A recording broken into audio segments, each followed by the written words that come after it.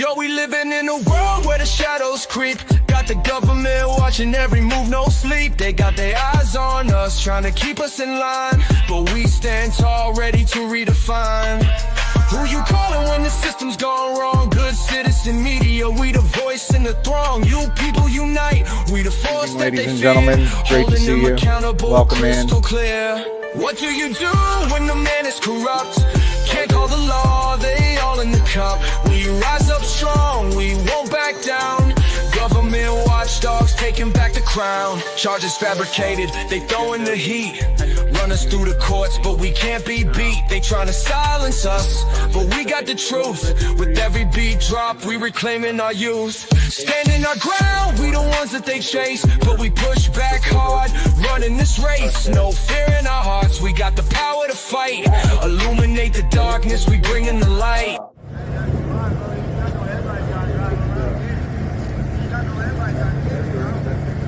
What do you do when the man is corrupt? Can't call the law, they all in the cup. We rise up strong, we won't back down. Government watchdogs taking back the crown. So when they come knocking, we answer with pride. Good citizen media, we won't be denied. You people together, we rewrite the script. Standing for justice, we'll never be clipped.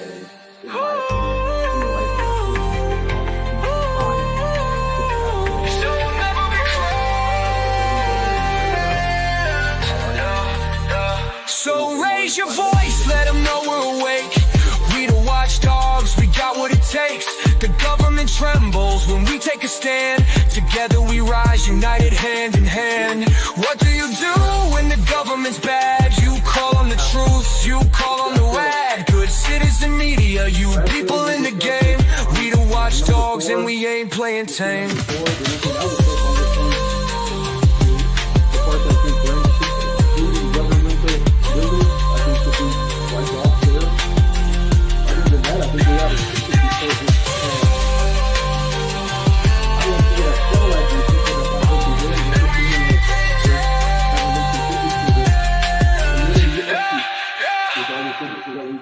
All you bad government actors, we see you. We're watching. There's nowhere to run, nowhere to hide. Accountability's coming. What do you do when the man is corrupt? Can't call the law, they all in the cup. We rise up strong, we won't back down. Government watchdogs taking back the crown. Good evening, everybody. Tonight we are in Rocky Ford, Colorado. Workshop right now. Regular meeting starts at 7. Appreciate you guys all coming in here. We've got John DeNicola with us tonight. Evening, everybody. Hey, good citizen. How are you doing? Good to see you, brother. These workshops, they're always interesting. Luckily, Rocky Ford streams their workshops to Zoom and to Facebook. You guys can go watch it on Zoom or Facebook if you prefer. We are live on Good Citizen Media and you people, both. We're just gonna see what they have to talk about. You know, I'm just in for agreement with it. it's always good to hear what they have to say. I don't believe it's duplicate of what's already in ordinances. I just believe that it's kind of extending it to more of the vacant. Wanting these owners to be accountable for what they have in that property that they can't. So it seemed like that there were a lot of confusion or not good information to be able to contact property owners. So this is also a way of having them have their information on file. That's where you make the change. It's in the city and town hall meetings, you know. Huntington, good to see you.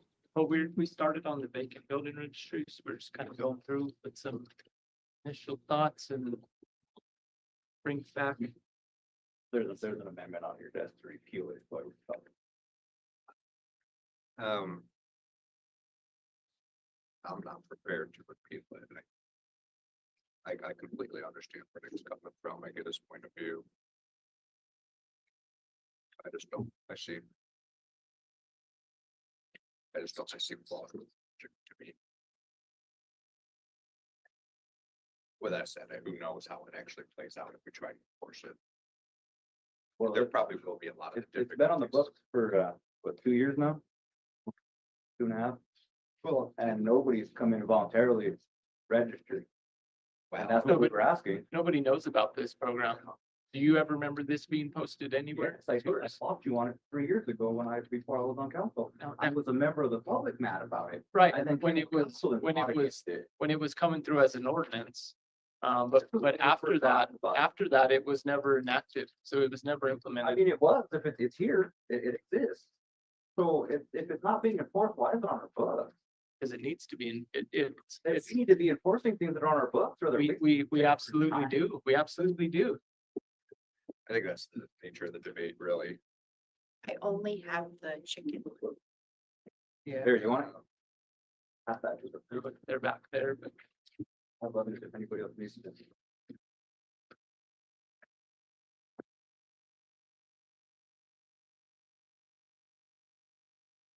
all right, you good, Thomas? Yeah. Alright, so a couple of things I see, I know we had talked about, that kind of exemption on government buildings. I definitely agree there. I think the thought would be, we wouldn't necessarily fine ourselves. It would be, us following the spirit of what this ordinance is there for, and it's, getting property owners to get their buildings reactivated. So for the government-owned buildings, it would be us making sure that we're making use of those, government-owned buildings.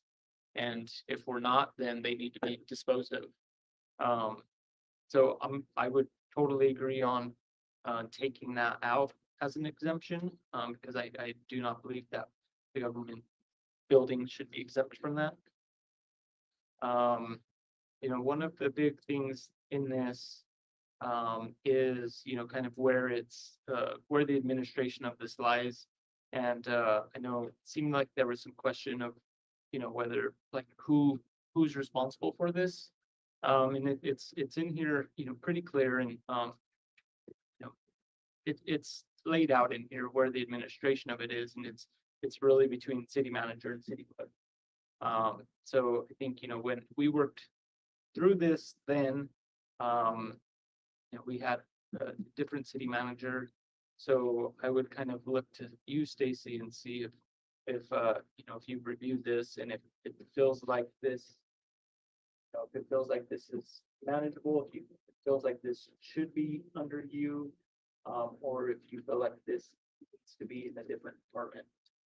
No, I've talked to Kyle about it, and I think there was some concerns in front office staff to get those notices out. Like a bill stuffer, and then we send it out in bills, and then if somebody reports it to me, then I'll.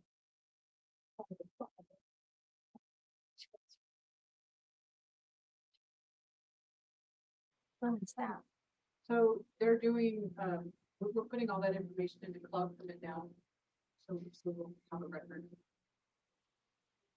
Hey, good citizen, is it me or did I just hear the mayor say that they're gonna live within the spirit of the law or the ordinance, So but we're the still people trying to in the figure out how town to would be work. fined? I think it's something that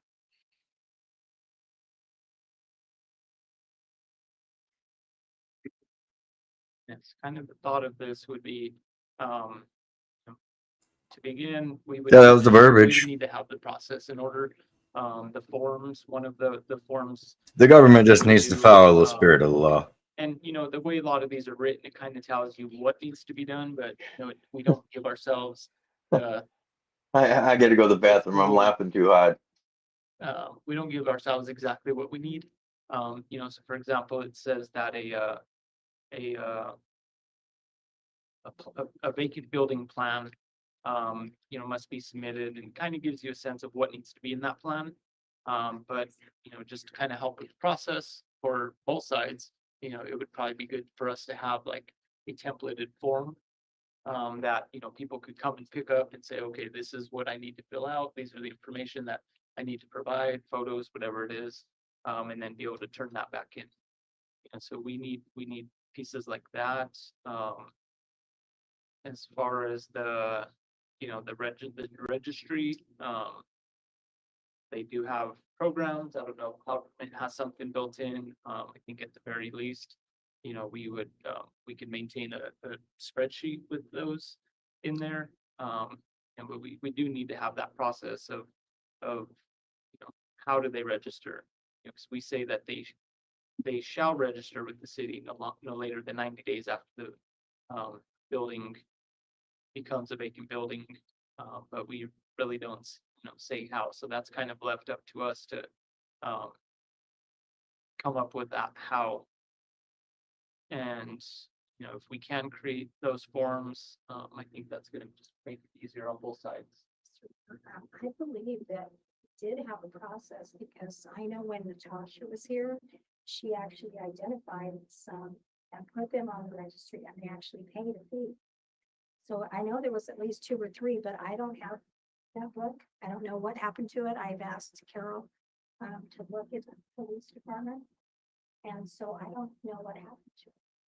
It wasn't ever given to me, but she would, when she did have that form signed or filled out, then she would bring it. I believe I had to look it over and sign it too. And then the money was deposited.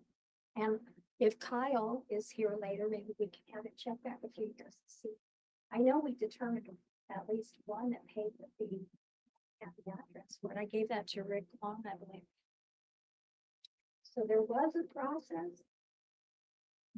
Have to start from scratch.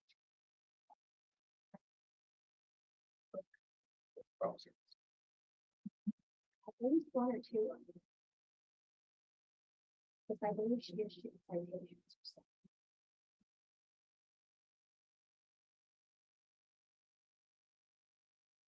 Would there be anything else in here that anyone would see need to be changed or process kind of lined out better?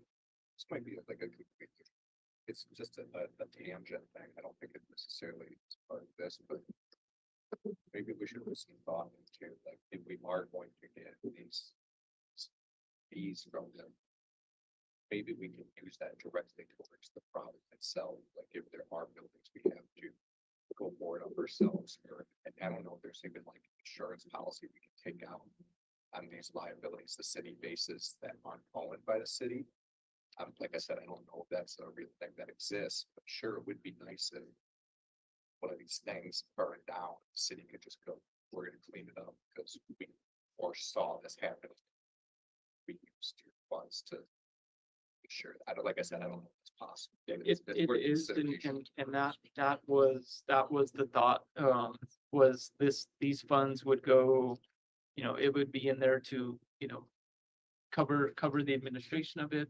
And then the rest of it would go into kind of that community development fund, which, you know, like with some of these, I guess not these that are being registered, you know, but some of these buildings that we need to go through the process of condemning and then taking ownership, you know, we would need to have some funds ready to, you know, buy those, from the owners and then, you know, move on for any of that remediation or So, removal. so we're getting money from these people, which means they're in compliance with this program, but now we're taking their property? So we're using the funds they've paid into the program to take their property. See, if people are doing that, Well, those, no, then we're Nick, not just, taking property. just a clear no. Sorry if you misunderstood that, but a clear no to that answer. Because these ones would This be is in predatory compliance. And very anti-citizen, anti-private property owner, the way I hear you speak about it. You're all about money. We're not providing a service, which is what Yeah. we're supposed to do with the city. We provide a service. We provide water. We provide trash. That's a service. That's what we get paid for. This is not providing a service. This is punishing somebody for having to own a house that, you know, if it's in non-compliance with ordinances, dang them. We have those. We have Tony for doing that. This is above, beyond, and excessive. And it's all about money. That's all I hear is money. That doesn't sound like we're gonna convince people to come in here and buy it. You know, we have some abandoned houses. We have some houses that are gonna go up for auction. if we want to convince people to come in here, buy them and rehab them, why should we be adding fees? You know, if I've got to sit on a house, I don't know if you bought a house at tax auction, you got to sit on that house for 3 years, then you got to sit on it in front of 7 before they can come back, or that property owner can come back, make you whole and take that property from you. So the majority of people buying things at auction aren't doing a whole lot of anything to them for the first decade. If they're getting eaten up by these fees, they're definitely not rebuilding them, which means we're just gonna end up with more houses continually being on that auction block every 3 years, man. This doesn't promote giving people properties. This doesn't promote properties that people can live in, because the properties that are gonna fall under aren't livable right now as it is. You know, you wanna go after the buildings, I agree with you. We need to go after buildings, like, and I'm not gonna name them because it seems like every time we do, something burns down. But we all know what buildings we're talking about. You made a post 2 weeks ago, right after a council meeting. And I've gotten multiple people from the community, from outside the community that saw that post and said that's pretty shitty way to put our city out there. We need to be more Yeah, positive. that's really interesting because I haven't seen any. I think Well, I because most of the seen a lot of stuff traction commented from that, and I've also had a lot of, so it's, you know, I hear you in saying that you believe that this is predatory against the property It owners and the business owners, and I hear that. But you know, what I'm listening to and kind of what I carry when I'm talking about this, is the citizens and the neighbors and the community members and the children and But this the older isn't adults forcing who are people to walking. sell. This is just No, because realizing. this didn't just come up out of nowhere. This has been an issue in our community for a long time. And councils have worked through this, got it to the point, and you know, we did our part and administration didn't continue that. So we're picking this back up. It's not But this, see, you know, we're nobody trying to came up with convince this the one citizens day. who own property to jump on board and just comply when, right, what you just said, what we can all agree. We're not trying to we're not trying to convince anyone. We're doing our job of, you know, we have an ordinance. Were And you on council already, in May of 2022? Yes, Okay, he so was. you were on council when this was voted in. You were not mayor, okay. and So you this were part of this started in probably 2019. Yeah, this has been going on for a minute. This has been going for a while. Councilman Martinez keeps referring, it's a penalizing the people for not being there the way I see it. I don't see it as a penalty because as the city, you say, you know, they have their water, we're supposed to supply their water, their electricity, okay, yeah, all the utilities.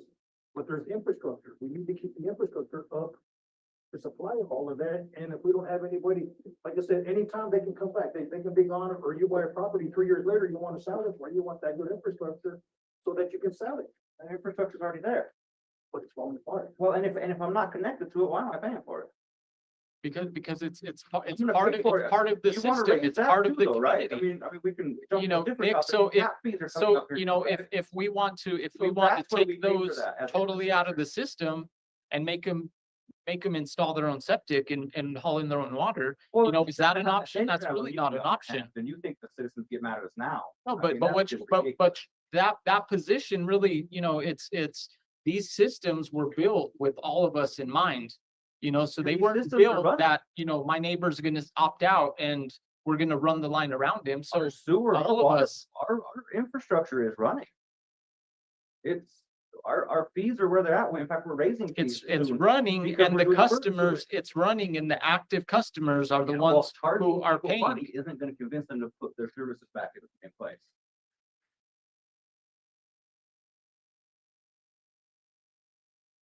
You know, you can call it a fee all you want, it's a penalty. All the active citizens that Mayor was saying are currently paying on their monthly bills for all the infrastructure to be rebuilt. You have somebody that owns the property, they're not living there, but they come back in X amount of years, or they sell it in X amount of years. Then they'll be paying a tap fee, so they'll be paying their share. I don't think a fair share would be just that, the thing to get the supply, not the infrastructure. Is there some context? So these are the ones I determined get paid. They get property. These are both on And my these inspection actions. list. They are no longer owned by these people. The state, so it's Yeah. fairly this year. So it was when Natasha was still- Okay. 1407 Swink has someone living in the basement.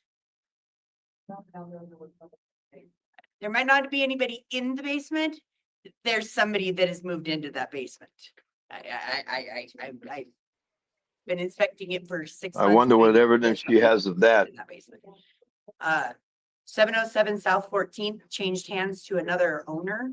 G Bartolos live in Pueblo West now. Changed to another owner. That person gutted most of the interior of it and walked away. So there's no longer a gas meter there or anything like that. Huh? The 2-story yellow house with the pillars in the front. Third house from the corner on the west side. Off of Pine. And 1407 Swink is the one that you would run into if you came down the street between the motel and the street that goes behind the motel. You're right into it. Around it. It's got a red fence going down the one side of it, but there's a bazillion papers in the front window. So anyway, we have two people pay. Yeah, but, and what I'm saying is neither of these people own those properties anymore. Correct. So we can't count on them to do this anymore. Yeah, but that also begs the question. How many of these citations were actually, did we hit up every single vacant house, or did we not get that far through the process, you know what I mean? So did we That- try to contact them, you know, maybe these are the only 2 people we reached out to, unlikely considering that they both paid. But, you know, maybe we only reached out to 10, there's Carol, do you know, Carol, if Natasha was,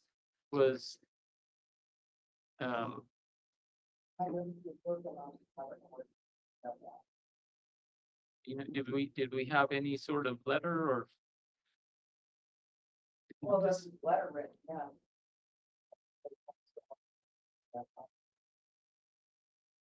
That's Your this, record of you know, who you other went than, to. other than this being passed, it was never, we never got to the point of sharing out the information that this was starting. And that's kind of, that would be the first step, even, you know, even at this point, wanting to reactivate this, it would still be, you know, sharing out the information and then setting, you know, setting a timeline. Are we gonna start this, you know, call it July 1 or, you know, whatever it is, but definitely, you know, giving some time for people to prepare. And yeah, other than it being passed, and I'm sure. Nick's on it tonight, eh? The paper. He's got really questions. know Which should be. Nothing else. Yeah, I gotta be honest with you, I'm a little Talk about impressed. it multiple Nick came to times. play. I like to see it, huh? All the access. It'd be nice if the rest of them Other started to citizens ask were me here before questions. this was passed and spoken You about. know, I mean, know, we're not the too citizens sure who have that to- other I person think that is that they're trying to bring make it into the sound like we council, didn't but we didn't put it out I there, got so it some wasn't there. questions It on was that It myself. wasn't enforceable, obviously. And nothing happened. People weren't coming in. People weren't doing anything. Okay, It's, I'll- so it's a waste I'll of time. ask, so city manager is responsible for this. Do you know how this works? Has anyone ever came into you, or have you heard about this prior to us kind of re-looking at this? Okay, yeah, so you know, this program is supposed to be managed by city manager and city clerk. And you know, we know that But this You wasn't, yourself said we didn't know who messaged it not 10 minutes ago, Dwayne. no, I was saying that there was conversation, there was question and discussion about who was supposed to be managing this. And it's outlined very clearly in here who is supposed to be managing this. That was the question that came up of nobody knew if this was supposed to be Rick in Public Works, if this was supposed to be Marty in Community Development. That was the question. Just because, you know, again, like I didn't know anything about it. Yeah. I'd say, I'll go for it, bro. I'd just like to say, as far as this here, we changed that clause on 4 government buildings. And now we know the clerk and city clerk, city manager in charge of. Oh, and what about those empty city buildings? Are they paying the I have fucking, one addition to that. are they paying the fucking fees? Because I think Or are just they based on exempt from that too? reading the definition of vacant building, it may. I think what's scary about this too is the Consider buildings. code enforcement is Nicole Roberts, the council member, right? Abandoned buildings. So what is she gonna do? Find herself? No, she's not code enforcement. She's an inspector. Abandoned Oh, buildings. I'm sorry. But still, I mean, is she gonna find herself for her crap? are in the process of. Or we can just Collapsing. repeal it and force the ordinances we already have on the books. Yeah. And if we. I know that's the way. And if we look at you it see years from it. now and determine this is a program we need, we can always do something and rewrite a new program. But obviously, this one's not going anywhere. 2 years it's been on the books, and we can make all the excuses in the world about why it wasn't enforced. The bottom line is it's not. So why should we penalize our citizens just for owning? They're already gonna be penalized for having ordinance violations. This penalizes them twice. I have one thing in here that I really don't like. And they said this the last time. Number one, under number 4. On the very first page, for vacant building. Number 1, unoccupied or unsecured. I think that should be an and, not an or. I do not think that an unoccupied, just because it's unoccupied, doesn't qualify it to do this. I don't think we should be penalizing people because there's a nice house, there's just nobody living in it. Tom's house on Fifth Street. Can I make a conversation here? I just drove like 90 miles an hour to get here. Yeah, come on in. Harold, Yeah, hey, I'm Tom Martin. I've been listening to this on Facebook. My phone's been blowing up. I agree with, I must admit, I agree with you all. Why penalize me because I have a vacant home? It's never, some of my homes aren't vacant. Some of them are used for storage, some are used for this and that. The thing is I think Nick's on board. You know, you're making this into a fee-based city. They're running away all the businesses. They're gonna have Main Street pretty soon vacant. There's already 2 that went up for sale. I know of 4 more. Do you want to bring business here? You want to run them away. And the other thing that I have is, it's government overreach. And me and Gary talked about this on the show and Good Citizen, and You the People and everything else. The government has no right to tell me what to do with my property, number one. As long as it's being maintained, the windows aren't flapping in the wind, the doors aren't broken down, I may maintain my yard, everything else. It's called government overreach. You're trying to steal people's houses, steal people's properties. Every time you talk about a property up here, guess what? Fire marshals at the property within a couple of weeks because it burns down. It's like, what is going on here? The other issue I have, I'll be honest, me and Gary talked about vacant properties on the show, do we not, Gary? We bring it up on like a normal thing every day. We had a conversation a couple of weeks ago about vacant properties, and then our mayor happened to put my Casa Louise with a bunch of burn up buildings on Facebook. Like, you guys are all talking about this Facebook thing with positive and negative things. I didn't see too many positive things on there, but I seen a lot of negative. I'll agree with Mr. Martinez. I don't know why my Casa Louise was put on Facebook with a bunch of burn up, broken down buildings. It's not vacant. It's being used for storage right now. Yes, it has a parking issue. I seen Nicole, I seen Rick's, I seen your comments, I seen everybody's. There's a lot of vacant properties around here, but there's a lot of people that take care of vacant properties. And the property at 707 South 14th Street, I know the guy working on it. He's just spent 50 grand on the inside. He's remodeling. He had the utilities on. He just had them recently turned off because of the winter. He gets trash, he pays trash there. He's trying to fix up the property. But if you penalize all these people that own vacant properties, to me, you're just going to have more vacant properties.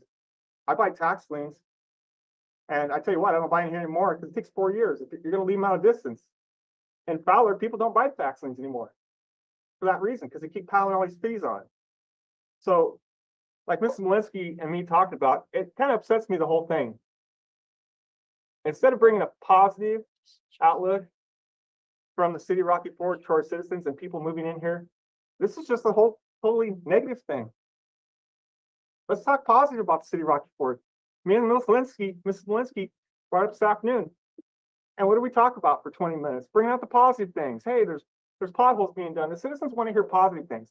We're tired of hearing negative things. Thank you. All right, well, while you're here, let's talk, because right now is the perfect time to kind of work through these. So, you know, we understand that you're not in favor of any kind of vacant building registry. Well, here's the thing. So Tom, Go ahead. Tom. Dwayne's trying to pull a land this was grab. put in place to provide a way to incentivize or punish these property owners who were leaving properties, homes and commercial buildings vacant. We know we have a housing shortage. We know we have commercial building shortage.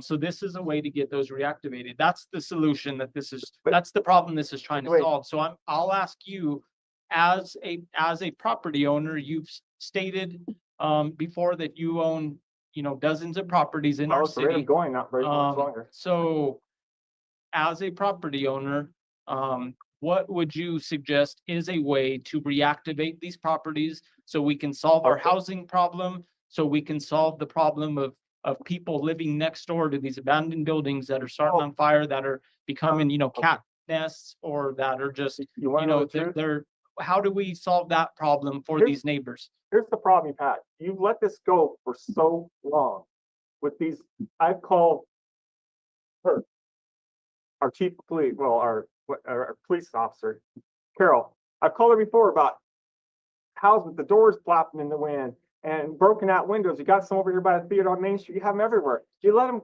them go so long. It's such a big issue. They're just fire hazards. But why penalize me because I'm trying to work on two houses at the same time? Why do penalize me for trying to help out the community? And so you're Hold on, you're no, no, speaking to this, so I'm just asking you, I'm what just is, saying- what is a better idea that we can do? How can we solve this problem? Because that's all this It's- is. This is a solution to a not- problem, and it's a solution that you don't agree with, so help us. It's not Help a us. solution I don't agree with. It's a solution that Gary don't agree with, and a lot of the public don't agree with. The thing is you're always going to have I don't care if you put a vacant home registry of $7,000 a month on there. You're always going to have these problems. Every city that in this country has problems with vacant homes. The problem is you need to show the community that you care. That's the problem. You got to show the community that, hey, I'm over here working on 13th Hey, how about Street. this? How There's another about guy they over here working on offer Hey, cash you for know, hey, the we're trying to vacant do something. We're properties trying to make the owner? You want houses? We're trying to make a house, but when we come and everybody lumps me into some guy that's just a bunch of friggin' hillbillies just want to have vacant houses everywhere, it pisses me off to the point I don't even want a house here anymore. You're driving away businesses. Have you seen it? You have businesses all along Main Street now going up for sale. There's nothing here incentive for them. They can't make a living when everybody's leaving and everybody else. You need to have some kind of, if you want to know how to get rid of buildings on Main Street, have some kind of program for them. Try to get them some grants or something else, or like me and Stacy talked about. What did we talk about this afternoon? Promoting Rocky Ford. Don't go over Facebook and burn up buildings. Don't blast vacant homes. Don't blast vacant streets, all these vacant fees and everything else. We talked about this today, did we not? Promote the positive. Here's what, I've been here way longer than you have, Dwayne. I've probably been here longer than some of you people on the board. 30 plus years I've been here. I can remember, and I'm sure Gary will attest to this. Gary, what was it, like 20 years ago? You couldn't even find a place to rent here. The downtown was full. There used to be 100 and some people on our city public works. The problem is everybody's just leaving because there's nothing here for them. Promote. I mean, you've got businesses that want to come here right now. I know one that wants to come here. You need to promote. You need to support those people. The guy that wants to make I don't care, like he wants to make a burrito place or whatever he wants to do, small business. In Swink, I'm open to business, but I'm going to Swink because in Swink they don't have all these crazy rules and regulations and everything else. In Swink, I can just go in there in any house I have, open a home business. I don't see a problem with Martha down the street cutting hair in her front living room for a thing. I don't see a problem with him doing something out of his house. You got to remember, the citizens here just don't, I'll be honest with you and blunt, they don't trust you. They don't trust city council. There's no trust in the mayor. There's no trust in the city council because they think they trust you, and all of a sudden it's like all these crazy fee-based rules come. You got to earn That's my Tom, trust Lord. back as a citizen. You done ruined my trust as a citizen. I mean, with the crazy stuff with being attacked here on city council and my Cost Louise on Facebook, and then I get slammed about every time I turn around about vacant buildings. People come to the grocery store and spit on me and stuff and call me some friggin' predatory property owner. That wasn't brought up by me, Mr. Greeley. That was posted for you on Facebook. See, stuff like that don't work. What I'm saying is, you're a group of people here, and all this group of people here pretty much makes the rules for us as citizens. What happened to the citizen? What happened to transparency? What happened to the citizen having some kind of input? See anybody here besides Carol and Gary and me? Nobody comes to the city council meeting anymore because they're just tired of hearing it. It's the same old thing. It's an argument. It goes on for, I go to city council meetings, it's like 20 minutes and we're gone. It goes, some of this time, I've watched you guys for 3, 4, 9 o'clock at night, 10 o'clock, you're still hashing things out. Last time you attacked Nick, he was trying to do something and nobody liked it, and it was like a friggin' free-for-all. Promote City of Rocky Ford, promote the businesses we have. Me and Stacy talked about it. We talked, and I'll tell you one thing that me and Stacy talked about. I'll agree, and I think we both agreed on this. You know, we've come a long way over the years. I mean, there's pictures on the wall out there that show this little one-room shack, right? Didn't we talk about this? And then it progressed to something else. And then it progressed to something else. Now we have a new public service building. Instead of being so negative on Facebook, let's be positive. Let's show the positive things we have in Rocky Ford. We have a brand new public service building. Not hardly anybody down here has that. We have a brand new high school, right? We got a brand new bank. We have a brand new gas station just got remodeled. Things like that. That's what the public wants to hear. They don't want to hear this crap about be this, be that. The other thing is that the public wants to hear is they want to see what's going on with our taxpayer money. Like we talked about, me and Stacy, we put 5 new, you got the city count, you got the city Rocky Ford Facebook page. There's never anything on there. Show on there, hey, we had 5 guys replace all the hydrants. We're getting new street signs, and then take the picture of the old street sign and put a new one up. Show that there's somebody out fixing a pothole. That's how you get citizens to back you. That's how they do. And I appreciate hearing that. And a lot of that with Stacy, and I know she'll use Well, that, what I'm take the saying- value out of that, but I'll just ask you to kind of bring this conversation back to the vacant building You're registry. never, you're never, If we hear that you're against it, we understand that. If you have any better alternative think- for us, I think please that- share I that. think If that- not, I'm gonna ask that we move on back to the okay, I'm gonna conversation. say that I think Nick's ordinance 9, whatever it is, what is it? 9, what are we trying to do tonight? What's the ordinance number? Repeal it, 983. I think you should repeal it, and I think you should wait and see what the city of Rocky Ford can do with positive reinforcement to the city. I mean, the citizens, because I'll be granted. What does that positive reinforcement from the city look like? That's what I just talked about. Show the I positive. want to see what, I want to Sounds know like what, funds, right? Maybe No, funds where- that we no, can. I mean, No, it's not fun. what do you want to see from us? He is at what, Show us Wayne has what, asked you a couple of times, what do you suggest we do instead of this? We've waited and seen for 20 years. Nothing's but, changing. okay, like, I just walked in on you talking, okay? You No, hold on, you I walked, cut me off and I haven't been able to finish. no, I so talked to you about, you know. I seen you talk, and that's why I was just mad getting here. What, back to the same thing, you'd mentioned my name, saying, why should I pay for a fee when I have maintained properties, right? And I think, Some, yes, and I think you have others that need some work. okay, I have a few that needs work, but I'm one person, you know what I'm saying? Well, I'm working and- on it. And when I say that, I mean, as far as code compliance, I'm not saying that they're bad looking houses or that you don't mow the lawn. I'm saying that there are things on the Hey, good property citizen, that do did not. you know fit I within actually code within requested the her city. certification What in one of about my all the record properties requests? Rocky Ford has like that? There's properties on the city of Rocky You? Ford. What about all the city properties they have that you guys ain't doing nothing about? They're Somebody's out exempt. there taking pictures of my house and posting them online. Okay, excuse me. Oh The my. buildings that we've had recently. Till I get a chance. You're good, you're good. Across the boards, but we're trying to get into all the chemicals, the things that are. I don't know, shut up, Nicole.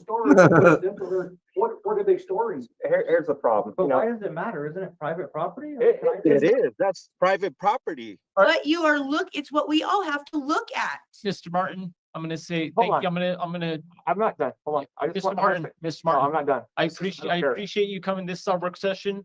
It's good for us to get Well, I'm additional saying- ideas. We're not getting any additional, so we're gonna bring Can I bring make it one more back to comment, council. since this is recorded? Let's make And a Mr. final, Schultz is let's still- make a final, Hold on. comment, I if you want would, to make please. I just want to make one more comment. Mr. Schultz is the attorney here, right? And you all know that it was kind of out of hand what happened with some of you people on the Facebook page. But I'm just gonna let it know, you know, I I'm don't, blocked, so I don't do anything with you on Facebook. so well, I'm You blocked. can't from- accuse me of anything. I'm blocked from him, so I can't see anything on word of mouth or anything, but that's fine. I don't really care. Sound like a bunch of kids. I'm just letting everybody know on council, please don't put my stuff properties on Facebook. I mean, I have privacy. I don't need my stuff on Facebook. I don't need my addresses. I don't need my personal stuff. I don't need you talking about me on Facebook. You guys are grown-up adults. You're on city council. If you have a Apparently they can problem, dox you, but you call me. can't dox them. please, what I'm saying is, just don't post my stuff on Facebook. I've been spit on, I've been assaulted, never made here. Thank you. Okay, thank you for that personal comment. Mr. Martin, I'd like to ask you, you know, other citizens and yourself, please come in and help. You know, you have. Come in, they do, and we don't. We do, but you don't listen up to us. Solutions start with the city listening. You don't do what you want. Pretty much you do. Here's the problem. Do you see Marty Mayes sitting here tonight? No, because he gave up. I need this. That's where they start. Not everyone's gonna agree on everything, and the fact that some of us and some of our citizens do see the same way as me, it's not 100% believes this or that. That's an inevitability of the situation, and I understand and respect Nick's position, and I understand Tom's position. It just doesn't change mine. That's all there is to that. And it doesn't mean that anyone here is doing anything other than what they think is best for the city. Well, I'm gonna say it because it needs to be on record. This ordinance is tyrannical government overreach, and we need to just repeal it. If we want our citizens to trust us, which I think what we're trying to rebuild is the trust within the citizens, Well, then we need to stop penalizing like this. I hear that, and I think there may be other topics we want to talk about this work session, but just in response to that. There's this mention over and over again about the citizens are being attacked by this, but we're not actually talking about citizens that are being attacked by this. We're If talking you about own a house in this, but they're not a citizen, if they're not living. Well, if they're not living in it, then they're not. They're paying taxes here. We're using their tax money Well, I to mean, do things. yeah, and If you own the house. I and you're don't live paying in taxes on DC, it, but a check goes out to them every month. Well, Yeah. thank God. Thank God a lot of that tax goes to school. Robert, or those kids wouldn't go to school, would they? Hey, good citizen, I'll be back in a minute. Hey, Are there any other topics? Yeah, we have Because several I that, think we've at least. We're we've beating at a least- dead horse we've- at this We point. beat the horse, yeah. so we can look at kind of with this one, where we're at, if there are changes, sounds like we have one change that we'd like to kind of take out the exemption for city-owned buildings. We have that. What I was trying to talk about when Tom came in was that I really think on number 1, which that's number 1 under number 4 should say unoccupied and unsecured. Just because a building is unoccupied, I don't think you should be penalized. That's fair. I am totally okay if it's got a code violation, if there's a window broken, if any of those things are happening. But if they are taking care of that house, I do not think they should be penalized. If it is just sitting there doing nothing and it's not hurting anything, Well, it does, I mean, you brought up the point about snowbirds. Technically, the way this is written, snowbird. it would have to be penalized. So What if I bought a house and was remodeling it? That takes time. that is penalized. There's an exemption That's for that's that. covered as an exemption. There's an exemption if you are working on it.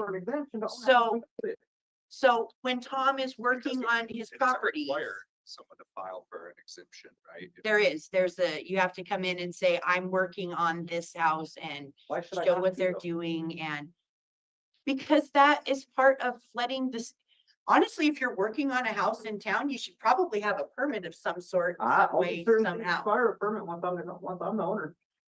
I'll tell you, I've done a lot of work for different houses, and if I'm the owner, only certain things require a permit. Yeah, we don't need to get into No, I into mean, the, I'm not really trying to We're get into crossing that. the lines and we're blurring the lines between what the government is allowed to do and what private Y'all are property spending owners way are too allowed much to time do. with good citizen and. That's the bottom. we line. hear, Sorry. we hear, we know your position, Well, so we appreciate that. until the fight will continue. We're not done. So with this one, As of right now, it's in place. this State one can is in enforce it. place. And Are you gonna come back with it? Then I expect our code enforcement to start writing all the ordinances against the city and all our properties, and let's show the citizens. Because if we Yeah, can't, I agree. why should we be on their butts? I don't think that's a terrible idea. Let's get them. Lead by example. Everyone needs, Okay. everyone needs to follow the rules. There are rules in place in this city and everyone needs to follow them. And we have city buildings that are. compliant. Well, if that's the case, then maybe the city should follow the same rules as the rest of us. I know it's not. I mean, really, if you're gonna turn around and you're gonna try and find people and you're gonna collect money from people, then you ought to turn around and use the same standards for yourself. You can't turn Gentlemen- around and try and do a gentlemen that are land on grab, Zoom, which is if you exactly would what you're trying to I do. agree. If you would please mute yourself at this time. We've asked in the chat in the Zoom, if you'd please mute yourself. If Listen, Dwayne, not I able don't to have a mute problem yourself with and muting myself, but you guys are creating trying the to turn around and do a disruptions land in grab. council And what you chambers, guys are trying to do is circumvent the law Yes. that you're trying to enforce. we'd That is really like true, you to- Dwayne. You can't expect, We'd really like you to stay in the meeting, but we'd ask you to please mute. why? Why?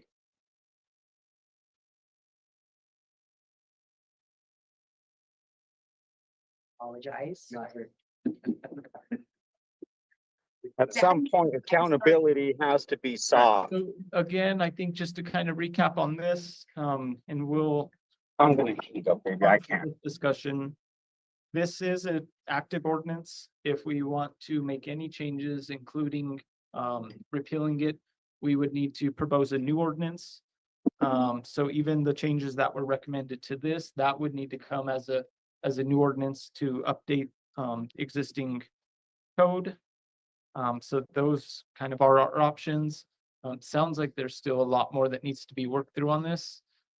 So we will, we're gonna have to revisit this and continue working on it. And I think, we've heard, we're bringing this kind of back up as a new discussion. So I think it's really gonna be necessary to re-engage people again. So if, as you can over these next couple weeks, please. Sorry, bro. Check in with people, if you can get some notes and emails, just, get some positions. And, that way we can kind of relook at this from a to-date view and whether or not this is needed. And then we will be looking at Nick's proposed ordinance on the agenda. So we do have that as well. So we'll have kind of time to dive into that proposed ordinance. 3 minutes. You got 10 minutes.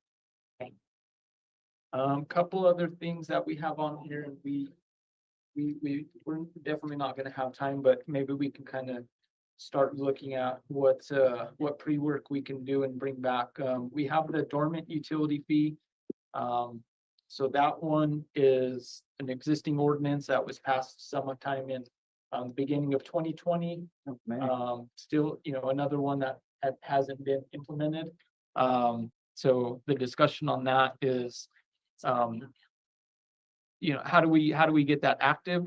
And even the fees that were on there were probably made sense in 2020 and could probably be relooked at. So that one is current. Did we have any information on if that had been We found a letter that was dated in 21 asking for it to be through the utility office, and for some reason it didn't happen and it wasn't followed. Okay. We do know that there's 72 dormant utility. And then, and on our system, we do have a way to kind of code that, and they would be able to start that. So yeah, with that one, another one that is active, and we can get that going. If there needs to be any changes to that. If the ordinance needs to be changed, that would be ordinance. If the fee needs to be adjusted, then that would be a resolution. So kind of changes there, and we'll definitely have to revisit this. The abandoned water sewer tap fees, that was something I think I had brought up in October, and we discussed it a bit during one of the sewer town halls. But looking at our tap fee is currently or the way we have it in there is it just, I guess it stays there. And then, when someone does restart service, whether that's, 5 years, 10, 15 years down the line, that tap is already in place, and then they just restart, even if that tap is kind of beyond repair and needs to be replaced. We would be doing the work to put out a new one, eating the cost. Because they were technically on service the whole time. So this one would be looking at, and the way it was written, I think we borrowed it from Walsenburg, was after 2 years, they'll go and pull it and it'll be considered abandoned. I know we had talked with, I don't remember if it was Kuko or Rick at that time was kind of telling us the process and they felt like even a year. Because, as it's sitting out there, it's, it's facing the elements, not being active. So that's another one. We do have those examples in there. And if anyone would have a recommendation on that. And then, like I said, the a change that was proposed was moving it from 2 years to 1 year. So shorten the amount of time it can sit. And And that was that was highlighted. made by with Is that right? Yeah. That was because, The longer it 2 sits, the years more is it too, rusts. 2 years is too much damage, right?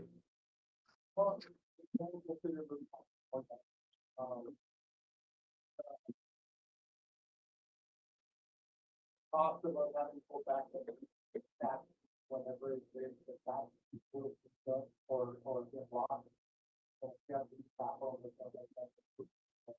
Cost of it.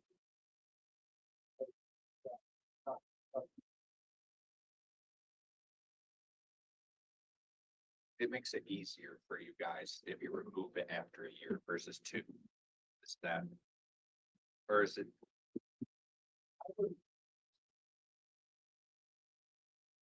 That it was asphalt. Okay. So, moving into city, I don't think it's a lot about. If we do reactivate a home and the water does not want to come through, then you have to, and you have to pay every time. Yeah, maybe public comment for the meeting. We should ask about that .gov. For 500. 500. That was another next discussion. Read below it. Yeah, we're at 500. That's Yeah, like barely. We're gonna labor, get right? those secure email addresses one way Not or even another, right? Yeah. Something that's under control by the clerk, maybe. Something that has access Yeah, to the right unfortunate. people and no access to the wrong people. Hey, listen, I will say this, with my conversation with the attorney I Nathan, know Rick had sent over kind of. it actually went pretty well. The real cost of that. And he had it, I don't know if it was around 3,500, 4,000. That's what I heard. Yeah. So each time we do that right now, we're currently eating about Sucks to 3,000. see that room so empty, man. People Yeah. just don't want to get into it. To be honest with you, I think they're intimidated. Look at who's ruling the roost up here. That's a Nothing deal. compared to what we pay for out for it to happen. Okay, so which is it? Are we punishing these houses for being off of the utilities? Or are we raising the, which, in Dwayne's words, collects enough money to take care of these things when things happen? Or are we raising the tap fees and then double dipping and collecting more money when we put them back into service? If the money for the vacant building is supposed to cover the infrastructure and keep things taken care of, isn't that gonna cover that, 3,500 or whatever to fix that tap if need be? Or are we raising the tap fees to cover it and then, but not, and now the way I see it, are we double dipping? To me, that's like saying child support isn't supposed to pay the bills. It's supposed to go directly to the kid. I mean, when you pay the bills, it's helping the kid. No, because then you get a second payment on top when somebody, so you're charging the owner of that property. My house goes, I put my house on the registry tomorrow when I move out. And I'm paying that, what, $750 1 year, $1,000 the next year, that goes up. I pay that. You've collected all that money. That money's supposed to cover infrastructure because nobody's in that house. That's what I've heard from the discussion. Maintenance on infrastructure for It- the whole, it- for the it helps. whole. So it helps. Like They're the gonna pay for household. cost. Cool, we got that, okay. So then I sell that house, somebody buys that house, they come in, you already collected these fees on that house for however many years. And now that person is now hit with, ding, now I've got to go drop 35 to 5 grand on a tap fee, which has already been being paid by this other fee. No, This is No. fee central. that golly. fee wasn't covering the tap fee of the new The tap person fee is moving for- in. The tap fee, right? You're paying to get it, the tap put back in. So why are we charging to have it taken out and be vacant? Yeah, so this would, It's the this, same- the ordinances would be a general fund thing, so those are gonna cover general fund services. The tap fee and a dormant fee, those would be charged under the water fee, so those would go directly to that fund to pay those parts of the services that are provided. Okay, so, oh, whoa, thank you. So, and I'm sorry to be all over the place. We have So, 1 minute. so the fees. on 1 the- minute. On the vacant property list aren't to help keep infrastructure in one piece. It goes back in the general fund, so it could be to be any. You know what the best part about this is, folks? So. This is what you just said the earlier was it was appetizer supposed before to the help main keep the course. infrastructure and keep the water lines Yeah, maintained. we're from the just getting house ready to and start keep the the sewer meeting. maintained, so it's accessible there.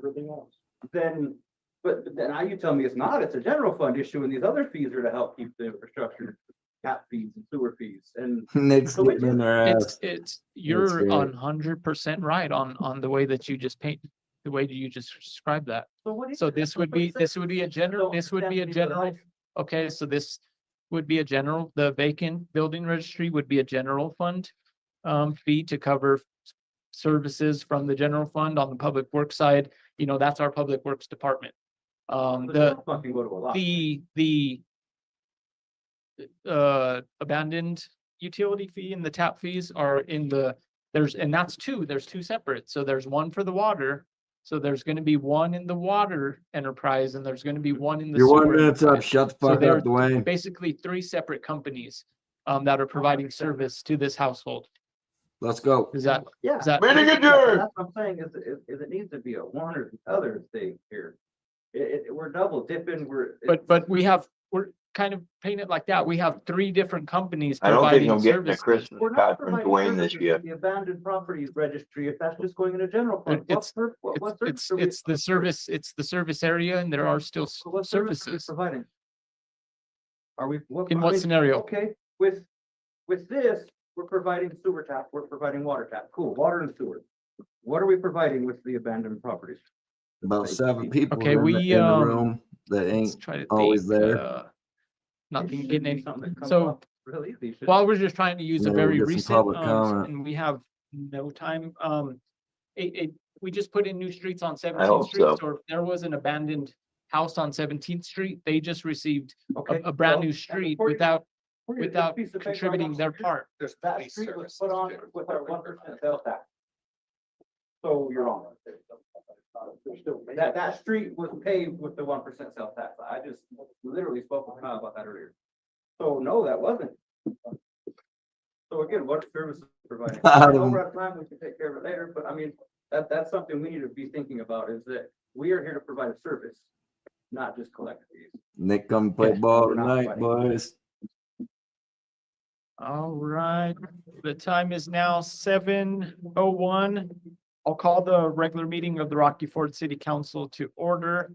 Rebecca, will you do the roll call, please? Barone. Here.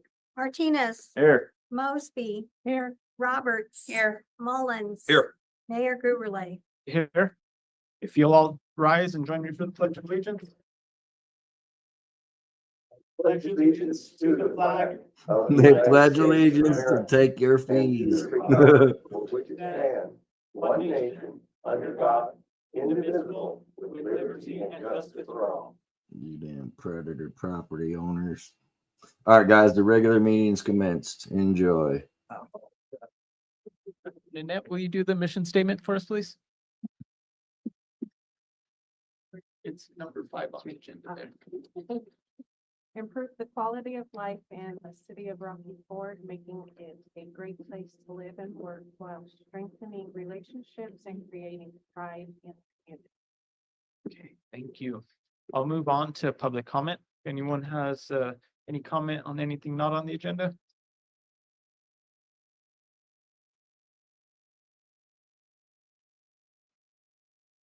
Gary Reed, of course, everybody knows me, I think.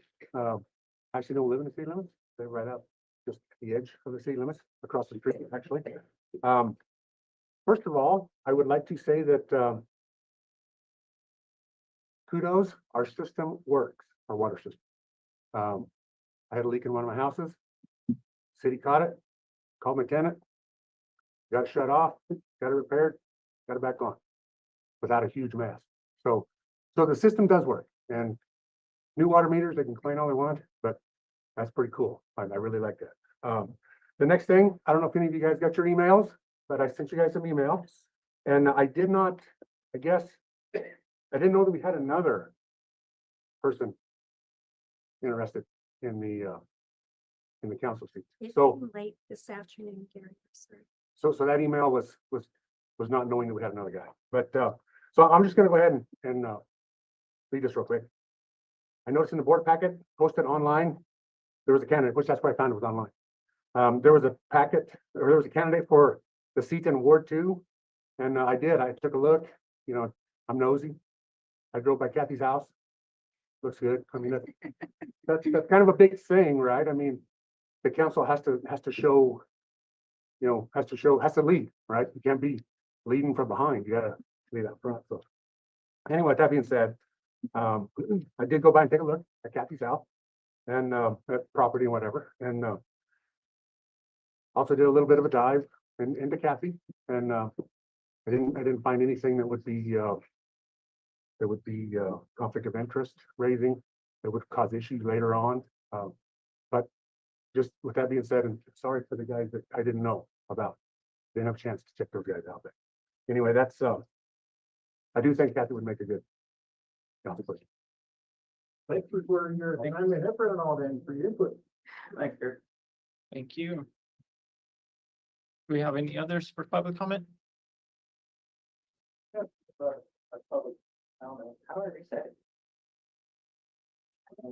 everybody knows I'm Tom Martin.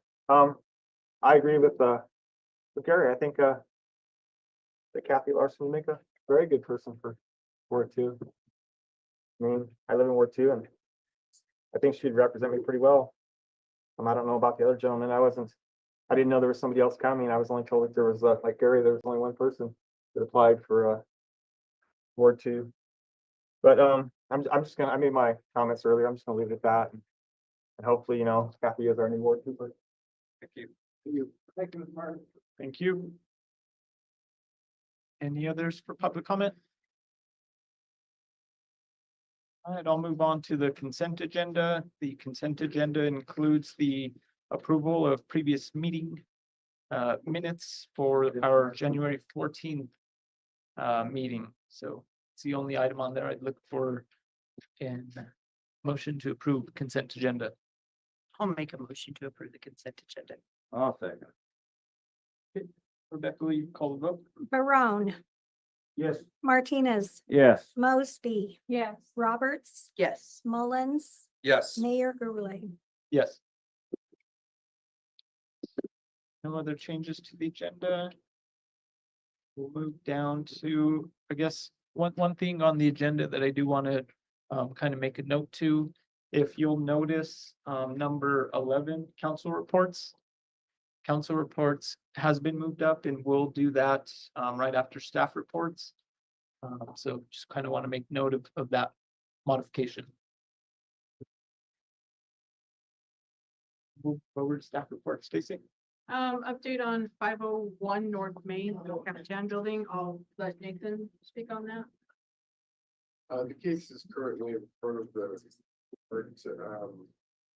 The defendant has asked for more time to find legal counsel, so we're back in front of the judge on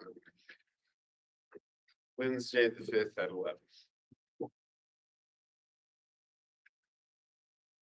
So I do not have any updates, new updates on Liberty School, Brewer Construction Site, 1149 Railroad, 400 South Main. I do have an update on the 8th Street property. I did reach out to Jack Barker on 115, asking, sent him the contract, asking how he wanted to proceed. He said that he would review it, sign it, get it notarized, get back to me that Friday. I did not hear from him He is out of the country until tomorrow, and when he gets back, he said he could set a time for closing. That's all I have on that. I didn't go by, but I did hear that there's no utility meter there. That's.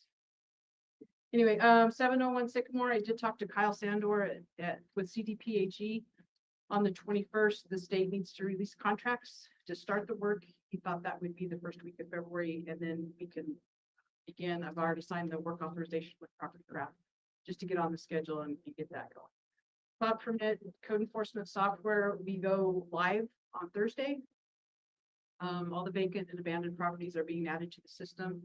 And there'll be various reports, cases, complaints, inspections that we can create through that, and the ability to have online complaint submissions through the city's website on case management or code enforcement. So excited to get that rolling.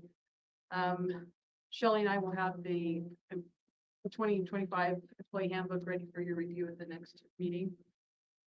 Rocky Ford Fire Department has several new hires: Nikki Shannon, EMT firefighter; Peyton Cranston, EMT firefighter; Corey Focus, wildland mitigation coordinator; Rocky Ford Police Department Officer Mark Baton and his wife have an addition to their family, a baby boy last week. They started a Story with the Cop program at the library. It's a they read a book. You want to talk about it, or? You can read. And then they do an activity afterwards. It'll be a once a month program, basically just for community relations and initiative to allow kids to interact with our local officers. Rocky Ford Communication Center has one new hire in Robert Chambers. Rocky Ford Public Works Department has been dealing with several water main breaks, cracked fire hydrants, potholes. Rocky Ford Parks and Recreation, youth basketball is in full force. We did have a couple community members step up and take on coaching roles, and I do appreciate that. And received a donation from the Rocky Ford Elks for equipment and registration fees. And then did have a concerned citizen regarding kids speeding down 2nd Street and would like to see something done to address the issue. I did talk to Carol today. She indicated that we could work with the county on doing a speed study, if that's something we want to pursue.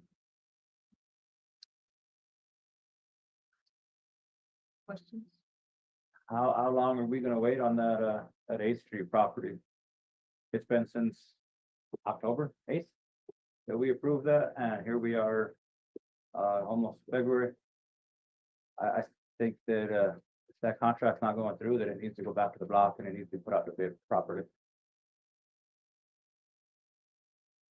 Can you elaborate on what's going on with the 8th Street property? The Jackie Barker. Yeah, the park that Jack Parker got the school building and then wanted to acquire the park, the grounds around it. So But that hasn't- transaction does not happen. Hasn't to this Yes, day. Is there a time set on the contract?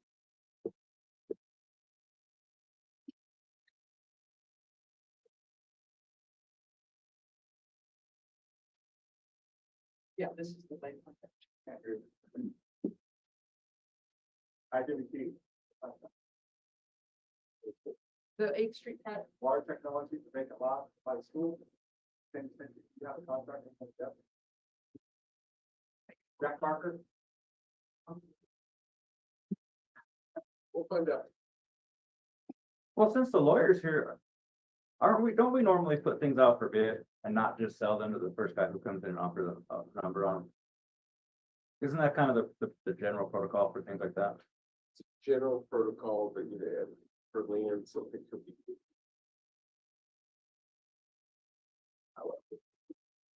Yeah. On, oh, you're talking about Liberty School. Just for information on Liberty.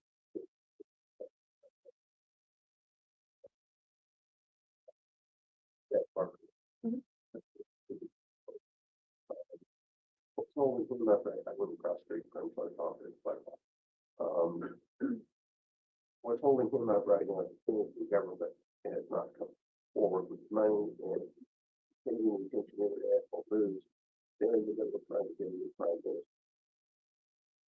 I don't know how soon Jackson will get money to buy. So basically, we were fed a lie, What's that? because he come in here and told us that he already had that squared away, and now so that's. Well, the school district's now talking to him about, a lease purchase. No, I understand, and I'm thinking that's exactly why we should go through bid processes and sell to whoever's got. Because now he ain't got the money and now the contract ain't, so that's a concern for the city, we're in the middle of this. We can bring that back and look at what council wants to do with that.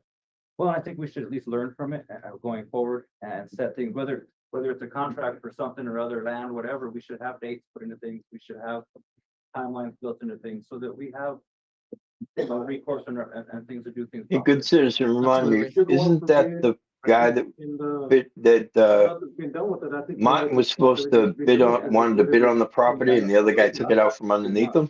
Drop it. put it on Well, bid. no, We can close. do that. Tom was like, If hey, if you're just gonna give it to him at that price, I'll pay more for it right now. We have, I guess, with what And was gonna beat him out on his bid, right? moving- Cause it wasn't gonna go to a city bid. manager move So he was forward making the with that. point of that they wouldn't take a Are bid. we bound? Without his signature, we. Yeah, that's the We deal just that need a fell through. consensus to, Yeah, you don't have those. I don't think Martin's buying it now. so it would, we don't need another vote. It would just kind of be consensus to we're not in contracts technically, so there's really Right, nothing. yeah, until there's an acceptance, we don't. We could put back to bid. Well, then I think we should put it back to Yeah, bid. look to everyone for consensus there. Would you want to put this back out? It should go to bid, yes. And Jackie can go ahead and, he can bid on it. I mean, we did, the city didn't actively have it for sale. Exactly. So, I mean, we can just rescind his offer and just leave it at that, because it wasn't actually for sale. No, we just keep it, you're right, yeah. I think I'll just say this real quick. I don't feel like I did my due diligence on my vote that night. I do feel like there may be instances where it is preferable to go straight to bid. With that said, we've already sort of, whether legally or not, committed ourselves to this to some degree. So my view is that, look, we've said we're gonna do this. And yes, it hasn't happened yet, but let's say you have 30 days. And then if you can't do the 30 days, well, look, you said you were going to, and now you haven't. I understand that, and I'm gonna counter with one little thing. I went back and I watched that meeting. It's on our Facebook page. Jackie Barker stood right there and told us that he would have that closed by the end of the year. He would have us money in pocket by end of the year. He hasn't. So if we're going by what we talked in here, if our word is good in here, then his word should be good in here as well. Well, then that's on And me then that's- for not remembering that. So Then I think that, and I'm not saying he can't bid and we don't have to, and we accept his bid, but I think that for what we should do with the city, things should go to bid. It's Yep. been long enough, That's right. just like the signs that we approved. He's on the roll We tonight. had to understand that bid was given to us in October, November, and now new year, those prices are changing. what kind of a Prices bid, of property might change. what kind of a bid process do we have in place? And Is it it a was, sealed It bid? would be similar to the way that we did these, so we would say that interested in accepting. We should Bids. catch Nanette up on what we're talking about here. Yes, I think the You weren't quite here yet. there is off of Eighth and Pine, the old school administration building there. So, It's kind of in a weird, like the streets don't go through right there and there's. a so big that piece of was, property that around was it. our school administration building, at some time in around 2010. The school, kind of just deeded over to us a big chunk of land around the building, and then they kept the building. So the city of Rocky Ford has owned that land since about 2010, and the school is now moving all their they moved all their administrative offices up to the new building. So that one is empty. They received a offer to buy it from Innovative Water Technology, which is out on the west end of town. They do water systems. So they're going to be building out a training program in that building. And then, so they were working on that with the school. They approached the city asking to purchase the land around the building and kind of rebind that parcel together. And then we kind of accepted that bid in October-ish. October 8th. October 8th.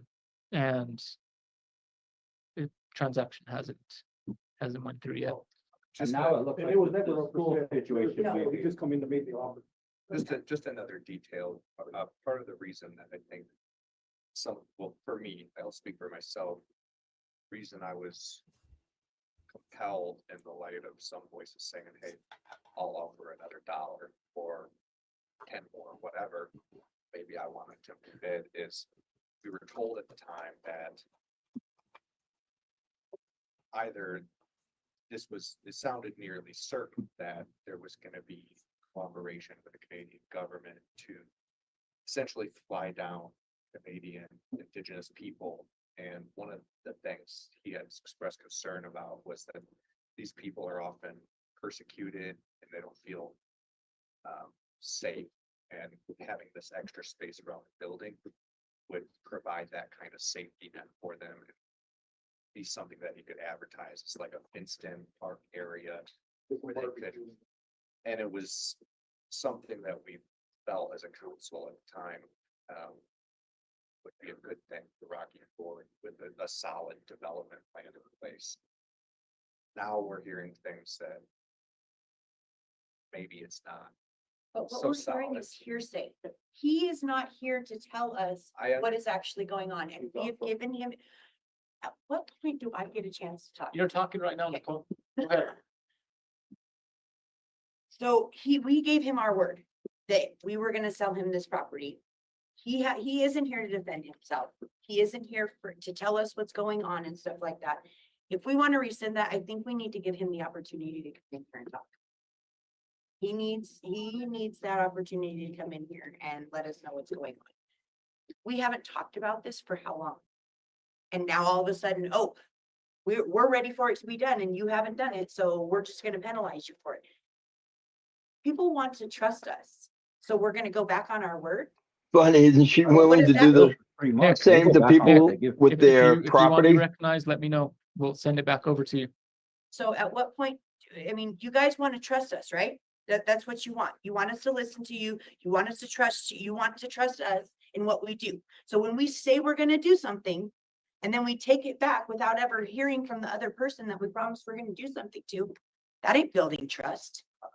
That's showing you that what we say, we're just gonna take it back in a couple months and who cares? So we need, if you want to trust us, we have to stay true to our word. We need to follow through with what we do and stop bickering about the little things, you guys. My goodness.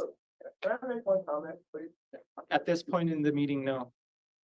Nick? You know, as people of our word, he also stood right here and told us he would have that deal closed by the end of the year. Yeah. And he has not. So we're did gonna he go get up. to defend himself? Nicole, We've given him time. I think that we've done our whatnot. It's now been a month past. If it had been January 3rd. Way to control that meeting, Dwayne. He's not here to come in. Right? He's had how many meetings since then to come in and say, hey, look, guys, I know I said I'd clear that contract. I've got this, that, or the next thing going on. I hope you understand and can work with me. You know, we would have worked with him. But here he is in some other country doing whatever he's doing. If he's got money to travel that other country, he's got money to close the CDB's a land contract. Because let's be honest, we gave him one hell of a deal on that land. Come on. That's all. good. Yeah, in This, I think Nicole's point was similar to mine, that like, let's give a chance here. But I mean, based on what's Nick's saying, if that turns out to be true, because I don't recall that. If he said it was gonna be closed out by January, that is the end of the verbal contract that we made. And I had already expressed that I may have been too hasty in that decision. I'm not sure that I'll decide a different way going around a second time. But I do feel like if we held up our end of the deal by waiting this long, then we held up our deal. And then if we want to talk about the benefits of it again, then he should be prepared to present that to us, and then we can discuss the issue again as a council. And see where it falls. It's a different council too. Just one quick, just like Robert said, that property was not up for sale. That man came to us to ask for that property. If I come to you to ask to buy something, I should have my money in my hand so that I can buy it when you agree. He didn't. He hasn't. I think that's it. I can't argue with that logic. I mean, hey, if I come to your yard sale, I'm gonna pay you in 3 months. Are you gonna let me walk away with it? See if your logic makes sense. Hey. Yeah, I'm with you. Then I'd say maybe the city should contact him saying, hey, what's going on? Come let us know, either pay up or offers off the board. Well, and that's what she said she did. Excuse me about being out of term, but she did say, he said he'd come in here by Friday, the 17th, I believe, and clear it up, and he has not. He's not even in country. So I think that's him saying, I don't care about your time. That is him disrespecting my city manager for her time. I think we've done all we can do to respect that. man. Also, if you'd like, I can send a letter to Mr. Parker saying that we had this discussion. Give him a clock to respond. Well, based on what Nick's told me, I Put mean, it back that up to clock needs to be real short. If it should be 48 hours or something. If he's intent on doing it, we can't keep wasting council time discussing this issue. And Stacy, anything else on this as far as your communication with them? Do you feel like there's still a deal, or do you think it's I only can go safe to by move on? what he replied was that he received the contract, he would be that Friday, he's leaving town, and that's all. That's all I can go by with what he said. Nick is right. Is anybody gonna not put in a bid if we wait 2 more weeks? If we waited 2 more weeks and took No, it we back from don't. him, would you not turn in a bid? You wouldn't? We don't even have Or to you put it still out want for it? bid. It wasn't. I wasn't mean- bid. I'm asking a question. No, I won't. I would. That is time. No, it's not a residential, it's not even any kind of contract. It's by property, you got a contract for that's laying down. Right. That's not what I asked, No, I but don't. So That kind of time.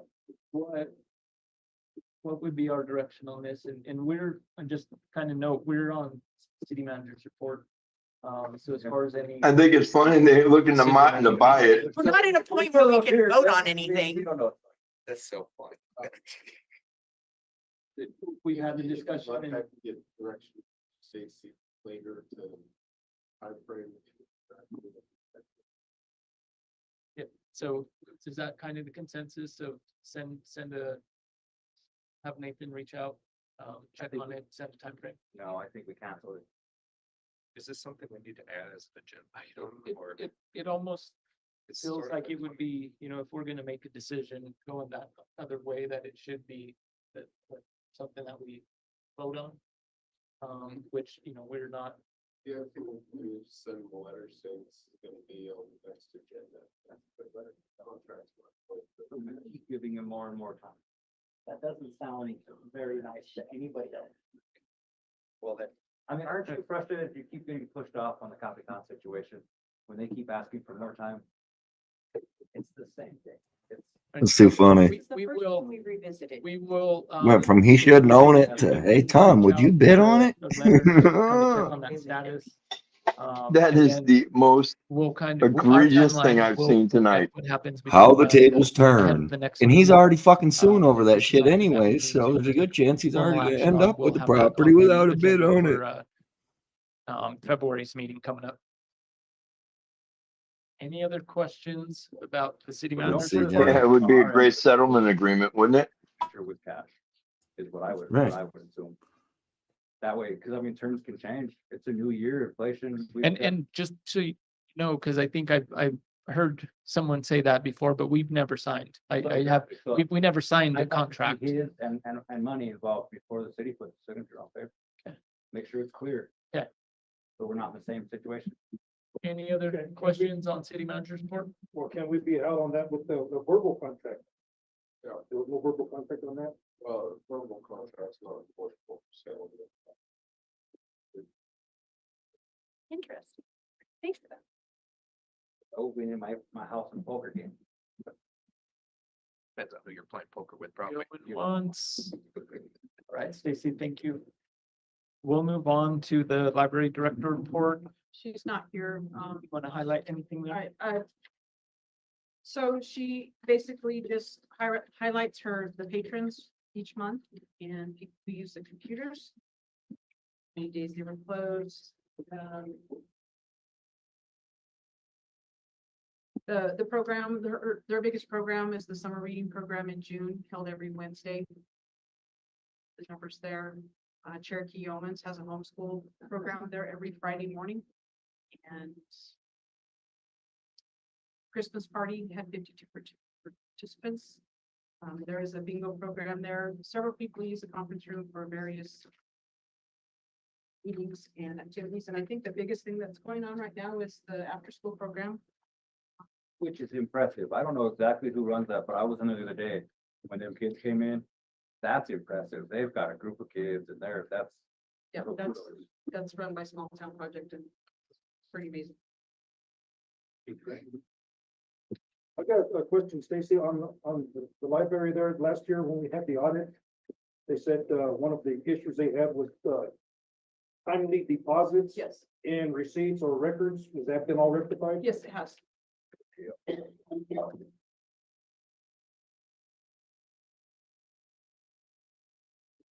else there? And everyone does have a copy of this. I can email it too. Yeah, if you can email that, so everyone has that to reference. All right, we'll move on to our police department and your report, Captain Coates.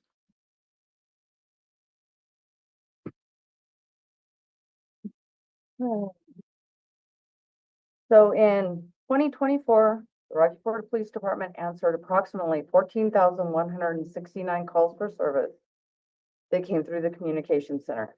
These calls were incidents ranging in severity from assisting the public to felony crimes to code enforcement and animal violations. Compared to 2023, there was only 9,632 calls for service, which is a 47% increase.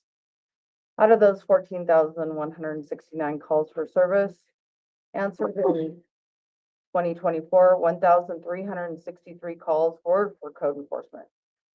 524 were code violations, 493 were animal violations, and 342 were animal shelter. There was over 1,323 hours spent in the animal shelter cleaning and taking care of the animals. We had a total of 348 traffic citations and summonses issued for motor vehicle violations and 60 motor vehicle crashes within the city. Improper turns from the wrong lane were the #1 violation and caused the majority of the crashes within the city, which would be on the one-way street. Yeah. So the police department officers pulled 1,006 cases in 2024. It was an increase of 35% from 2023. Officers made approximately 82 warrant arrests, approximately 440 new arrests, and has filed approximately 184 criminal cases with the district attorney's office. The cases not filed may be due to the investigation pending or forensic testings, and they'll be carried over into 2025. There was 63 animal ordinance citations, 5 municipal ordinance violations, and 14 abandoned vehicle violations with the code enforcement. We didn't have a code enforcement in 2024 from February of 24 through May. The cloud permit is gonna be up and running soon. And let's see, so, we had 5 new officers hired in 2024 and 1 code enforcement. So as of right now, we are currently full staff with 1 administrative clerk.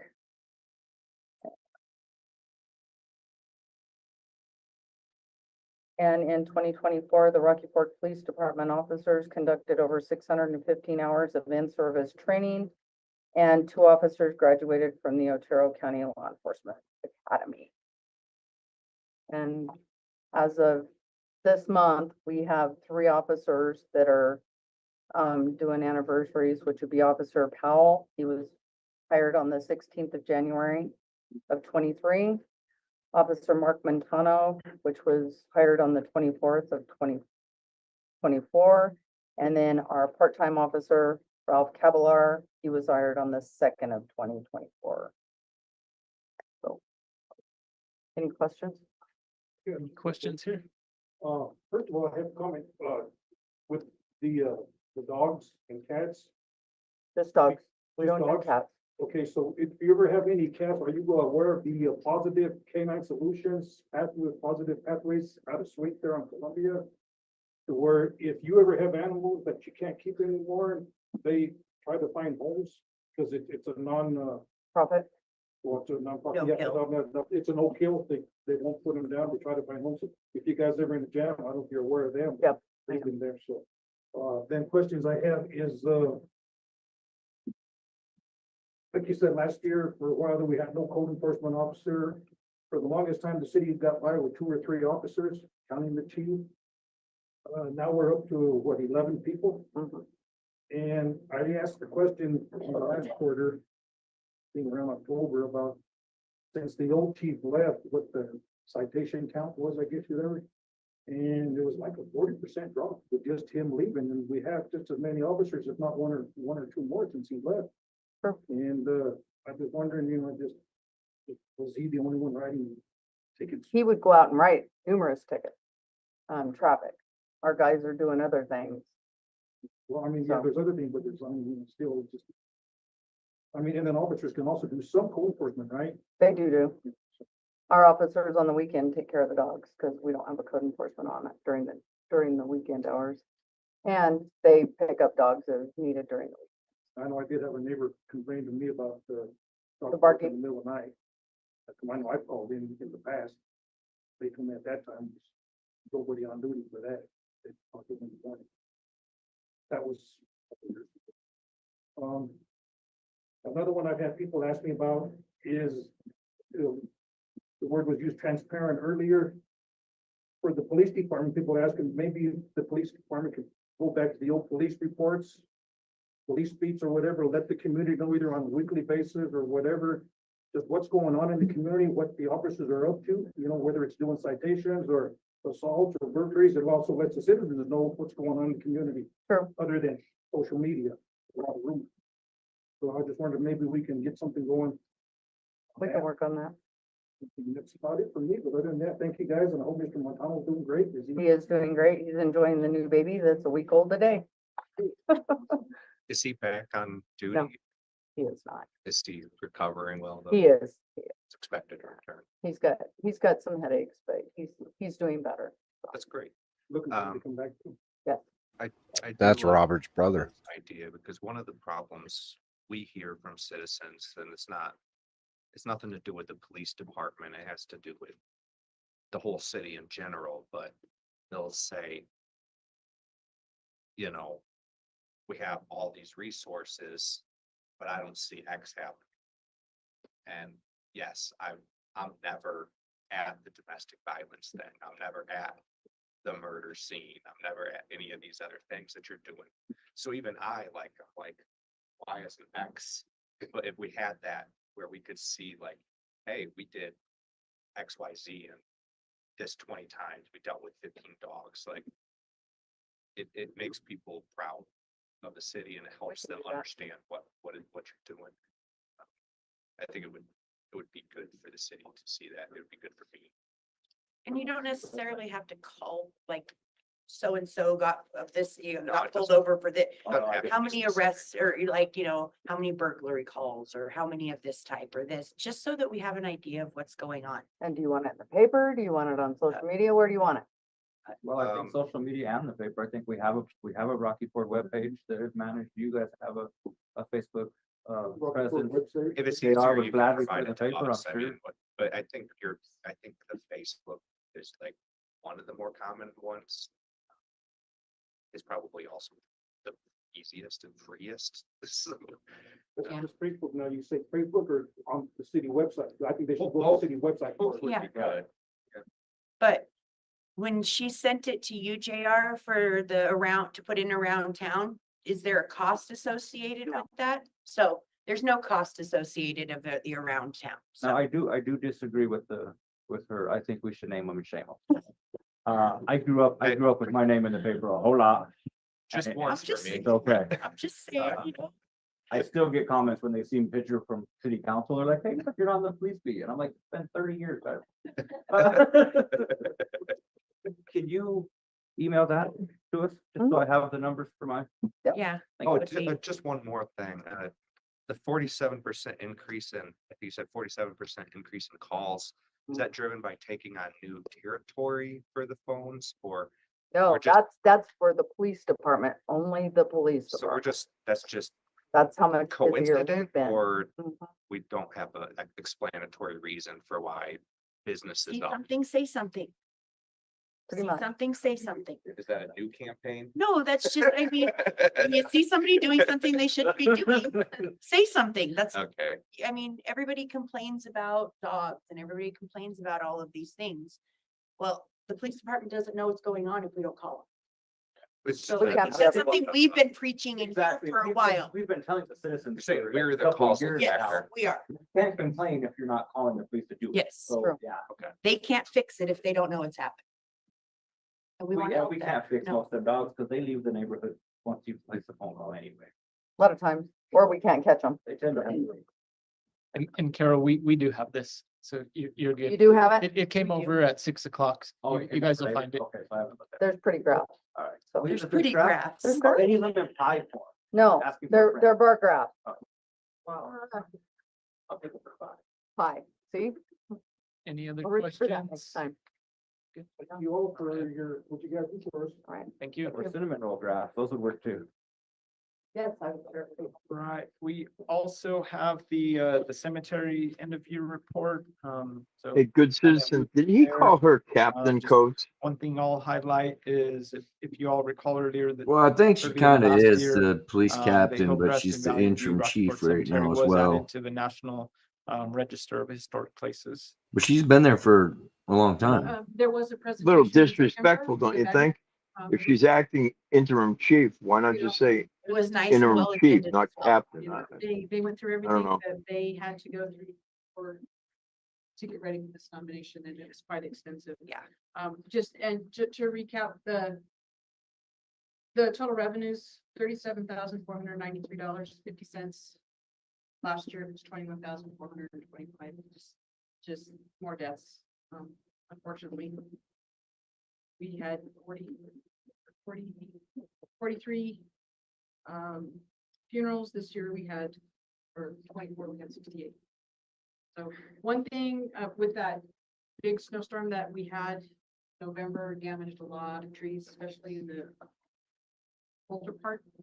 And talked to Kevin Campbell today, and he's willing to donate a day of work if we can get a community cleanup day to assist in that, which I thought was quite generous.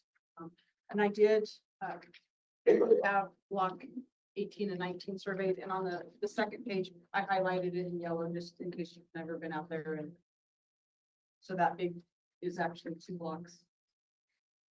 And where most of the tree damage is in the circular part of Hillcrest, right at the front. Were there any headstones damaged? From many of Not the that we tree- can tell, Yes. that some did fall, Okay. and some, we do have hanging branches, so we do need to address it, but we just, we can't afford to do them all, but we can't afford to not do. No. A safety issue. Let's find a warm day. Get Kevin out there. He's he's such a good guy to the community. Kevin Campbell? Kevin Campbell? HC Services? Trim these. Yeah, he's a tree trimmer. Thank him for the offer and everything. Absolutely. Any questions on that cemetery report? Good there. And then we will be having some other end of year reports coming. And then just a reminder, no, kind of shared it before, but all of, I don't know if it's all, but for sure, all of our commissions on our that are created by the city of Rocky Ford. And then I believe, I guess it would be covered in probably some of our MOUs with the partners. We do ask for end of year reports. So if everyone can check with their commission, and you know, if the board commission chair wants to come in, or if you just are able to bring that in and provide an annual report. So we need one from the golf course, Chamber of Commerce. I'll have that for you in October when we finally get that kind of stuff. Cause I just got last year's. Well, that would be end 2024? of year for us. That's Yeah, like no, I 24. just got 23s in October. Well, I'm sure you haven't sent that up to us either, so we'll take it. Yeah, we say in there that we'll get a annual report from each of them from the beginning of each year for that previous year. So if everyone can check back in with your commissions. And that, yeah, and yeah, if the chair can come in and do it, great. If not, at least just send some info with you all and we could read that during public comments. Mayor. Yeah. Just to have it on the Chamber of Commerce, I had a few people call me, want a list of board members for the chamber. Is that on your website? or- That's a good question. Not where I do everything. I'm not there yet. It's not a city originated. No, it's not. So I only have that you're on there. I don't- I'm not on the board though. Well, we appointed you as mayor pro tem. Well, You're our liaison. I'm the city council representative. I don't have a voting seat on their board. I did that, but I don't know who's on the board. I've shared it with a lot of, anybody that's asked me, I've shared it with them, but Can I'm you send more, that to Rebecca? yeah, more than happy to. Okay. Anybody that asks, not hiding anything. We're good there. We'll move on to council reports. I'm sorry, just one thing. Cause you said you don't have a voting seat now. Maybe it's different because it's the museum. Am I supposed to have a vote in there? No. I'm not. It's, well, Whoops. actually on that you do, on that, Oh, I do. I'm sorry. And some of these have, museum 4 years ago would have been in this situation, like Arts Commission has the Arts Commission and they have the Friends of the Grand Theater. I just wanted to make And sure I and wasn't most of those breaking the- people are the the same. rules. Most of those people are the same, but not, you know, it's possible that you might not be on the Friends of the Grand Theater and a voting member of that nonprofit. Gotcha.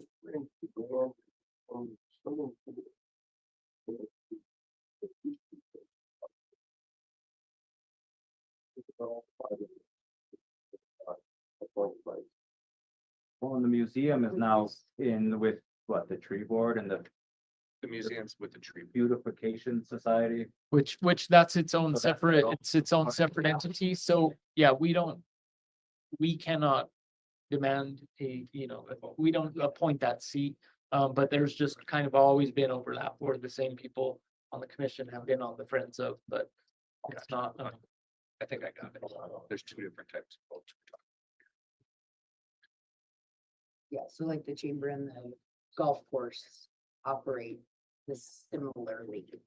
It's city-owned property that is managed by a separate entity that manages their own funding and all of that. That's what I'm saying is the country club operates the golf course that's owned by the city. Chamber of Commerce operates the thing, and they're all through MOUs. which are different than the Arts Commission. And yes, so it's the chamber. Good there on that question? Yeah, I think so. Clarification point? All right, Nick, we'll head over to you for council comments and we'll come this way. Pretty easy. We just had a tree board meeting this morning, so we're gonna get geared up and look at what we're doing with, planters and trees and flowers and I think it'll be like our 3rd annual plant and seed swap. What we're gonna go on with that. So we've got things started. The pool, has not had a meeting. I'll touch base with Gary and catch when we're gonna have that first meeting, because you forwarded me that email. And then the library, the first meeting I'll be is next week, the 4th. Oh, I know.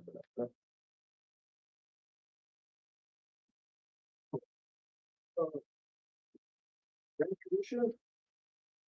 The grant, had a meeting on, Tuesday, the 21st. Some of the things discussed was, the Christmas movies, everything was pretty well attended over the 4 weekends. They had 380 people attend. So far for the year, there was at 9,000 for the year in attendance, but pre-COVID was 16,000, so there's a drop there. It hasn't come back. Upcoming events, water and the agriculture valley. I'm not sure exactly. It's water and ag. That's an invitation only one. Renting. Yeah. Show. Yeah, we'll work this out. Okay, they're renting that theater on, to show a documentary about the water, through the valley and everything. And, called Marisol, and that's the one that's on the 12th, correct? February 12th? Mike Bartolo appears in. Maybe the retired. There's a pre-screening party event at the Gobin as well, starts 5:30. So, Oh yeah, there's like dinner or something over there, sort of. Dinner and drinks. Yeah. this pre-screening, would that be the weekend before? No, the pre-screening event is the night of the screening. So it's 5:30 to 6:30 is the thing at the Gobin, and then you can walk or drive to the theater since Okay. it's 5 minutes. And that is on the 12th, correct? Correct, Wednesday, the 12th. And then, Rocky Police Department next month or in March. On March 20th, they're scheduled, they're gonna be showing a Willy Wonka, so for the police department, for the kids, the community, so thank you for the police department there, that's up and coming. And that's the original Willy Wonka. Yes, it's the original one, yes. Gene Wilder. Ooh, might have to take the kids to that. Okay, so write that down, March 20th. March for the 20th. police department.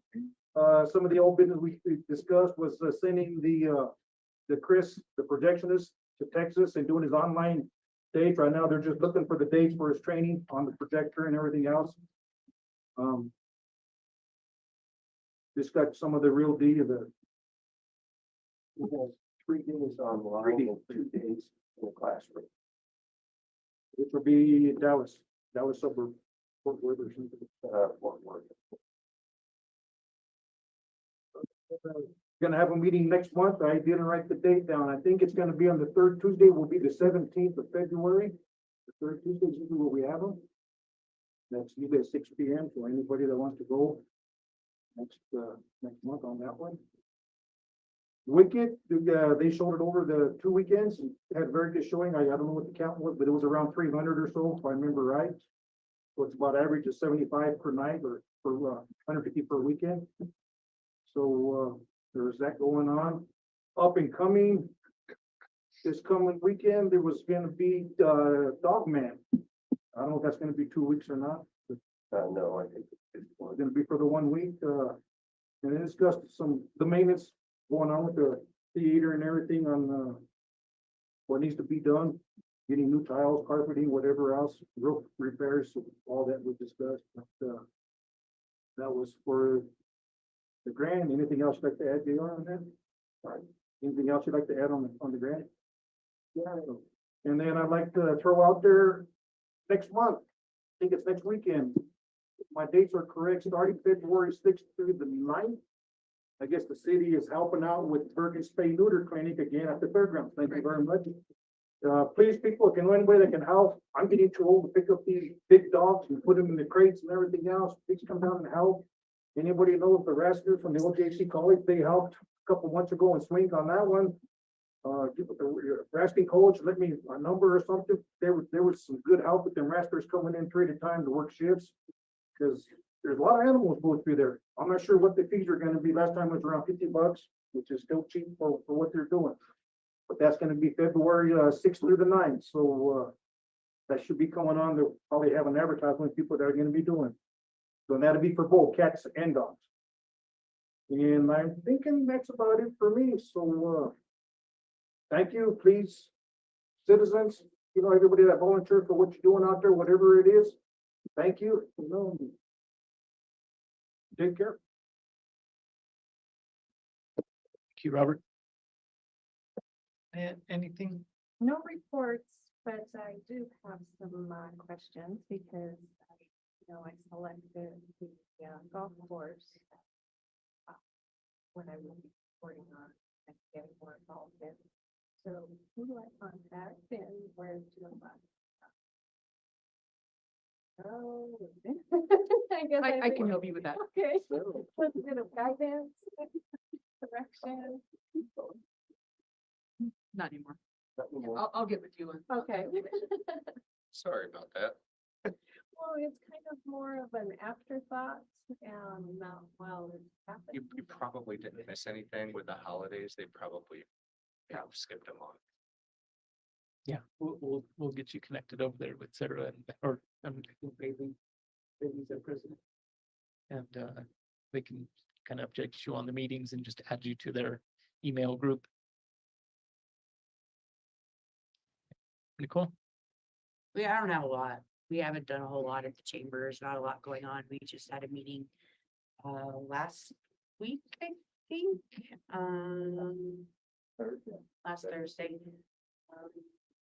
We voted to open up a few seats on the chamber. So there are 3 open seats currently on the chamber board. So if someone would like to get involved there, please join us. Meetings are on the 3rd Thursday of the month at 6 p.m. at the depot. We're gonna work on doing some flea markets, I think, in March and April, depending on what days are open. And just kind of gearing up for spring, we'll have our, we'll coordinate, see what we can do with the police department for our Easter brunch and Easter egg hunt and make sure those don't overlap and just getting ready for the season coming up. Like Robert mentioned, there is that Marisol screening on the 12th. Open building that from 5:30 to 6:30 is the pre-screening event. And then they'll go over to the theater on Saturday, the 8th of February is the Community Cancer Support Group chili dinner. $5 for a bowl of chili. They'll have auctions. You guys will be there doing photography. It's usually a really good time. DJ Rivas will be there. $5 at the door. I believe that starts at 5:30 or 6 o'clock. And then the following weekend, the day after Valentine's Day on the 15th, there is the Community Resource Center. I believe, is that correct? Community Resource Center has their annual fundraiser. It's a comedy night. They have tickets, there'll be a bar, there'll be entertainment, and that should be a good time, but that's their big fundraiser for the year, to raise money for all the things that they do for the community. And that, I think that's all. Didn't miss anything. The movie that they're showing is free. Is there a fee for the free? I think that stuff is invitation only, if I'm correct. Yeah, so And there was no cost. yeah, there's no cost, but it's invitation only. If you're interested in going to it, I would contact the Arkansas Valley, Lower Arkansas Valley or Water Conservancy District. That one's a mouthful. Yeah. Yes, Palmer Land Trust is paying the bill, but it's all through the Lower. That was a Arkansas Valley mouthful. Water Conservancy District. Jessica Mills, I believe, is who the contact is for that. You have if no you idea. go to it, if it's something that you're interested in, I'm sure if you give her a call, she'd probably get you a ticket. We need to pay attention to water rights stuff. Yes, so, but that'll be a really good thing. Mr. DiBartolo did a lot of good for our community, in his years and tenure at the extension office, so. That'll be a good thing to highlight what we've had going on. Thank you. Thomas. So, I work with the museum. The next big event we have going on out there will be, February 19th. And, it's what we call the Night at the Museum. We have a guest speaker come in. And, they're always gonna talk about history. We try to focus on local area. This time we're gonna be talking about, the Amachi internment camp. We're gonna have a, lead, I think it's the lead interpreter for the Amachi National Historic Site will be there. That's Miss Julian Ellis. So it should be a really exciting event. It's called A Day of Remembrance is what she's titling that. That will be February 19th at 6 p.m. at the museum. That's right there at the library. It's a big old building. JR?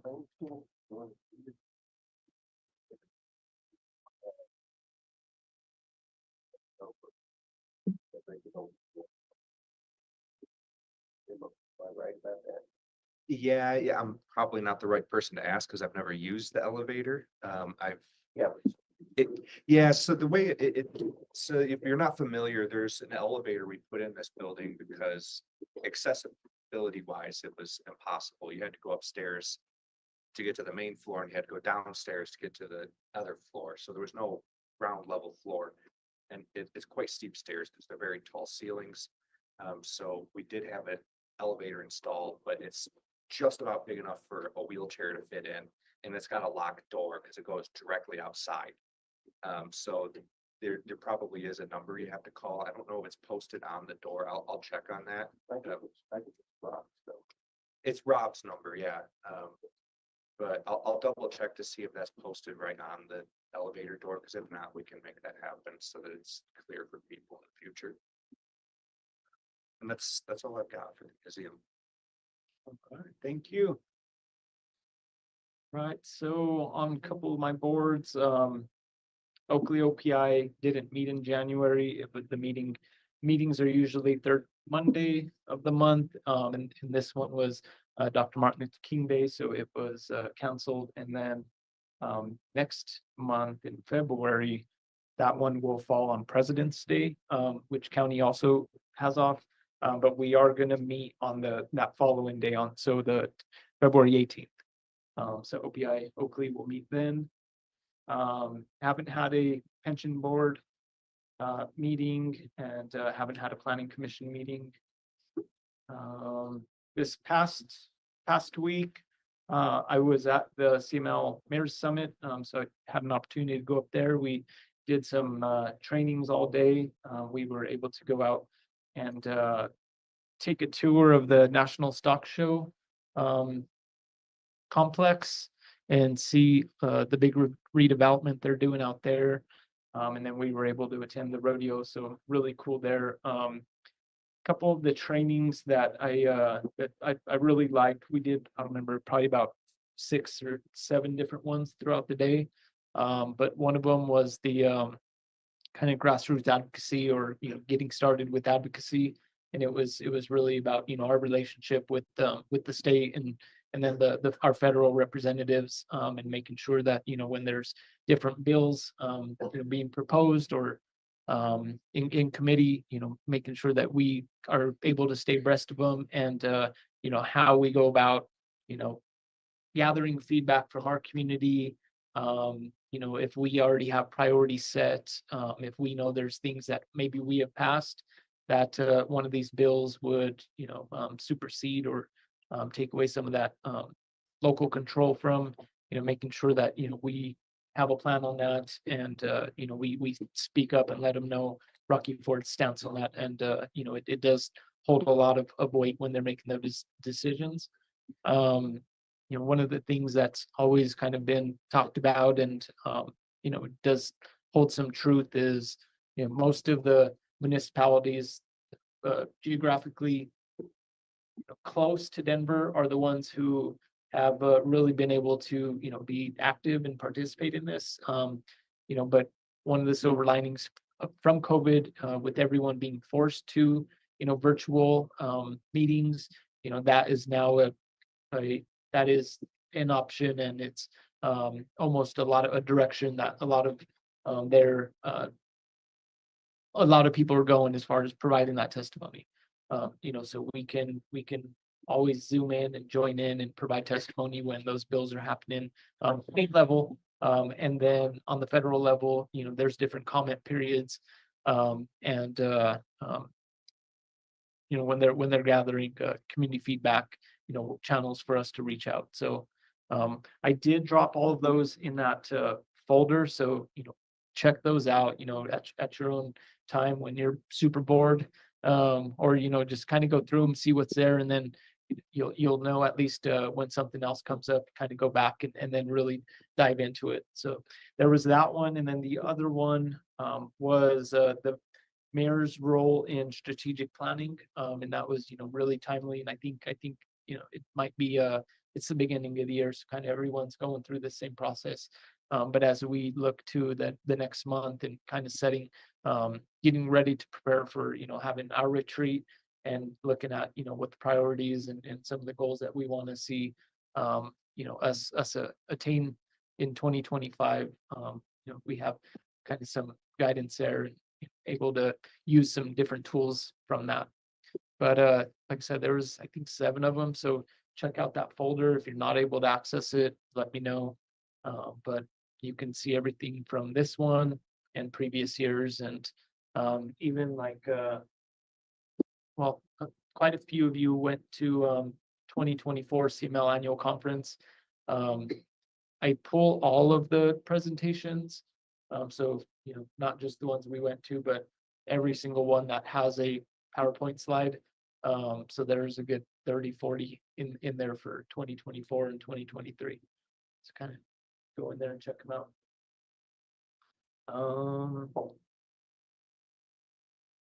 Tomorrow morning from 9 to 11, I'll be in the Southeast Regional Transportation Planning meeting. So I was kind of looking at the agenda. It looks like just a lot of updates.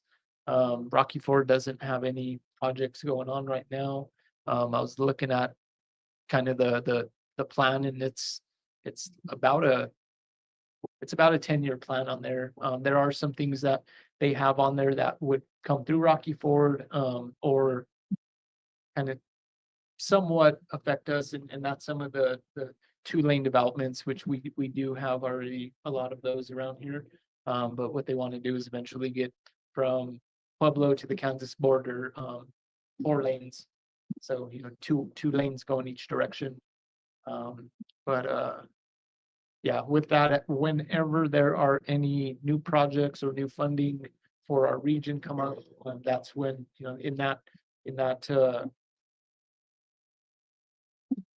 committee or that meeting is when we'll be able to let them know, what projects we want them to prioritize. So if anyone wants to join, you can. It'll be over Zoom. I think they hold the meeting in Lamar, but I'll join via Zoom. That was it. I wanted to comment, it kind of started right after our last meeting. So we had talked about the warming shelter coming up. But I do want to, say thank you to the city, and I'm not sure everyone, all the different departments involved, but, the city of Rocky Ford lent the event center out there and, was able to support it in different ways. And then the Rocky Ford United Methodist Church for kind of taking the lead on managing it, and all the volunteers, the Yeehaw group, and everyone who supported that. They were able to open the shelter pretty much almost through the entire extremely cold spell. And they were able to connect a lot of people with resources coming out of it. So it's serving its purpose, and, you know, making sure that people are protected, in those extreme conditions. I don't know the number, but I'll check He on said that. just under 30. Under 30. Awesome. That's Have any wonderful. animals? I didn't ask that question. More than I likely. seen they had some plans for Yes. animals, that's why I asked. That's awesome though, because I know that they haven't always had the greatest attendance when they were up at the church. But that's awesome. That's really We great. have plenty of volunteers. He said he was tired, so I don't know. They I could, think what was unique about this is that they had, access to showers. Oh, if they that's, needed, so. no, did you have plenty of volunteers? He said he was tired. That's all he told me. He said he was. Well, I heard that part, then went to shower, so okay, maybe you didn't hear me. yeah, I would say I don't think enough. You know, they definitely had enough to keep it open. They want to have at least 2 males, 2 females on each shift. But there were a lot of people doing double time and you know, doing multiple days back to back. If anyone would ever, you know, if anyone has the time and would like to do that, reach out to me or one of the council members and we can connect you to that group. Need help, And reach out to me. they'll send out an email and a text message and kind of let you know that they're activating and kind of start getting everybody signed up for shifts. And I know seen a couple emails that came through saying we still need one more female or we still need one more male at this shift. Yeah. So I'll connect you with the contact information and then just you'll sign up. There's going to be a little bit of a form you'll fill out and I think they have like a little micro training, just some of the things that you need to know. I don't think so. Yeah, but there was, you know, there's some forms and probably some waiver. That is all I have. Can I say We will- one thing before we Yeah. move on? So in front of all of you, there is an amendment I'm working on, or ordinance, whatever you want to call it. Can we just pass it? No, you should have it in front of you. Can we just pass it? I'd like to, but I know that there are some pieces in there that need to be looked at. I would like to put this on the agenda for next meeting, if that's okay. You guys can email me, you guys can call me or text me. Same with the citizens. It's an ordinance to allow the keeping of chickens and bees within city limits. We've been disallowed to do that. I'd like to bring that back.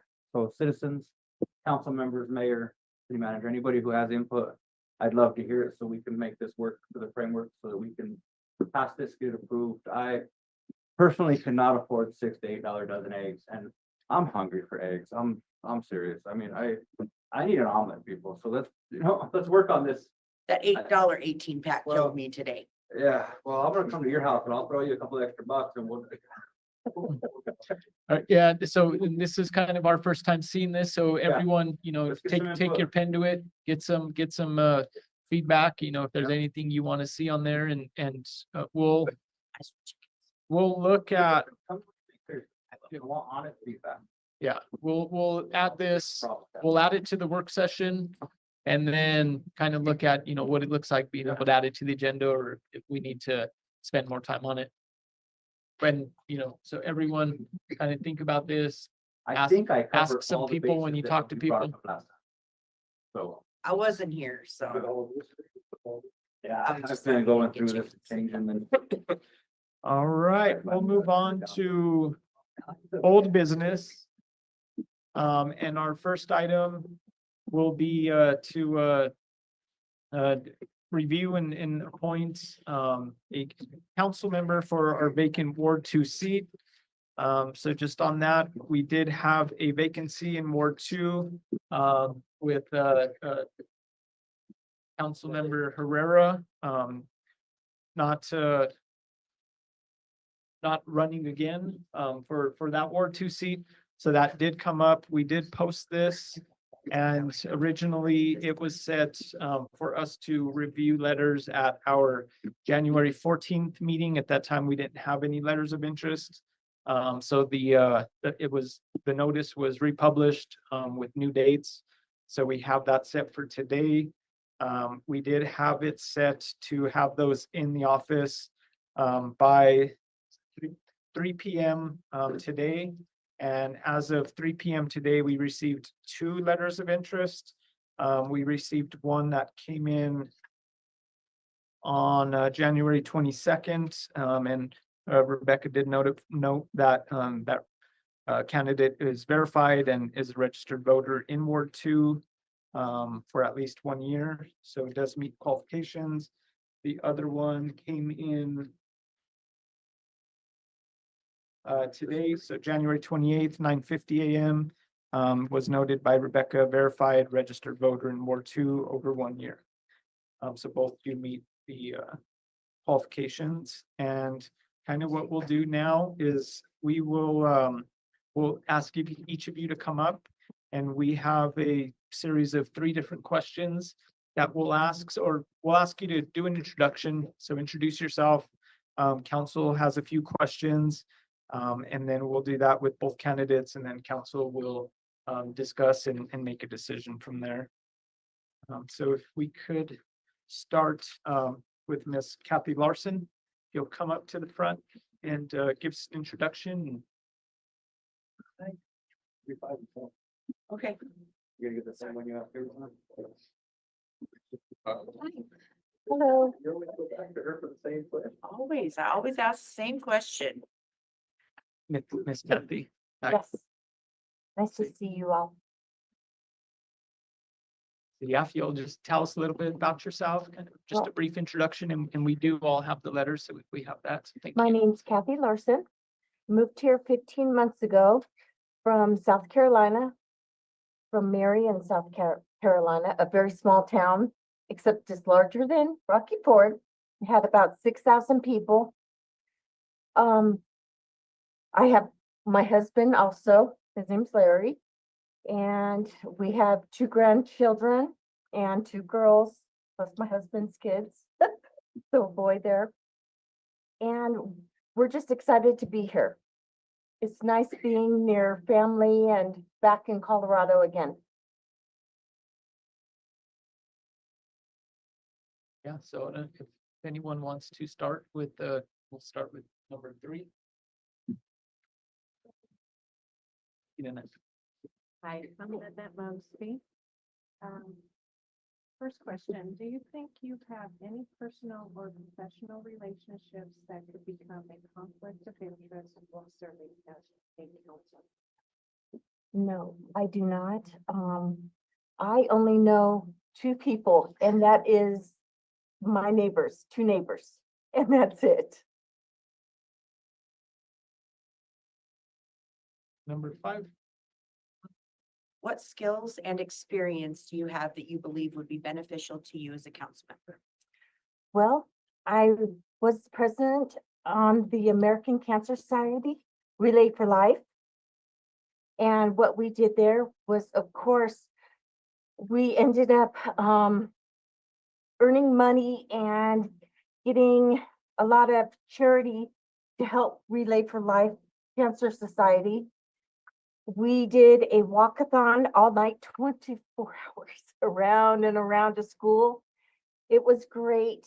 A lot of good money went to the American Cancer Society, and that's like huge. My mom died of cancer. I know so many people. My husband has had cancer, stage 4, and he's a walking miracle, honestly. And that's so important. I guess it's, I don't know whose turn it is. I guess it's mine. 7, is that right? Okay. Based on what you know about city government, what do you see as your top priorities for the city and why? Being a team player, working with the people of Rocky Ford, I realize how important it is to listen to the needs, have empathy. And I think that is like number 1 that everybody should do and have. Thank you. Mhm. Thank you. You're welcome. Thank you, Ms. Larson. Next, we'll invite Mr. Michael Montano to come up. You'll do an introduction. He's on the Chamber of Commerce board. As a matter of fact, let's see. Oh, yeah. He, Good afternoon, City Council. he's members. married to Desiree Montano, So, who's also a afternoon, City. member I know of the that- Chamber of Commerce board. I got 9 kids at home that keep dad up crazy. But anyway, I'm Michael Monsanto. I moved down to Rocky Ford in 15. I'm a big city guy. I lived in Springs majority of my life. Oh, I almost forgot. Her mother is I'm Lisa full-time Perez, I'm who is I would also say, a member of the semi-retired, Chamber of Commerce board. previous military experience. I don't know if you guys read the papers, but I've done a lot.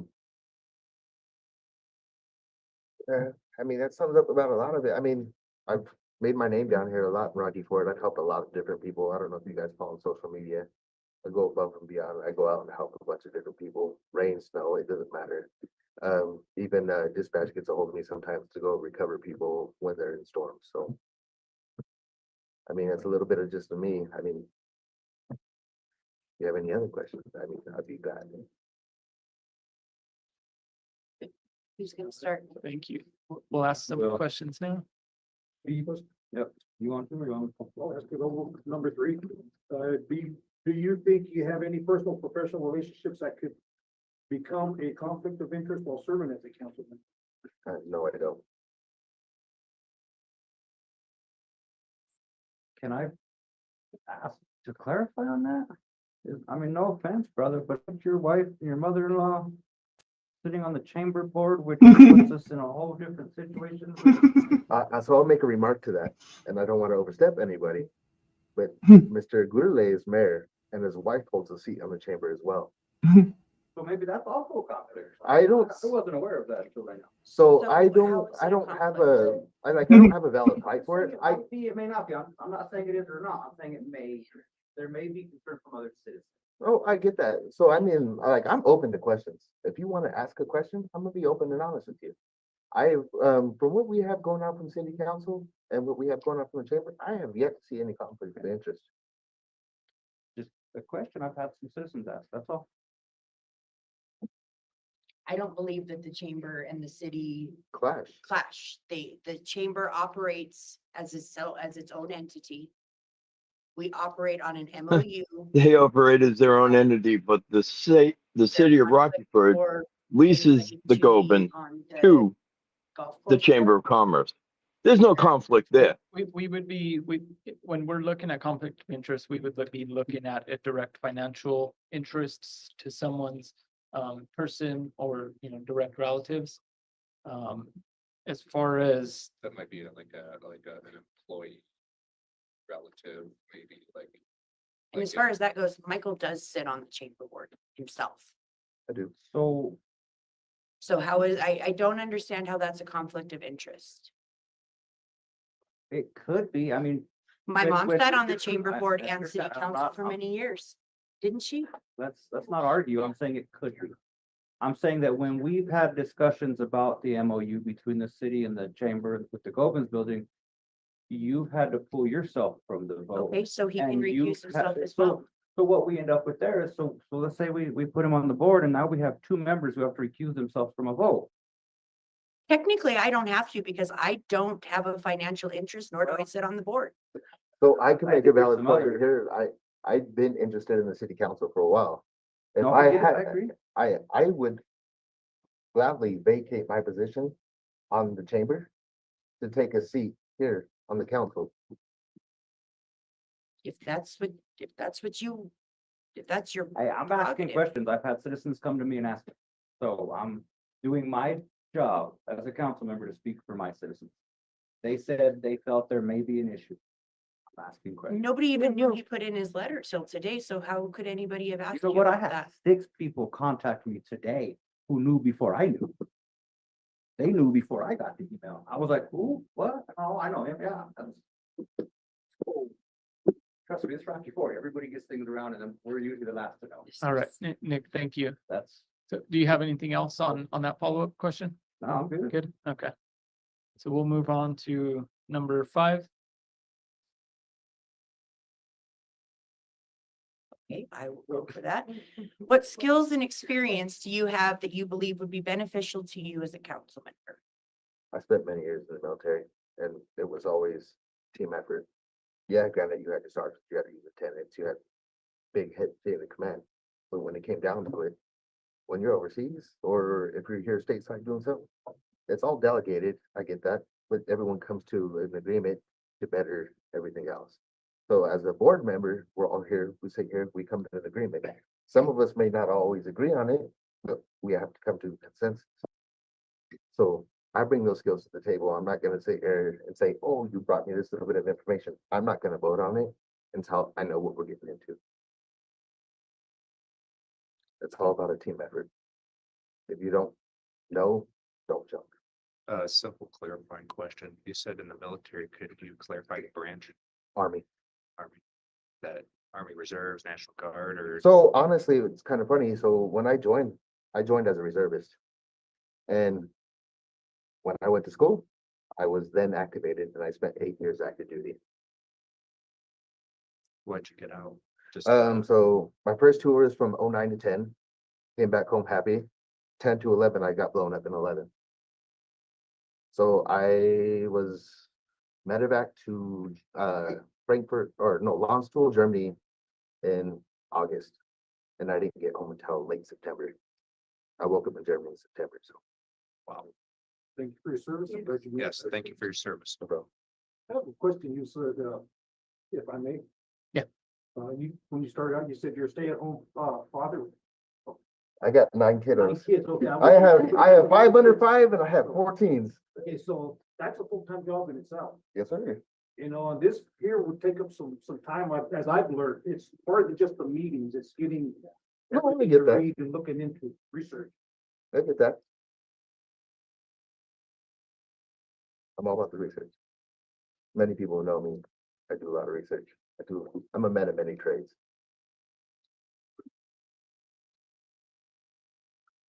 The last question is gonna be based on what you know about city government. What do you see as top priorities for the city and why? So I've been down here for just a little while and I've seen some good, I've seen some bad. I've seen some concerns raised by citizens that have never been attended to. I mean, as a council, I think we should all come together. Yeah, I see certain things like right now we're working on sewer, right? You guys wanted to raise the bill, I agree.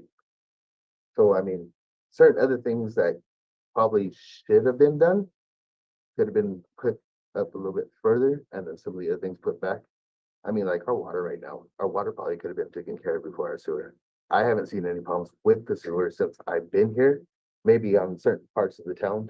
Like I know on Locust for a while, they had the water breaks and it turned into a dirt road. And it's still a dirt road.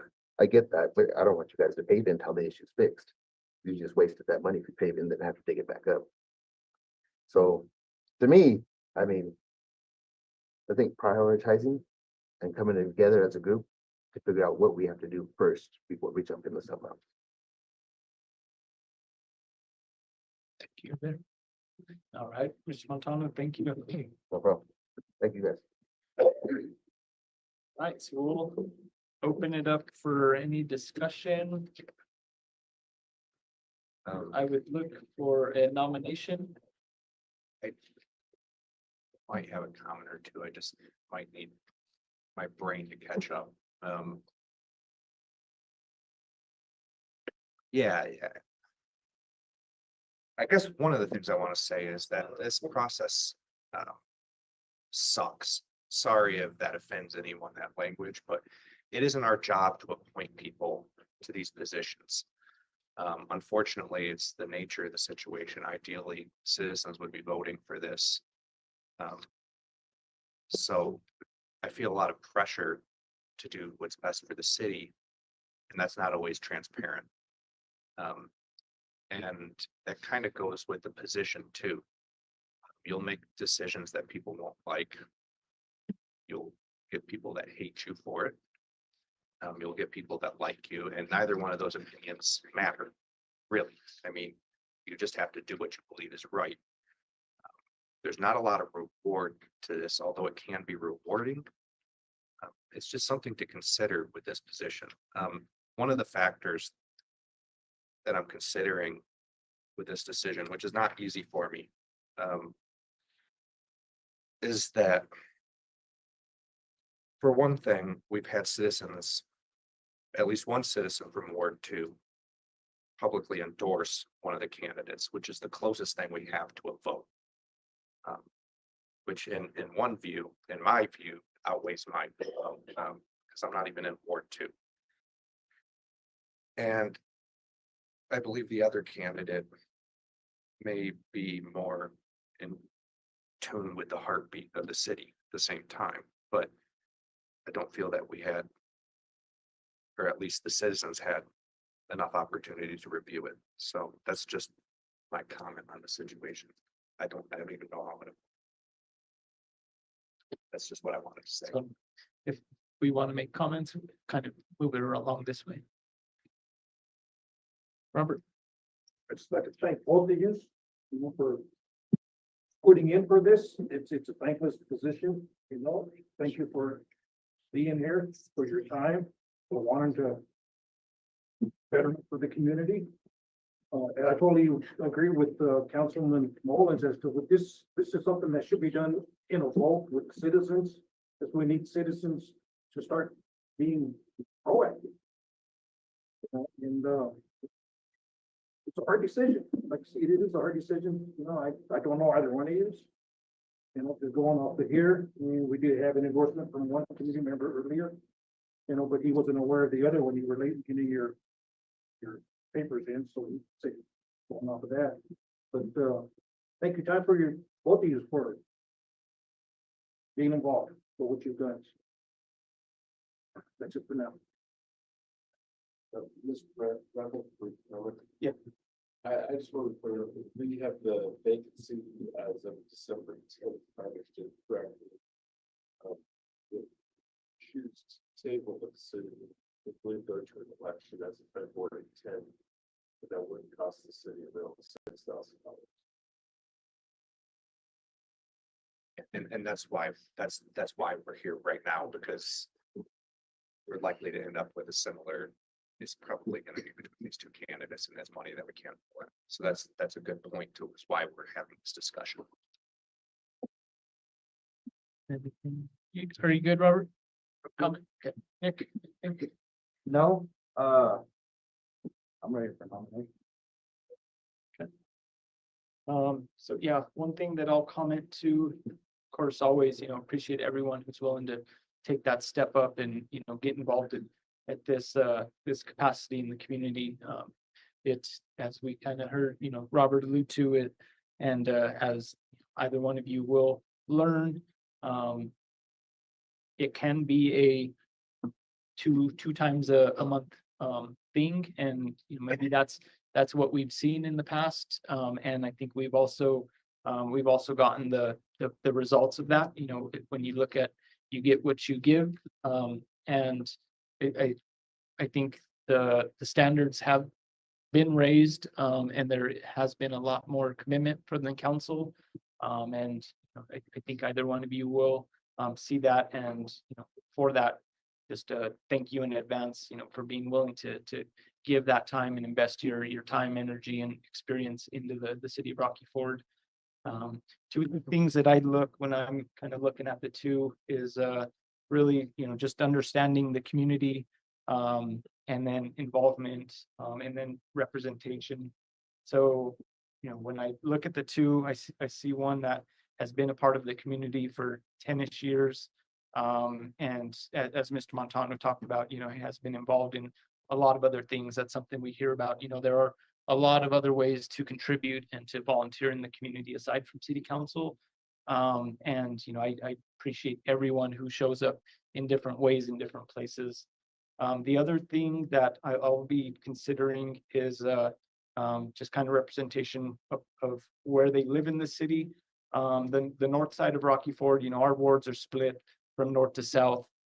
So, the wards cross every north to south. But there has always been a disparity and a difference in the north and the south side of our town.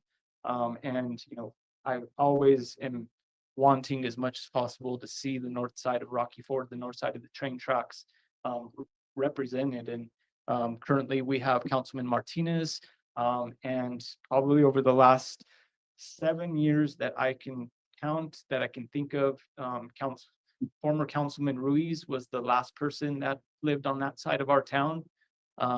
So to know, you're over on Park Street, that, that gives that representation. So that's something that I consider and have valued and have, hoped that we would see in all of these candidates and some of the other board seats that we've had.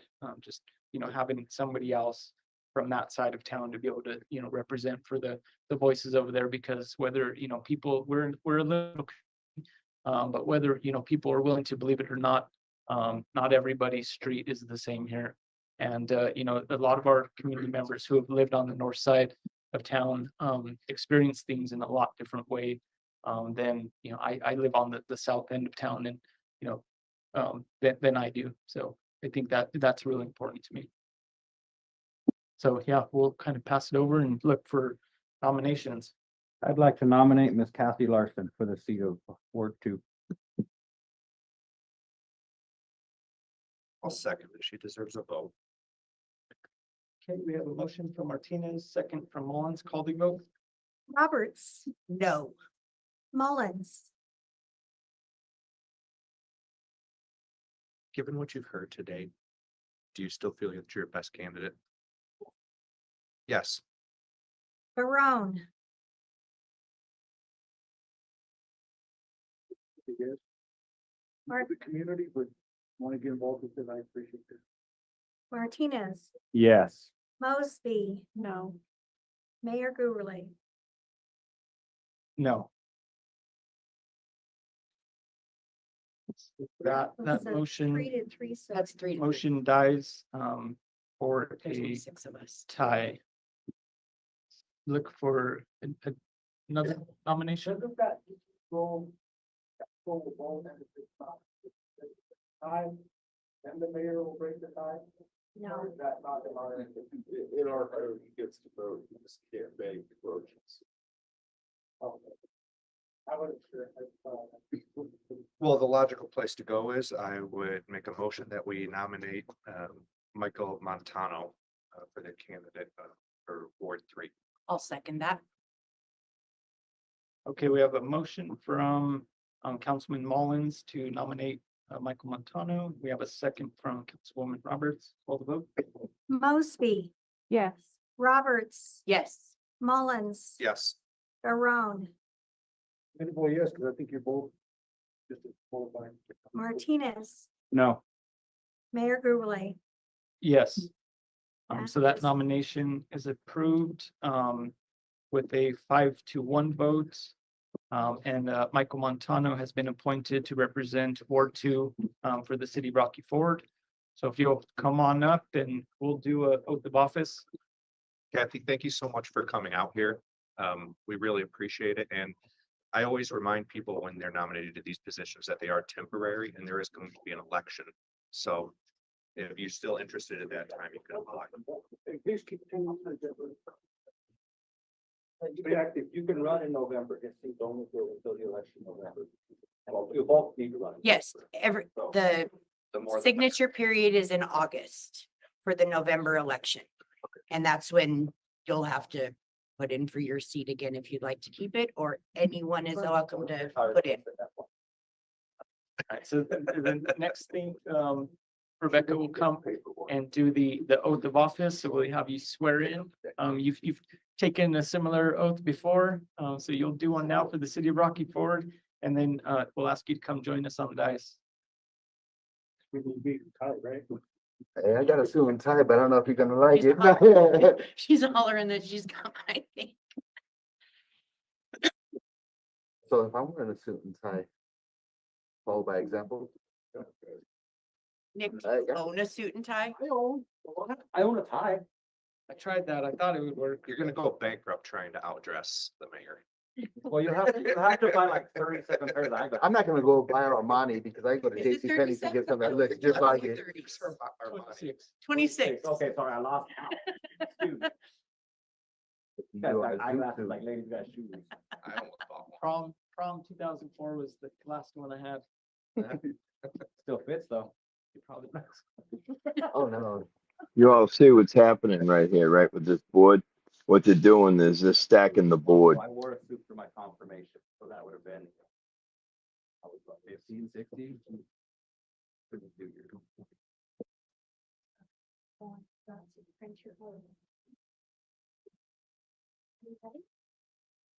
Yeah, it's ready. Raise your right hand for me. And, when I get to the swear or affirm, you can say either one, okay? Okay. Yeah, now you gotta share. Hi, And your name, please. Michael Montano. Do solemnly swear or affirm Do solemnly swear or affirm that I will support the Constitution of the United States, that I will support the Constitution of the United States, the Constitution of the State of Colorado, the Constitution of the State of Colorado, and the laws of the State of Colorado. and the laws of the State of Colorado. And you will faithfully perform Oh, and I will faithfully, to the best of your ability, or the best of my ability, and to the best of my ability, the duties of City Council Member for duties Ward Two duties of the City Council for Ward Two for the City of Rocky Ford. for the City of Rocky Ford. Okey-dokey. Thank you.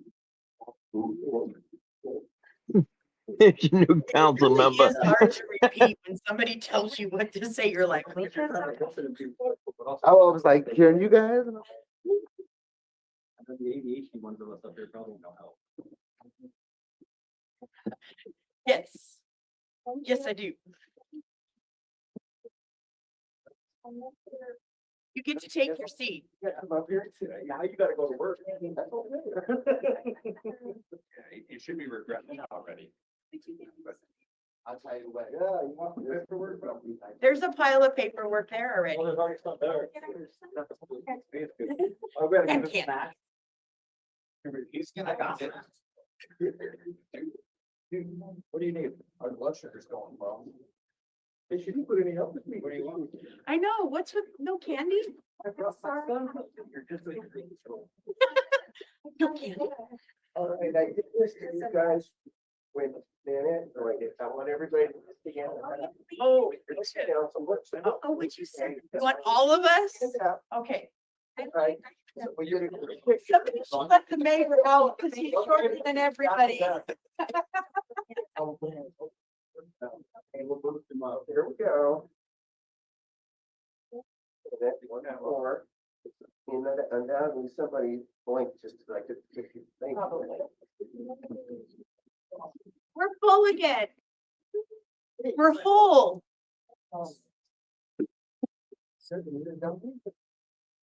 Right. In the summer, Nick turns the air conditioner up. I'll teach you the proper code for the air conditioner. So we're done here. There's just we're talking about water shares. Got no bids for Rocky Ford ditch. And, city manager, open. Yeah, that's.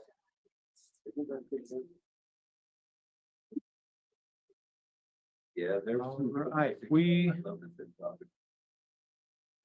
move on In fact, I to, think this little off topic, sorry, but because you were at the last meeting with us, the pipeline. There's one coming up this next month, right? Another meeting. not the, because I think they do those kind of quarterly, the town halls, but the other one that's coming up is there's, I don't know if it's, no, it's different than what they're doing with the movie. But I think they will have another one over here. Anyway, sorry, off topic. But yeah, we could. All right, our next item for business, under old business, will be the review of the bids for Catlin Canal and Rocky Ford Ditch water shares. These are shares that we have been able to put out for lease for agricultural use with our area farms. We've put this out annually for the last few years. This was posted in the paper, and we did receive bids on the Catlin Canal. Those were opened by city manager Malinsky and, city clerk. Rebecca. So they've, Rebecca's put this spreadsheet together for us just so we can kind of see them all together. If you'll note, we did not receive any bids for the Rocky Ford ditch. That was a total of 5.661 shares. So what do we do with it if we don't lease it? Nothing. It Use it just, or lose it, it just goes down the river. just keeps on trucking. We could, I'm not certain. Yeah. Someone wasn't successful in the past. We have until March. I think they asked for the beginning of March to have all of our calls, all of our orders in. So that is something we can do. If we don't lease it, is there somewhere within the city that we can use it for something? Oh. There is a pump for something to get out to the water plant. Over, move the water system. Under regulation. But that pump's not working. Not But they for, can't put it into the potable water system. Offer you the irrigation, but most of the time it's for, augmentation. Okay. Last year. I guess I was just wondering if we, if we don't use it or make money, can we? More augmentation, but something like. More augmentation and. We never leased it before last year. Oh, last year was the first year we Yes. leased that one? Okay. And that was to Diamond A, correct? But we're not even, if these people want these many shares, we're not even to what we have. So, There's still 12.3 available, and I can contact the ones that bid and ask if anybody wants more, but if not, we can put that out. Contact the guys paying the higher price. Well, I mean, I guess it's just, there's really nothing to discuss, right? I mean, I don't see why we don't give them each what they want and then ask one of them if they want another 12.3. We just motion to approve? yep, that's all we need on this one. And yeah, and just to kind of back it up a little bit, in past years, we have had scenarios where people have bid, for either all of it, and there has been some discussion on the best way to, make sure we can support everybody. But in this case, everyone would be able to get the number of shares they requested, and we would still have some extra.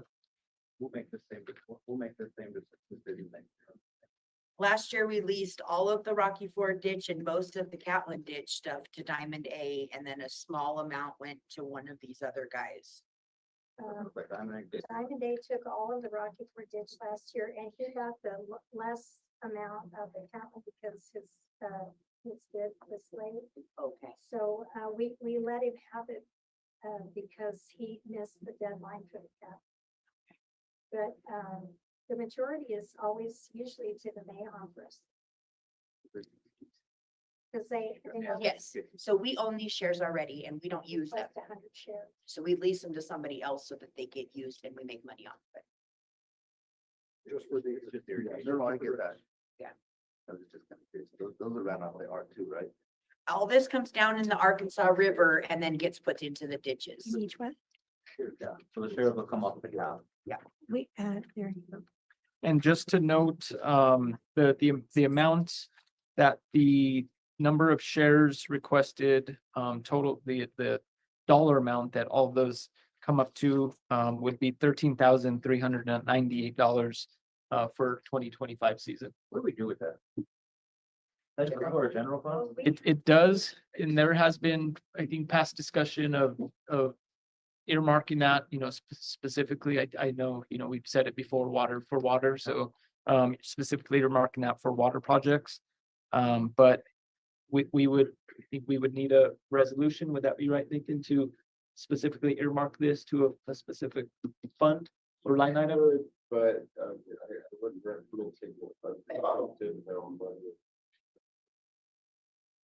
Budget, yeah.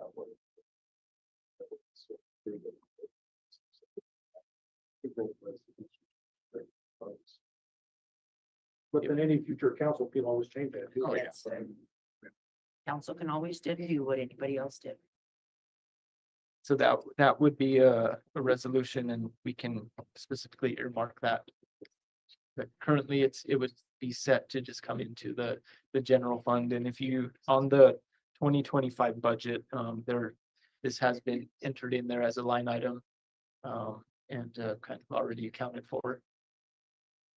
All right, let's just make it easy. I motion that we approve the bids for the shares and ask if anybody wants any more. I second it. Motion from Martinez, second from Mullins, call the vote. Mullins, Yes. Montano, Yes. Barone, Yes. Martinez. Yes. Mosby, Yes. Roberts. Yes. Mayor Gurley. Yes. That motion passes unanimously. Those bids have been awarded. JR?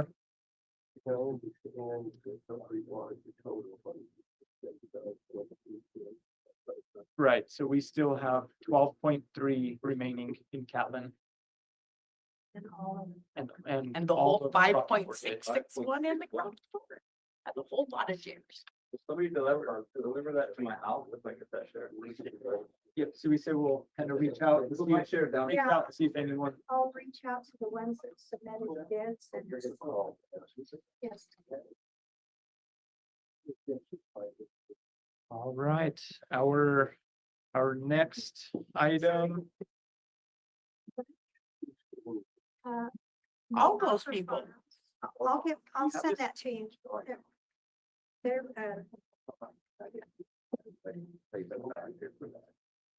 all right, so our next item under old business is discuss review RFPs for city attorney. Rebecca, can you speak to those? we did not receive any submissions for that. So we had that one set for January 28th by 3 p.m.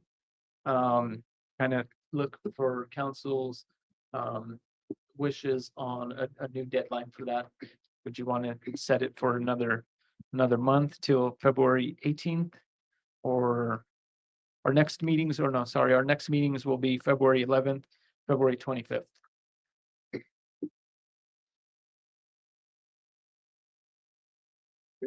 I would say set it for the 25th. I mean, Yeah.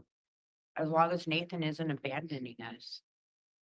Like I said, I first look, and then start to see what's out there. So I'm a little busier than I prefer to, but I'm not gonna.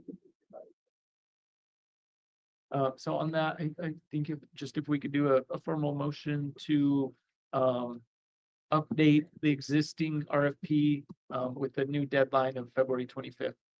I'll make a motion that we extend the RFP for city attorney deadline to February 25th at 3 p.m. I second that. Okay, we have the motion from Robert, second from Mullins. Call the vote. Montano. Yes. Barone, Yes. Martinez. Yes. Mosby, Yes. Roberts, Yes. Mullins. Yes. Mayor Gurley. Yes. Okay, I'll get that RFP updated. And get that over to Rebecca and Stacy, and we'll get it shared in all the places, and we'll revisit that on the 25th. 525. All right, our next item is under new business, and that'll be the discussion on proposed ordinance number 983, an ordinance repealing ordinance number 968 regarding the registration of vacant buildings and properties within the city of Rocky Ford. This one is sponsored by Councilman Martinez, so I'll pass it over to you for to kind of kick us off on the discussion.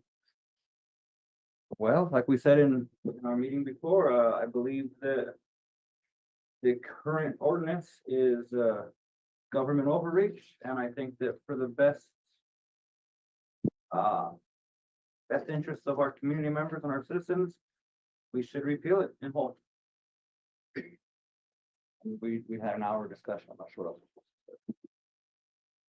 I think that's a valid.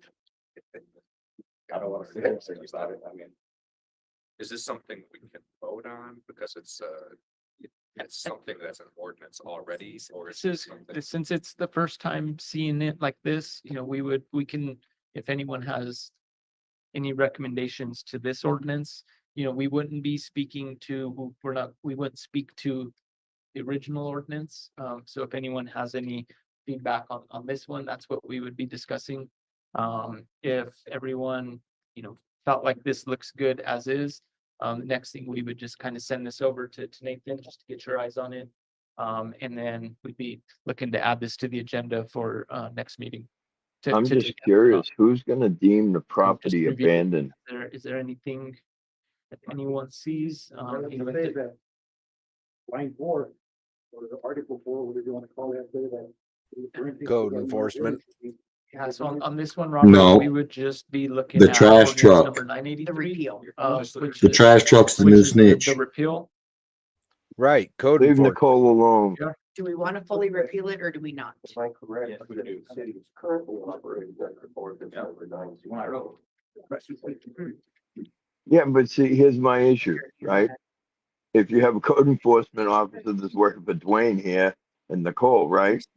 Here, somebody had. The subjective decision is what's gonna get them what they want.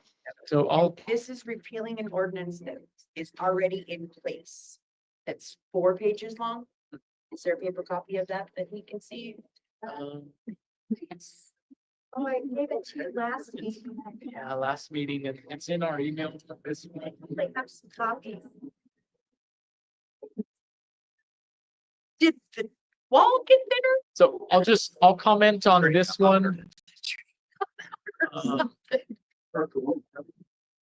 My goodness. We have an ordinance for vacant buildings and properties that. Should we recap? Did you hear were you here for the No, we discussion? missed that whole thing. For the sake of new council members, maybe Nick, can you give an overview of the situation? So the. Are you sure? If he's materially wrong. think- then I- just I- let it I out. wanna I apologize for that facetiousness. So we already have, the ordinance in place is 968 and it talks about vacant buildings and properties and abandoned properties. It outlines, you know, things that have had code ordinance violations and it penalizes people for having these houses where it's asking to create a registry where you would come in and register and pay a fee to be on the vacant house registry. And then every year you would pay a fee. There's abatements, there's whatnot. It's here, and I believe Rebecca's getting you a copy, which is not. It's a vacant registry. People would have to pay money for their house that it's sitting empty and isn't doing anything with it. So a house. A house, a property, I mean, it can be a commercial building. I understand commercial property, but as a residence, So we're talking about houses like, so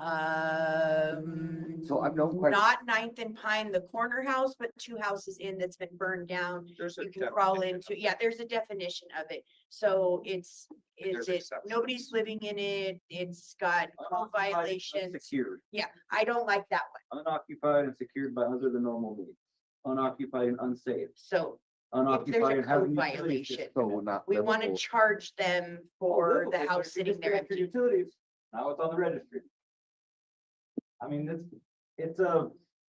I'm asking to repeal it because I believe that we already have ordinances that cover all of those situations.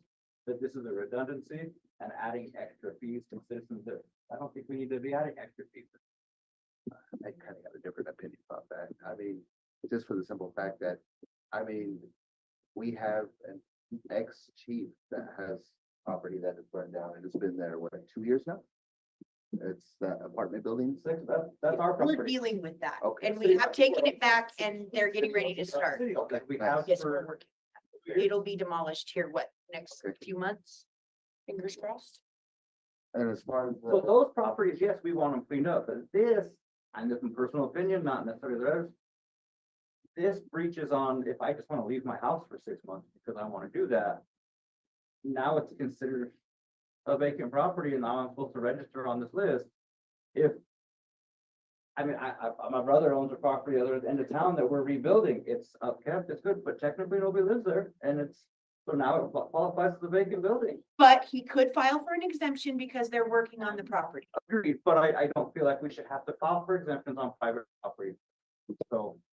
Well, if I go on vacation for 6 months, you guys gonna try to charge me because. No, I don't think it kicks in until a They year, could. right? They could. Just 1 year. If you moved out and your house was sitting there with no utilities on, Oh, And yeah, I In understand that part, case, yeah. in that case, you would. This is an issue that many Almost council up to members, whoever determines how they want to read this to apply it. this is an issue that many council members Yeah, feel I was passionate reading that. about, and it's great that you have an I opinion know, I already. love that he already has an opinion. But one thing I would recommend is because you're Ward 2, Nick is also your fellow Ward 2 rep, and he's No, I get what he's saying. no. What I'm saying, yeah. I would. He I would doesn't just think we should suggest, do it at all. just because this is like something we've talked about hours, I would suggest getting with Nick and having him explain his position in detail. Oh, yeah. And You might even watch a couple council meetings. about it. for that, yeah, just Let's go rewind the meeting we had Yeah. before. or tonight's meeting for that The matter. hour that we screamed at each other. We did not scream. No, yeah, While we're here, you're right. You weren't a 6 o'clock member is at our, that work time. session. Now you have to be here at 6. But yeah, so where we're at is we have this ordinance that was passed in 2022 and was never really implemented. Or, it was never implemented to then be able to enforce.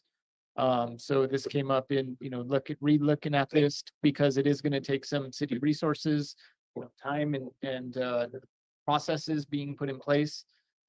So it was wanting to see if that's what everyone still wanted to do and be able to provide direction there. Councilman Martinez believes that this should be repealed, so he put together an ordinance, and that's what we're looking at on this agenda item. And there are council members here that also believe that it's imperfect in its perfect state, and there's been some suggested revisions to it also. That would be separate at the Table the discussion. Yeah. I understand because when Martinez says, I mean, you can vote on the ordinance as written, well, but you can also table that discussion. Well, we can't vote on it right now anyways, right? No, it's not an action item tonight. Right. So this is. It's just under a new discussion. business, so it is an action item. Well, it says discussion Well, though. the discussion is the action. We could, the only thing is a normal process is, we would work on this, we would kind of, Discuss it. discuss, but even if we didn't really have discussion or stakeholder feedback, any of our ordinances, we would want to have reviewed by city attorney, and then be able to bring those back. So Here, that was What do you think of it? just kind of that It's process. short. Just tell me, honestly, I wrote it, they don't make a book writing ordinances for dummies. Well, So, so I look. without taking position on the right Yeah. or wrong of it, I will say that because there's no fine or punishment phase, I think you could repeal the ordinance with the resident. So you could avoid the public.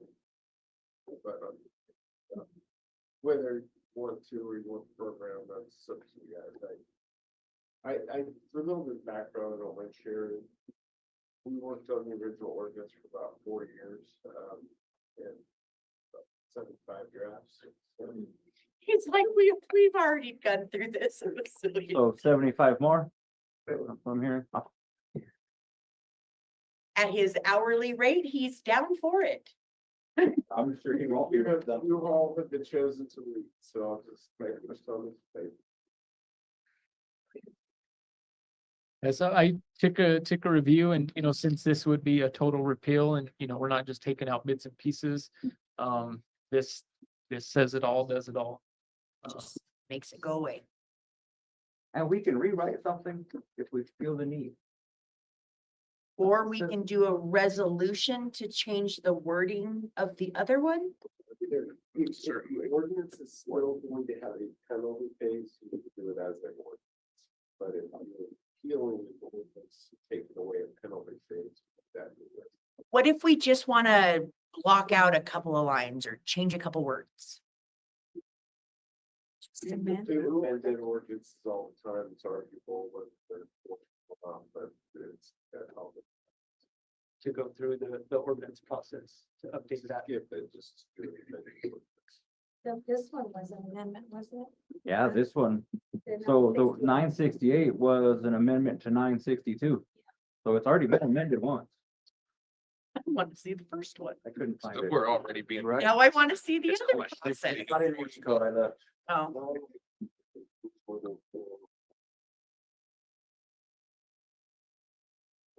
I'd like to see it. I'll make a copy. I mean, you don't have to do it right Fine, this 6 minute. to You the- could just email it, unless somebody else wants it right now. I would just take an email. If I'll, Rebecca, we'll get that sent to everyone, and these are available online for anyone, to any of our ordinances.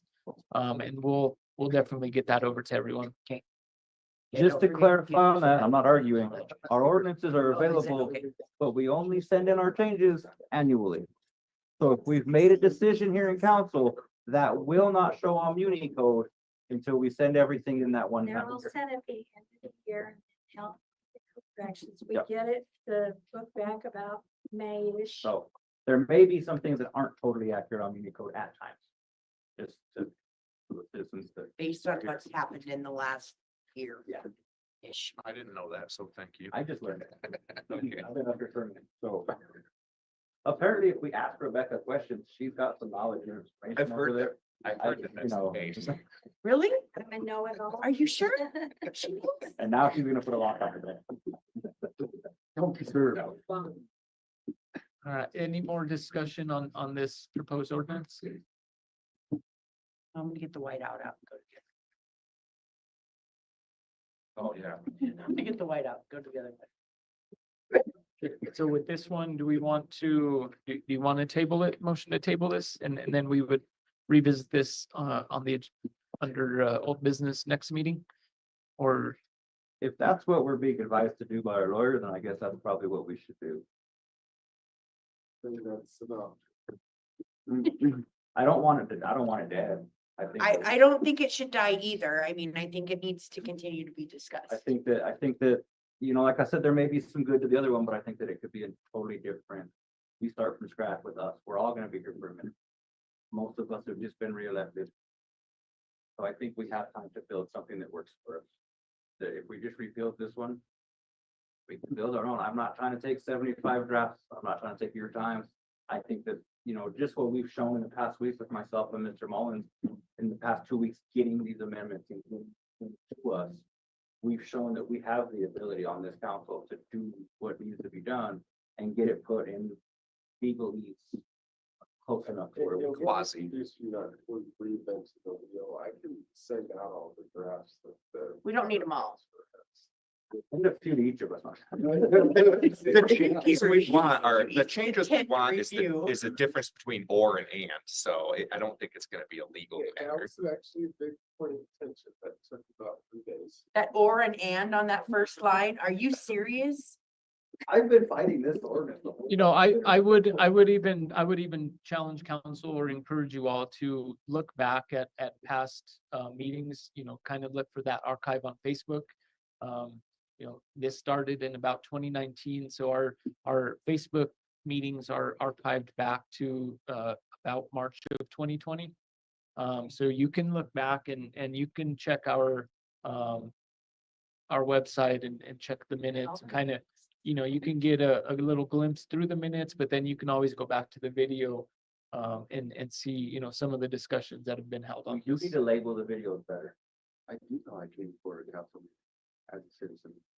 And the gentleman that was over here who's been hollered, Yes. Mr. Martin. I sat here and I witnessed him and he said that the city should pressure the individuals that have vacant properties to at least upkeep them so they wouldn't fall in or gain on themselves. Well, he keeps up his vacant properties. I'm not saying. he- I know, and I know, but he's one of the ones that I'm advocating for No, I that never has heard decent you guys properties. so. Well, and I think where I'm standing is that we have ordinances Right. that enforce that. So I don't think we need this additional. No, ordinance. So I think Forgive me, that- but wasn't this the same woman No, that was that's what he was disparaging that last- guy in last meeting October when he wanted to enforcement buy the was here, we property asked him about some certain that they properties lost being selling? In this vote, in this thing, and he's dealing with them and they're being dealt with and they're getting, he's showing that ordinances being enforced. It's a I mean, when they process. wrote me and It doesn't said, happen "Trees that overnight. were hanging over the sidewalk, I was upset. But I dropped $3,000 and I dealt with it. Enforcing ordinances works. So, It really does. so for those people to do that. Yeah. The thing is, well, this is They already need to be done. enforced. It hasn't been enforced. So it's not adding, it's already there. So I don't wanna believe. That's been the problem for many, many Well, I years in think you Rocky can Ford find- is that the codes are there and nobody enforces them. I mean, There. wasn't Marty Mays the last code enforcement officer we had prior to Natasha? Was I thought? He, But no, didn't we have a code enforcement that I'm not gonna name names, who couldn't enforce certain ordinances because they themselves were in violation? possibly, Uh, but I mean, the last time we really had a it was my. down doing code enforcement, hitting the street all the time, I want to say it was Marty. Recall he did have dogs. Yeah, he was the dog catcher code enforcement for a good period of time. JR, I'm gonna move us along on this conversation. Quick comment about that. Y'all might wanna look at the online ordinances. Because I'm not sure that not only was. In other words, I think your amendments may go back further than. Oh, they probably do. Yeah. It should be listed if I'm not. But you can all find that on. This is 968 and you said this one replaced 962? This, When they codified. this one is amending and repealing that one, referring back to 962. So we're that is here. But yeah, if we need clarification on that, this 968 is amendment of 962. 962 was 2001. Let's see, at the bottom, there was also. What? There was another. You look at the original, most of these. So, Anyway. you know, just so where we're at with this and to speak to 961 and 962 and 968, you know, our role is to set policy and laws, which are municipal ordinances, and our role are to allocate budget according to the priorities of the city. So those are our roles, and then within that, we rely on city administration to carry out the day-to-day and you know, enact and enforce these. When 962 was put out, there was nothing happened, and it kind of came back to council that we need a change so we can get this moving. And it reworked. 968 was passed, and then it just kind of died there. You know, so our job is either to Forgive me, know, but I don't through- remember through hearing municipal what they were gonna do with the money they collect for those vacant properties. do, you know, you protect the community, you know, do what the community needs is in the best interest through that. And then, you know, how we allocate budget speaks to that, you know, so when we look at our budget and when we look at, you know, how much is set for code enforcement, you know, it's kind of tough to say that we're really prioritizing code enforcement. You know, when we look, code enforcement falls under our police budget. We can say we are prioritizing police and public safety, but we cannot really say that we've prioritized code enforcement with Full-time position. with the amount that we've budgeted for that. You know, so these are our roles, and we can take things off the books to free up resources. Really what it's going to do, free up resources, kind of put more personal responsibility back into the citizens, or through municipal ordinances, we can encourage behavior that's in the best interest of everyone. So in everything that we're doing, we're kind of going between those two guidelines. And, you know, then from there, it's, you know, it's kind of moving it over to administration to enact those how they should. So kind of look to you again. This is yours. So would you like to table this? Yeah, let's table it for now. That's fine. Okay, to next meeting? Yeah. Yeah. Okay, I'm the second, I mean. all right. Barone, Yes. Martinez, Yeah. Mosby. Yeah. Roberts. Yes. Mullins. Yes. Montano. Yes. Mayor Gurley. Yes. All right, so we'll discuss this again on February 11th. Our next item will be discussion on proposed ordinance number 984. An ordinance of the city of Rocky Ford providing additional clarity concerning the removal of city officers. This is sponsored by Councilman Mullins. Kind of pass it over to you to take the lead on this. Yeah, I want to provide a little bit about what this is and what it isn't, especially for our new council members here. I'm going to be a little bit vague, and I apologize for that because I don't want the past to be a primary deciding factor for what this is. But the reason this is coming up is that there were citizens' complaints about multiple council members, and the issue came up among council. Does the council have the right to remove an elected official should there be grounds to do so?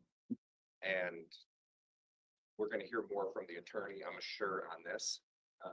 But as far as I could tell, our city form of government just states that we have the ability to punish. And the other two forms of city government that we have do provide the option to remove city council members under different rules. And what I tried to do with this was to make something. The concerns we heard from other council members included that we don't want to overrule the will of the citizens. And I think that's a very valid point. And then there's also the issue of what if there's some sort of gross misconduct and we can't rely on the recall process, or the recall process can't happen quickly enough. So these are the concerns that I'm trying to address with this. Again, this is just what I put together, and I'm sure we're going to have advice from council and The recall costs the city fund. well, and the recall council. Be part of that. So we recently passed a code of conduct for city council, and that's referenced in here. I don't know if you have it, Bill, did you have a copy of it? Okay. So basically what I outline in here is the process by which something like this could happen. It would require a 2/3 majority vote of all council members. First of all, so it would be in a full council like this, it would be 5-7. Or if the way this is written, the person that's being voted on would recuse themselves, so it would require 4 votes. And the reasons for which this may occur would be any Rocky Ford City Council member while serving in an elected or appointed position who has been convicted of any state or federal felony offense, knowingly violated any state of Colorado Title 31 statute or federal law related to government administration, or has been convicted of any state or federal misdemeanor involving embezzlement or moral turpitude, may be removed for cause. Any Rocky Ford City Council member who commits maleficence in office may be removed for cause. Any Rocky Ford City Council member who disregards established city council guiding principles, which is what we just passed, to the significant detriment of the Rocky Ford City Council, an individual Rocky Ford City Council member, or the city of Rocky Ford or its residents may be removed. The process of removal shall consist of an informal investigation, a hearing, and a final vote. To initiate an investigation, a simple majority vote is required. The investigation shall be conducted by either 2 Rocky Ford City Council members who have agreed to recuse themselves from the vote, or upon direction of the Rocky Ford City Council, the city manager or outside mediator may be selected to conduct the investigation. The purpose of the investigation is not to draw legal conclusions, but determine matters of fact, interview witnesses, and present evidence to the city council. Will determine the appropriate action as authorized by CRS 314209. Upon receiving a written investigative report, the city council may choose to initiate a hearing or close the investigation without action with a simple majority vote. Before a hearing or removal of an accused Rocky Ford City Council member, the city council member must be given written notice of the reasons for the proposed removal at least 14 days prior to the removal hearing, and must be provided a reasonable opportunity to respond to the governing body in writing or in person at the discretion of the city mayor regarding the reasons set forth in the notice. The final vote must occur within 14 days of the hearing. Accused Rocky Ford City Council members at any time may seek legal representation at their own expense. City council members involved in the investigation, to include the investigators, the accused, and the primary victim, if one exists, may not participate in the final vote, but may still make statements before and during the hearing. Council members shall be provided an opportunity to provide a defense, either in writing or in person, at no expense to the city of Rocky Ford or the accused council member during the investigation hearing stage. Council members have the right to hire outside legal counsel at no expense to the city of Rocky Ford. And I believe that may actually be listed in there twice. So that may have opportunity there. And no city council member shall be removed from office twice for the same offense.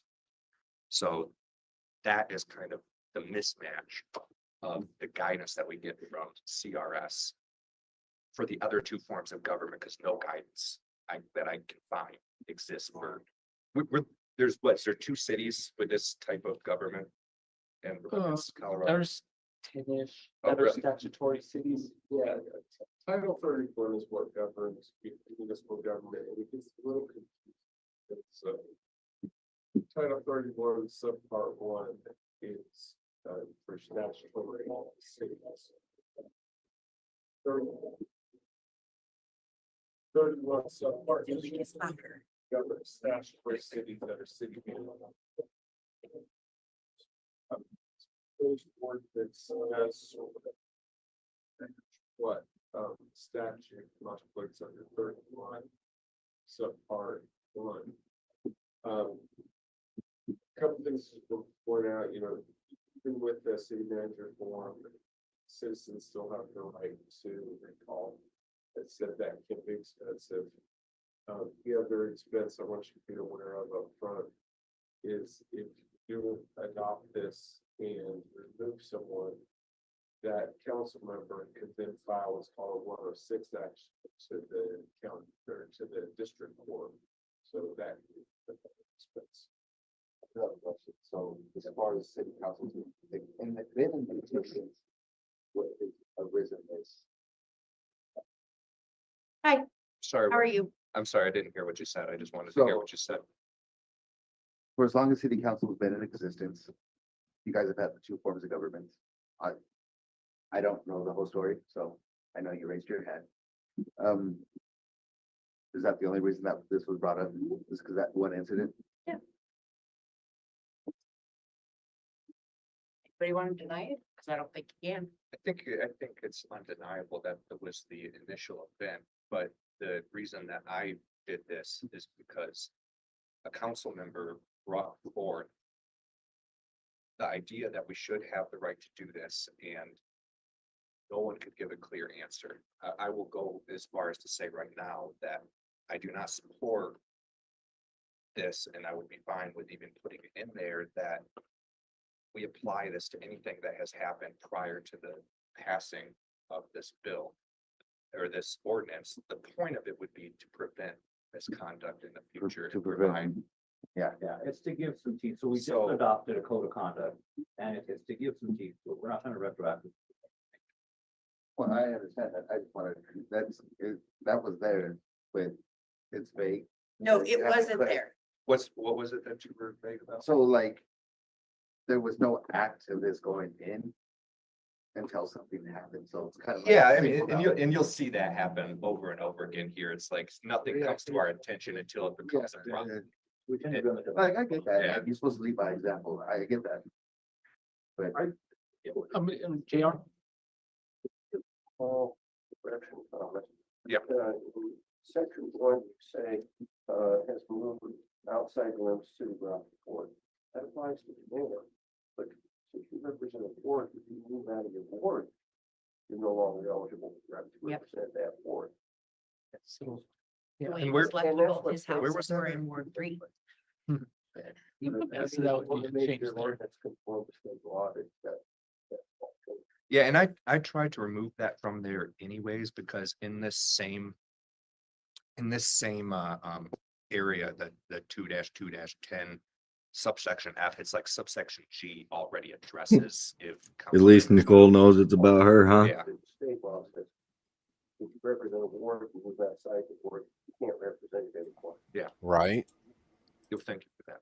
But, you know, most people do that, just simply say, "Yeah, I ain't gonna live that word anymore, I resign, sorry, then if I go to jail. Yeah. But Robert? the mayor being reelected citywide, it doesn't apply She's not as dumb as she looks. for her. My feeling about this whole situation issue here is that there's already things in place. I mean, as a council, the way right now we set up, if something happens, we can censor. We can remove them from committees, and that's pretty much it. You know, the way presently sets. And now, I'm just discussing with some other people with, maybe what we can do, if you want to change things up, is the citizens that voted you in should be able to come in, do the recall petition to do. If it costs money, it costs money. If something happened, if that's the citizens want, let them do it. That's their choice. If we gotta pay, we gotta pay. But if there's an actual concern, the citizens that voted you in there, take you out, not me, not you, not anybody else that's here. And with that said, though, now, if we're appointed, that could be a different story. We discussed earlier, if you're appointed to the position without being voted in, something happens, then maybe we should have the right to pull you out. There's only two of us sitting Then up we- here that were voted into our seats. It's, and just for clarification, Well, technically. Technically, but we that- were the only but ones that voted doesn't- on. That doesn't count. But no, Once they do they're- their petition, yeah. they have been It's- elected. Yes. But But Well, as yeah, far as that's all actually loophole voted on, because a recall Robert, would I- need to collect. I don't so many disagree with signatures. you, and the only thing that'll circle back to is that Councilman Martinez had brought up the issue that he would propose such action at some point. And if you look at what is currently written, it just says we have the ability to punish. And the way it's written right now, and our lawyer can correct me if I'm wrong, but the ability to punish is all it says. So if he says, I vote to remove this person, and then half the city council does, as far as I understand, that, I mean, barring like legal challenges, which could very well come, that motion passes with a simple majority vote, instead of a 2/3, instead of having a process by which they get a fair hearing. And so it's a clarification. It's not necessarily that we're adding something new, as far as I know, and that this is a great opportunity for legal clarification. If you could, Nathan. Where did the rights publish come from? It's in our, under our officers. It's in the state. Yeah, that's state. It's Because the state says we can do. anything above it's this, but we 31 can't go 4 less 209, and for the other forms of government, it will list this process, but when it comes to ours, it just says we have the right to punish. Nick, Personally, Boy, they're dropping like flies in that Zoom. I support that. You know, I'll they put can only thoughts on last it so from there long, on. John. That'd be- I may end up in, but- I agree. I mean, clarification would be good. I would also point out that, as expensive as recall elections are, 1 of 6 actually could potentially cost more. Because you're gonna be paying your attorney to fight a district court case if you're not successful. You're not supposed to leave. You're not allowed to leave. And if a recall petition is filed, that is a third of the voters of that ward. Because it has to be specific to the ward of whoever you're trying to recall. A recall petition means that there would be a recall election. So if they have enough signatures to file it. Essentially, the mayor of the city. It requires more signatures. Yeah, Yeah, because then it would be just total vote. Robert, were you done on your comment, thought? Yes, all, Nathan, so one of the things Robert and I had kind of talked about this and he shared that idea and I totally makes sense about, differentiating between, we have someone who was elected by their constituents.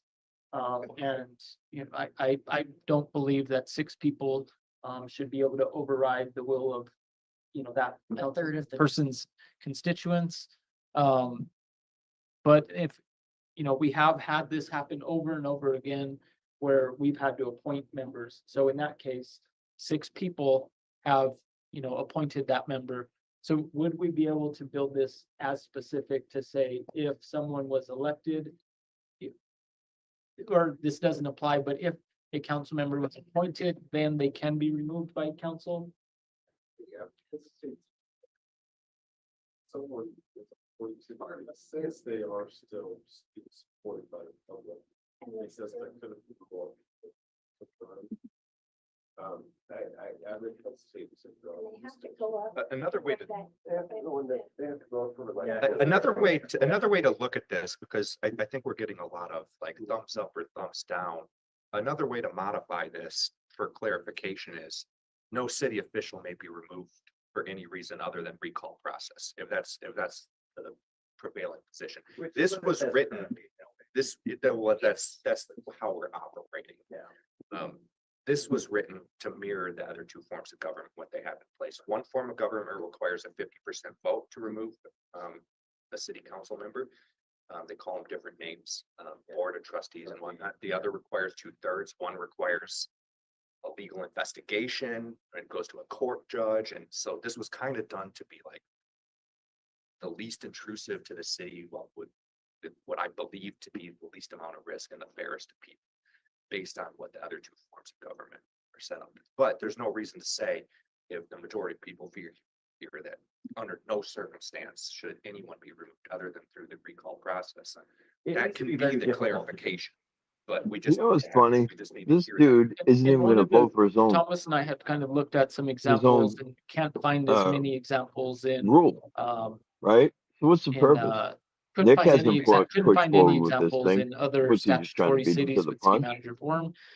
We could find examples in, home rule cities with city manager form, and a lot of what we've seen in there is they will have a separate ethics commission. So just like we have our planning commission, they would have a separate ethics commission, and if any ethics complaints are submitted, then those would go to the ethics commission. It could, and then it kind of feeds into this process.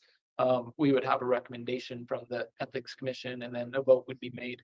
But so kind of, I know your first draft, you had talked about like 2 council members.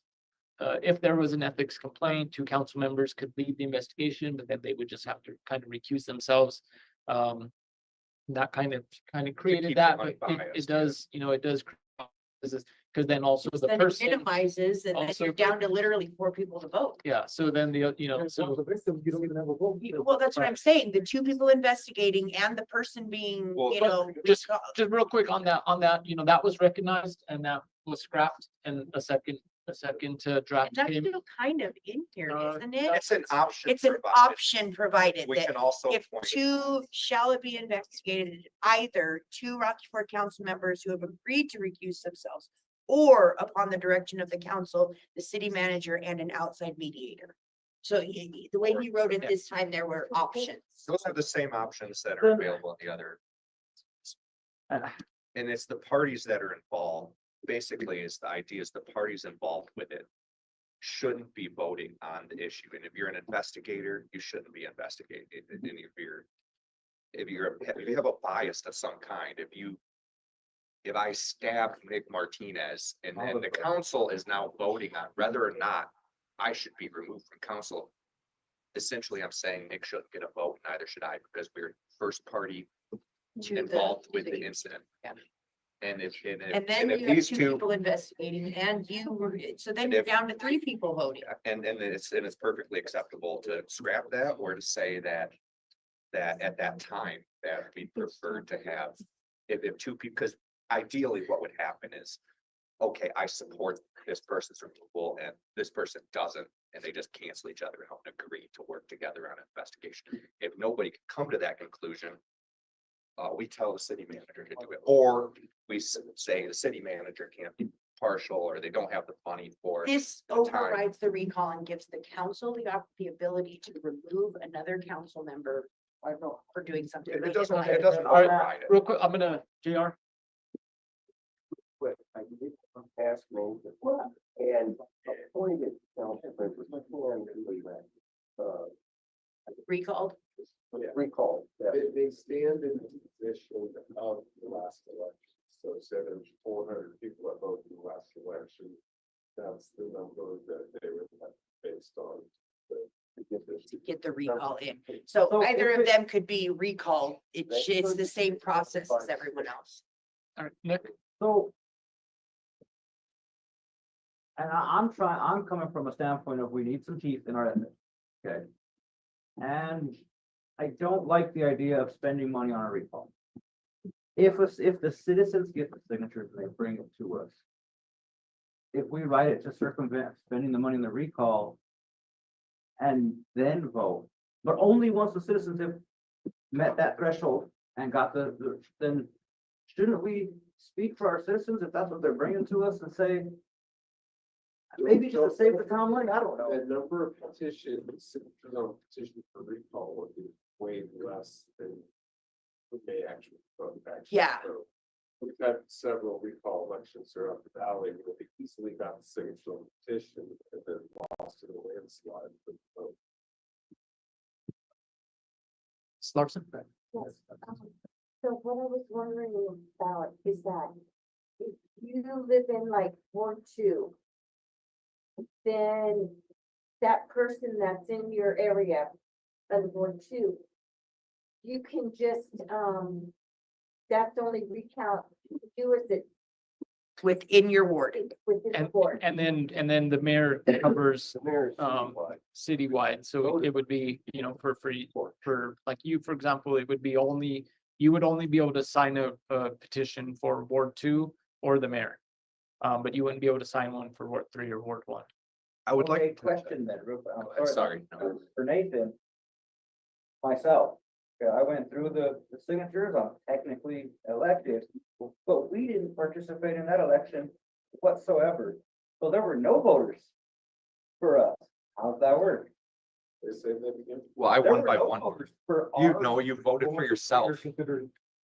Yeah. I'm considered elected, but if somebody wanted to recall me. Didn't you just say that it goes back to the last election and the number of voters in the most recent election that Does actually? that was apply when we performed? were write-in candidates and an election was canceled? Saying, so, like, So three of us got cancel put the in. election because we had more people. There We were, had more people in spots, yeah. Yeah. yeah, more spots. There are 4 spots of people.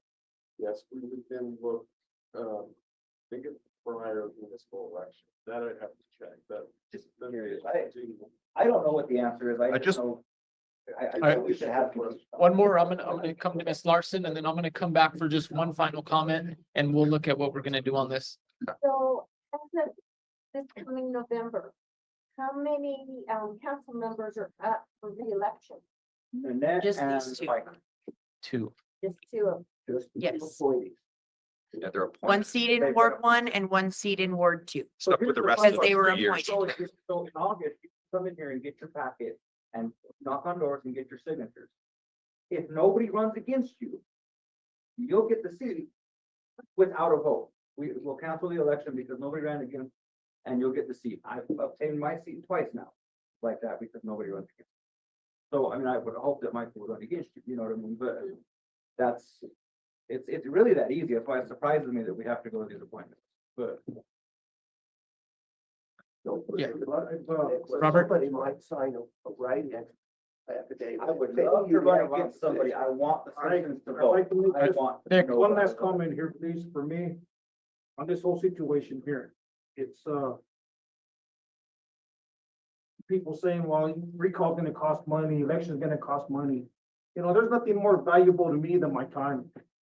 How much time have we spent dealing with this and other issues that are over and over and over? You know, we need to start buckling down, being prepared. As far as this issue here, we need to learn how to act. If we don't know how to act, we should already know. We don't represent the city, ourselves, our spouse, our family, the community. We need to start standing up tall.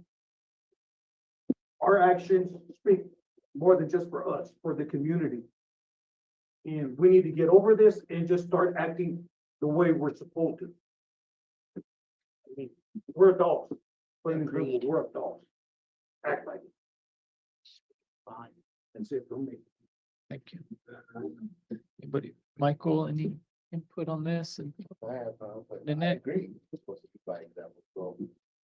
Then again, I don't know the whole story what initiated that, so.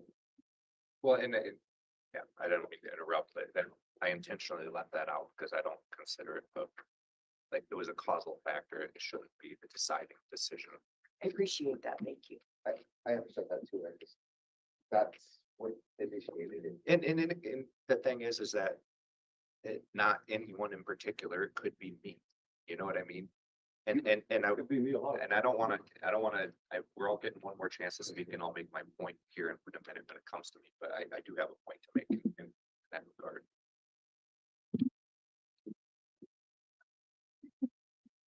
I would just like to say that, I'm sorry that this all happened because of something that took place that anybody that wasn't there doesn't know what actually happened.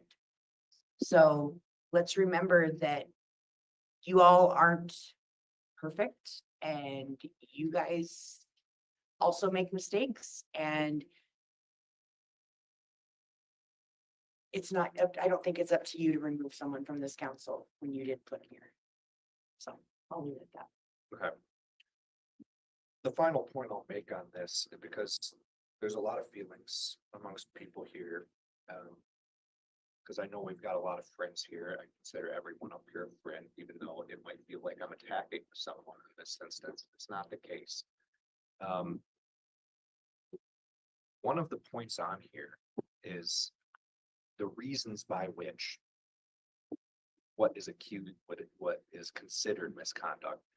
And some of those, they could be modified. So it's something that we consider because some of these are pretty important and may require serious action that cannot wait for a citizen recall, which is state and federal felonies as it relates to the government, as it relates to governing.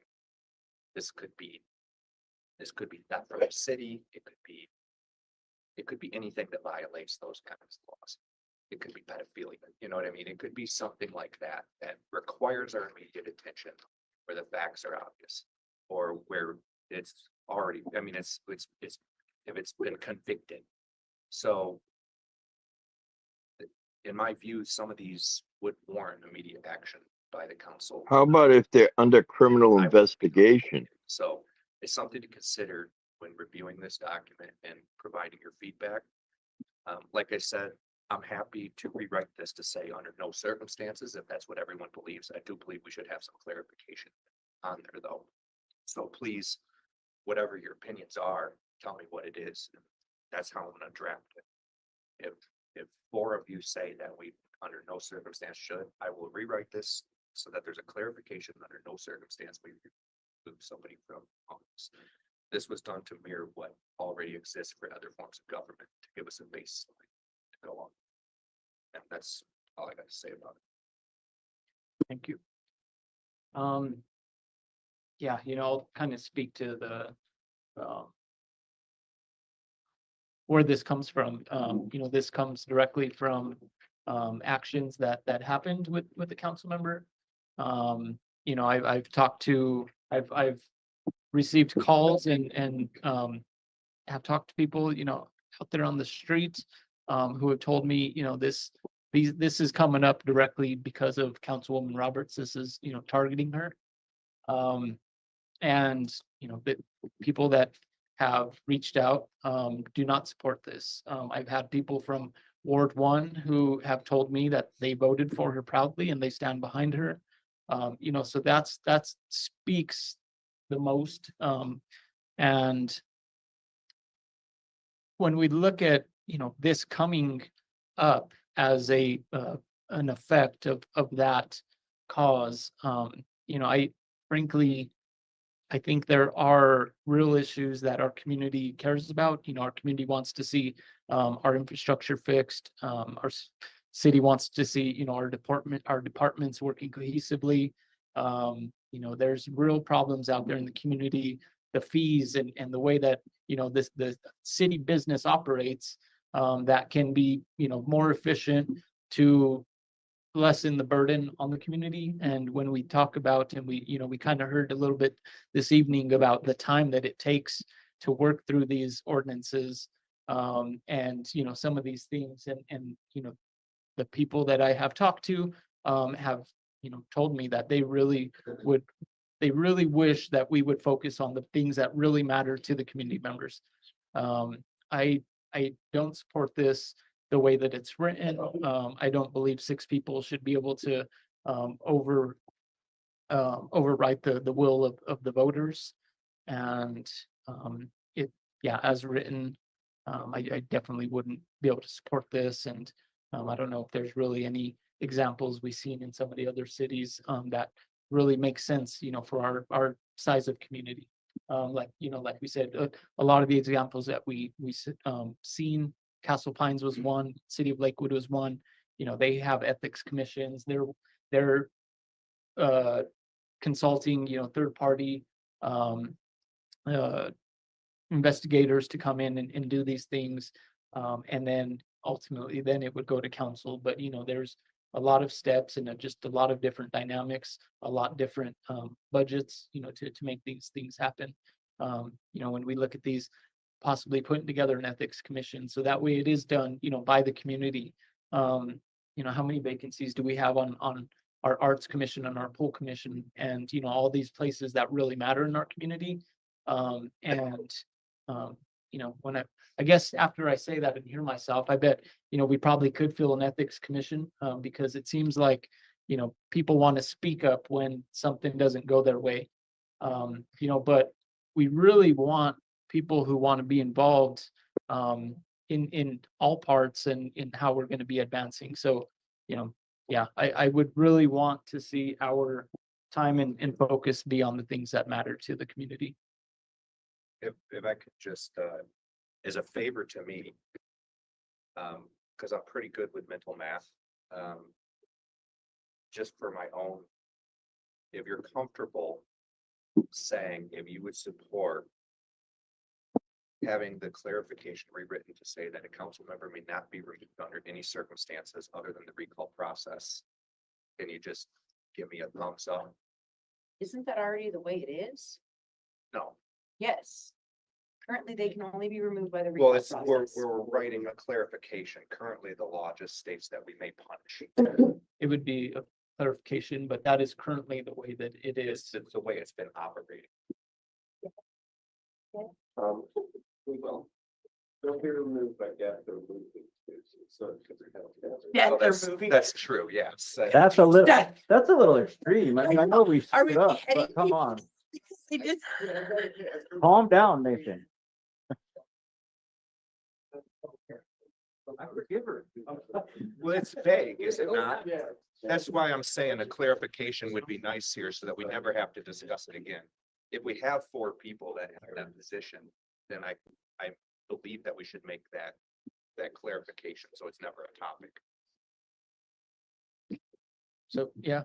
Everything else that is more important than Is there anyone accountability. else- Is there anyone else that's supporting that position that we should not have? Heaven forbid they should police themselves.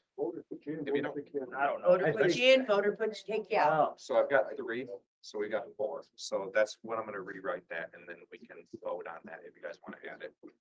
I think JR has. So if one of their board members gets convicted of pedophilia, they have to be recalled.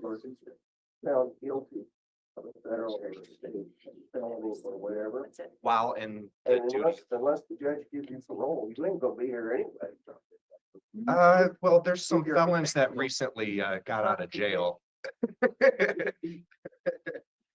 Early or before sentencing, about 1,500 of them. So that's not necessarily true.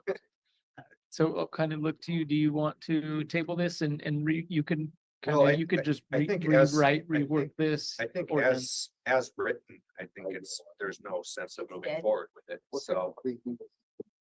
But I will go ahead and make a clarification because I think it'll be useful if this conversation ever comes up with future councils that, no, we may not remove them just based on the overall read of the room, and then we can vote on that, and I think that'll be useful in the future.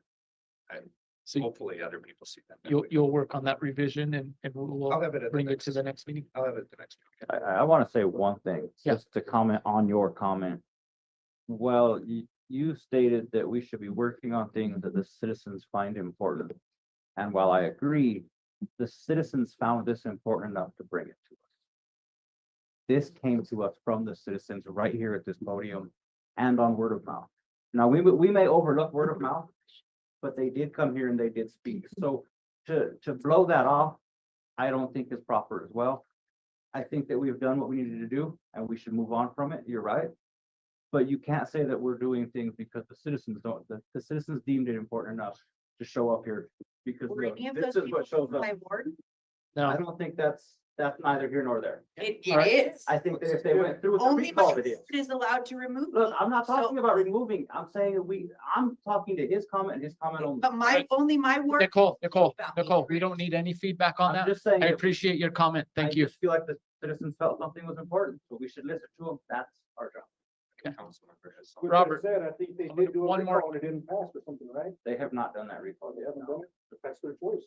Well, then, there's your answer, Nicholas. Oh, I'm If okay it was with it. important enough to them, they would have gone out and done a recall. It wasn't important enough for them to show up here, so we should listen. All right, That's our job. Nick, thank you. Michael, Citizens that showed up to speak out, were they there? Yes. Okay.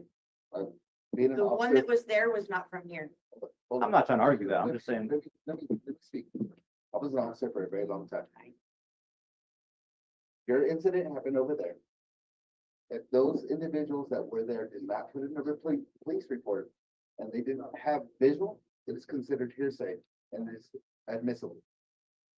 So if you don't, none of us council members have that police report in front of us and shows what charges are pending and what charges are dropped, you're not gonna be able to make a comment on that. And I want to make a clarification on that. I'm gonna make clarification too. She got court tomorrow. The conversation was never initiated. What time again?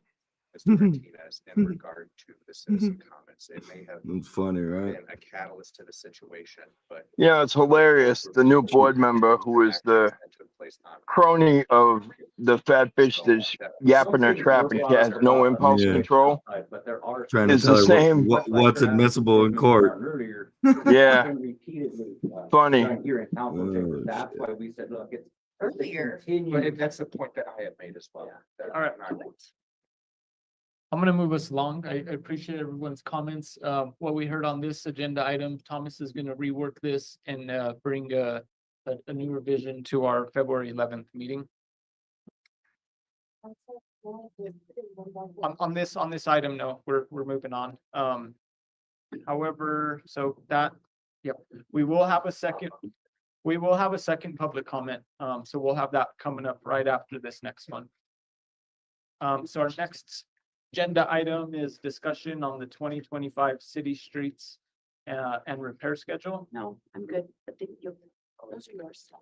So on this one, we want to, beginning last year, we worked on the streets and repair schedule. So we had a work session and kind of brought in some community feedback and worked with our public works director and streets foreman. Look at some recommendations on,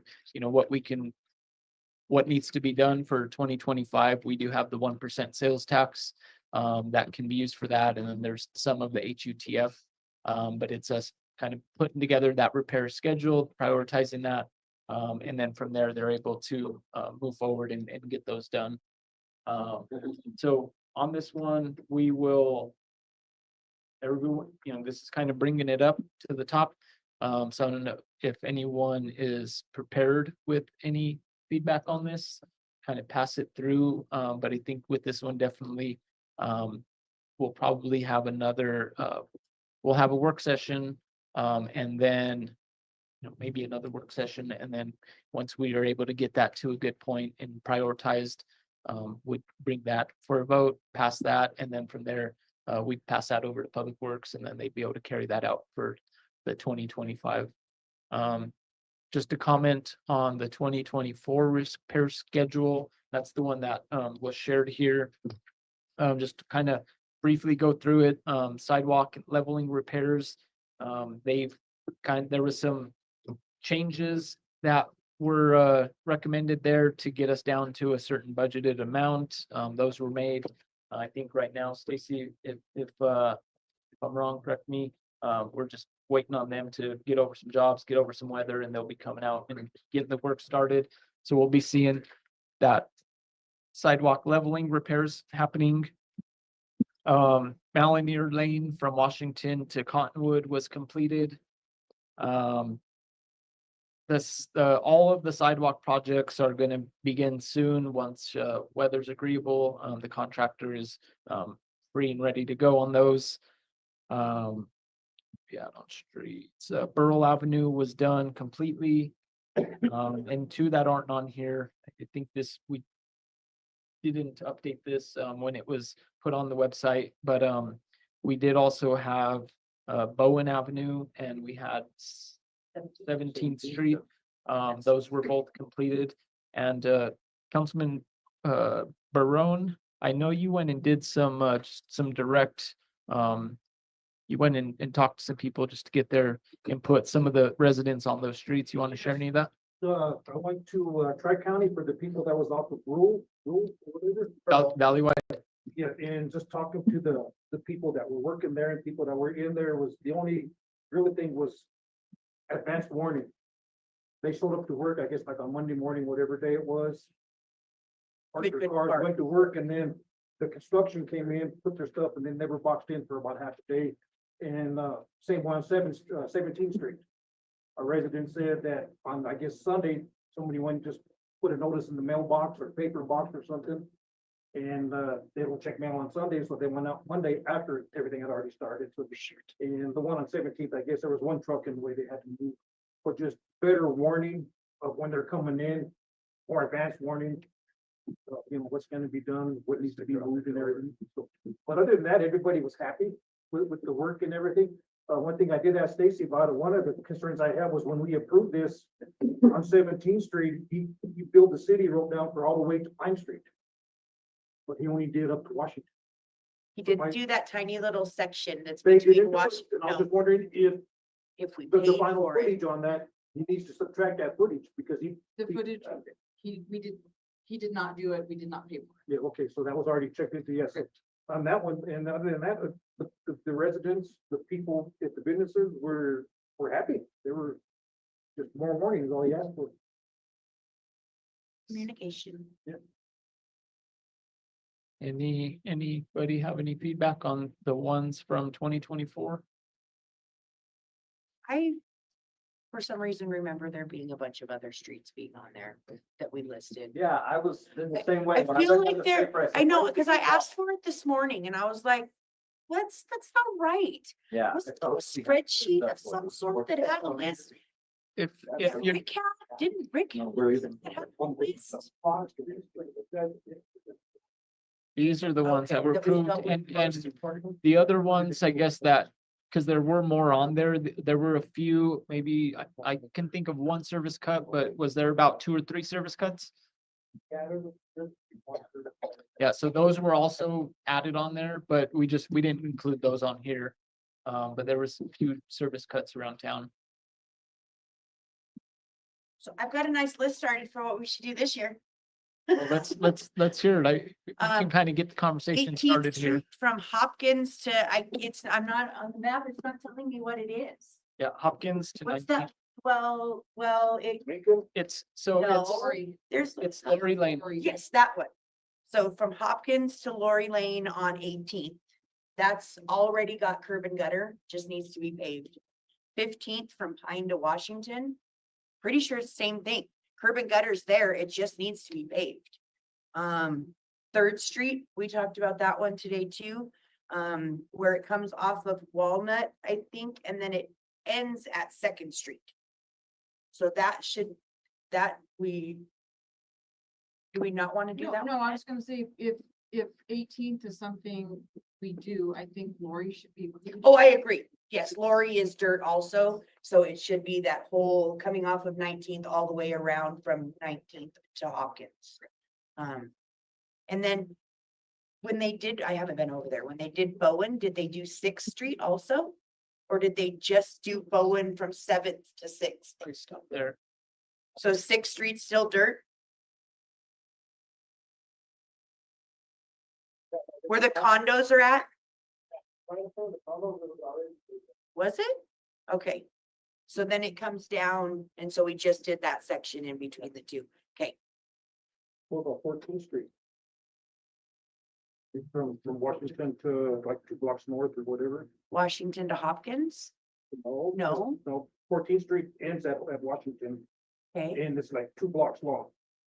14th, isn't that where the Are you yellow? thinking 15th? I was gonna say. 15th is the one I already 15th, have. I've never seen it. Yeah, 14th is paved. That's the one the yellow house I is on. guess I don't hang out in those neighborhoods, cause I'm thinking priority wise, 8th, 9th to the fairground, to. Can we pave the ones that aren't paved first? And the Are they infrastructure's, thoroughfares? no, but those residents deserve to be paved just like the rest of everybody. So back to what I said, that the question is, you guys have the sewer thing situated, is there anything? So else that those are service- new neighborhoods that have new infrastructure. Okay, But there'll be plenty of it. well, no, what I'm asking But though, yeah. is it don't make sense to pay and No. then tear it down. Oh, And that's something that we We've brought up discussed many, many times. Okay. That's why we won't let Rick pave Maple. Rick keeps asking to pave Maple. We're not ready to pave Maple. It's not time yet.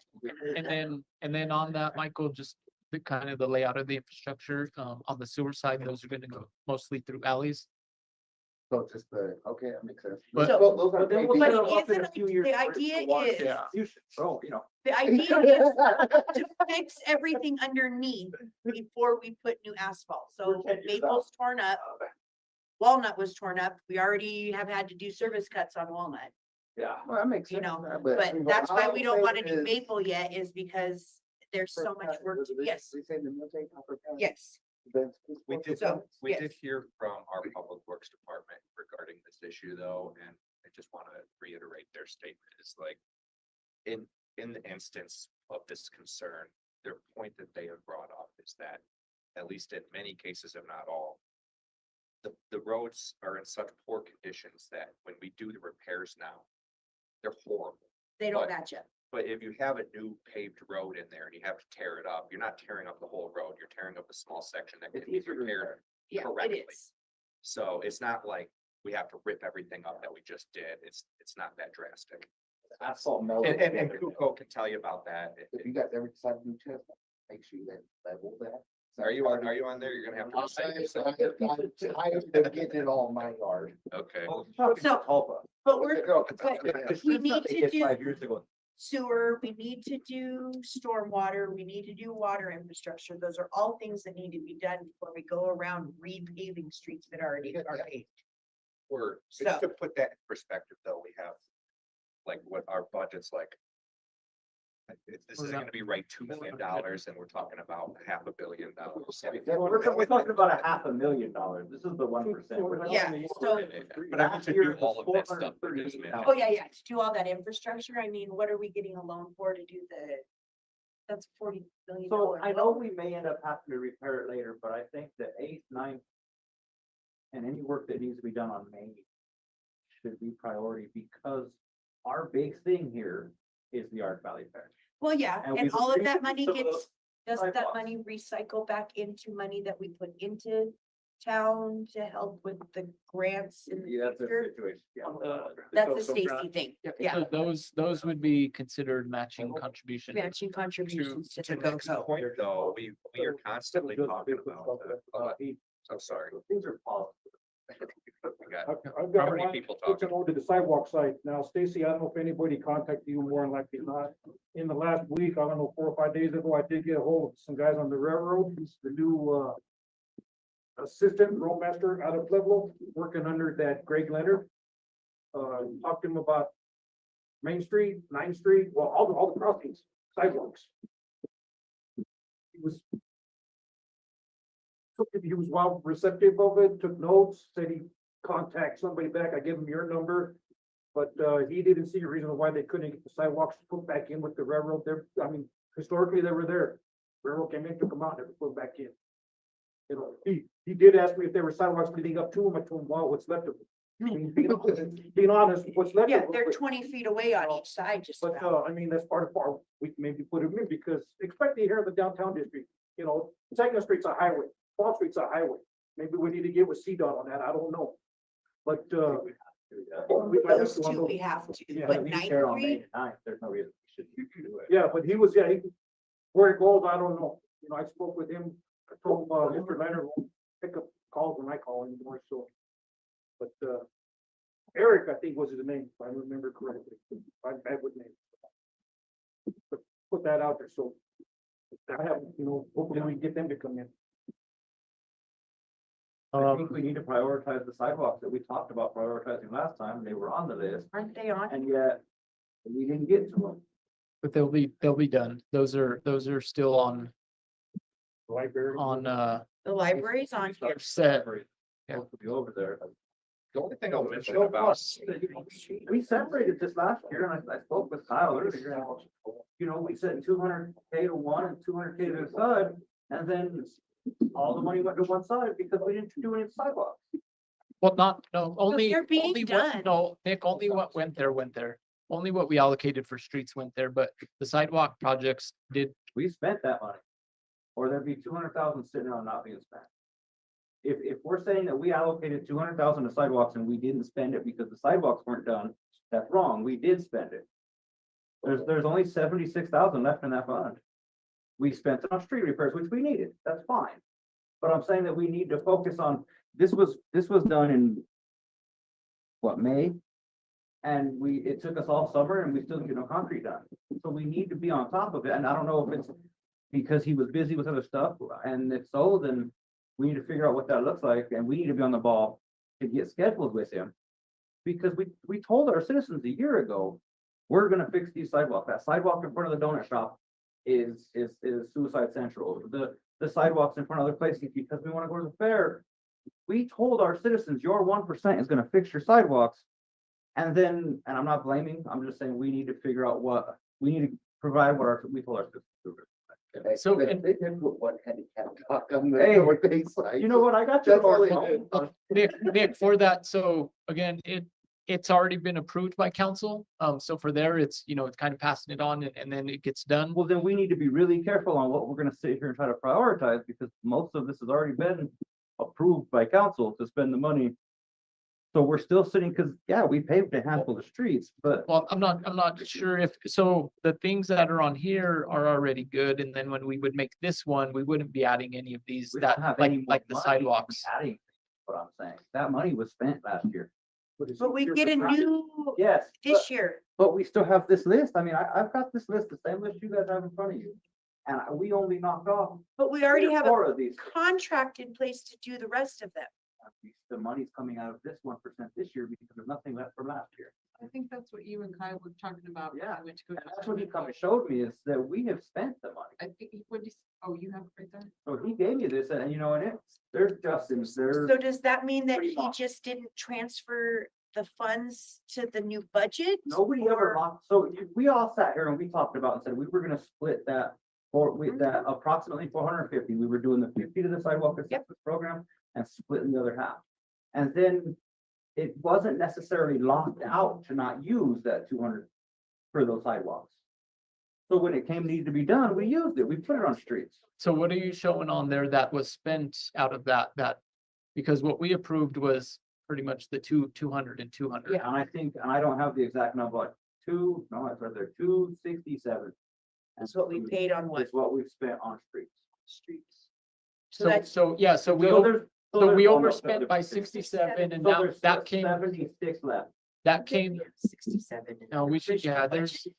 We didn't have 267, we only had 200,000. Okay, but didn't we have street repairs in our original budget that doesn't come from the 1% No, infrastructure? it comes from the HTC, which is counted in this.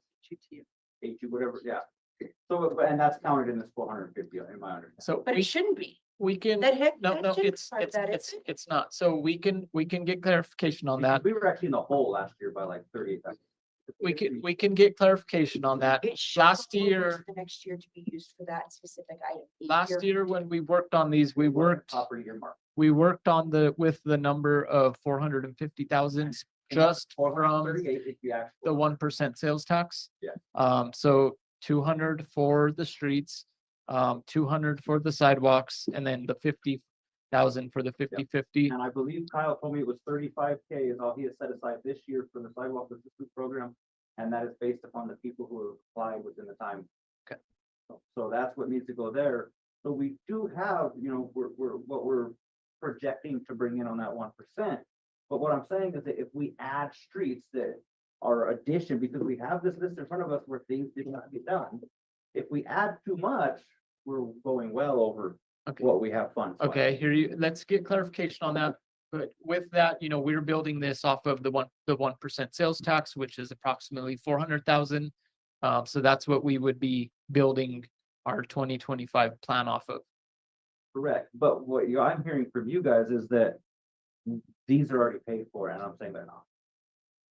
From my understanding, they're not already paid for. The way we were planned. approve them, they should be paid Well, for already. And that's what I'm saying is that we need to figure out how to earmark that so that it doesn't fall into, I'm not against fixing streets, I think we need to do it, but if we want these sidewalks to be done, then we need to make sure it is locked in Okay, that sidewalk. we'll get clarification from Kyle, so that way we know exactly what dollar amount we're working. Oh.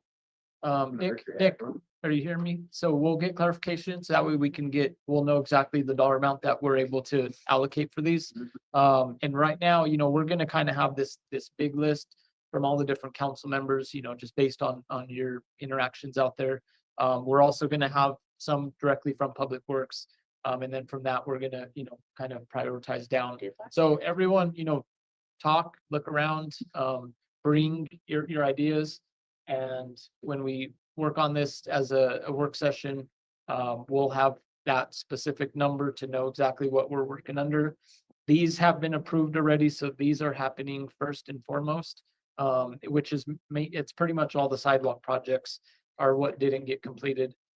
So those, those are set. And if we do realize that we don't have enough of the budget to allocate, then the 2025 will just be a little bit smaller. So I think that's exactly what you're I'm trying making sure to we share. don't overspend. But right now, we're kind of we're starting the discussion, and everyone, kind of bring your input there.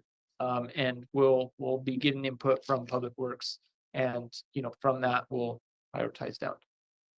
Question. I don't know if you can answer this. It's my understanding of this 200,000 for the streets, projects that we picked for new stuff, and you're saying 60-some thousand has already been spent. What was it spent on? If it wasn't on the new stuff. No, he's saying that we spent an extra $67,000 last year on street repairs. Yeah, and we're talking as much as, going up and buying bags for pothole repair. But that should that come stuff out of all the regular budget, not out of the 1% sales tax. That 1% sales tax is what covers our. No, it's not. Nicole, they're correct. They're different. I talked to Kyle earlier, They- that's why, there's 'cause I asked the same But question. they applied that expense to that fund. So whether or So not they that, applied that to whether it, that even can though be we done didn't approve differently, it? Like dump trucks or things that you use. depending on the amount, we don't have to approve it. Okay, okay. So if it's a bag of asphalt Well, yeah, I filling, get then that. it just depends if they apply it to So those are HUTF those- or okay. 1%. So they applied it We actually to both of those. 1% instead of to the other budget line item, like Which they should which have. they can do, They can? which they can do. It's a street improvement. This has to be done by a The big, council Nicole, approved plan. the big projects, yes, but the little things, it's Yes, but out of the 1%. it's streets and sidewalk improvement. So if it's an improvement to the street, then they can code it to this line. If it was a large project, then that of course doesn't would come make sense come to to me us. then. If we have the 1% that is supposed to go to that specific thing and is only supposed to go to a council approved schedule, then how can they apply other things Well, to and, it? and recognize that when the budget for 24 was created, it was created in September of 23. So some things might have already been spent or allocated. I think. We Pat were said before, 38,000 in the hole. 38,000 in the hole. So we started off with that 200,000 they had, 38,000 was gone from it, Jump Street.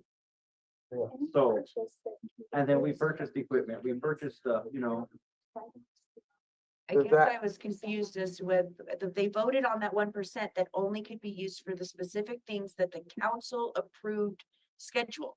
I don't think that's or what the, I sidewalks. don't think when it was voted on, I think it just said streets and sidewalks. I don't Yeah. think it necessarily outlined that it had to be what we approved. And recall that this last year was the first year we've ever done that. So every year prior to that, for They the just last did it 7 on or their 9 years, willy-nilly however they wanted. just did that. So Now, I have something real quick. So when we approved the sign, buying the signs, where did that money come from? from this. From this. Okay, And So- Kyle said that's what we had, because we had 67 or 76 left over. Yeah. Out of the total, because we didn't get them sidewalks done. so I think So we that's had kind that. of what you're not recognizing also is that we So- did pull that Yeah, 60,000 so that's, out. so we should be starting fresh. Yeah. We should be starting fresh, but that's all I'm saying is that we don't want to look at these, you know, thinking that because they were on the list from last year that they're already paid for. And that's what I'm saying is that, yes, we have a fresh fund. We have a fresh 450 approximately. You know, that's what our projected income is. So we can base of that on what we're doing moving forward. We just don't want to think, hey, these are already paid for because we approved them. Yeah, so it's just the thought of, It's just it's the, yeah, so we might, when we're building our projects, we might have a smaller allocation. These are approved, so. Main They're gonna Street, get done before anything. Main else gets Street approved. from Chestnut to Fairgrounds, 9th Street from Chestnut to Fairgrounds, Elm Avenue. You know, all of those, the library, sidewalk up by the school, all of those have been already approved. And they'll move forward on them using the budget that is there.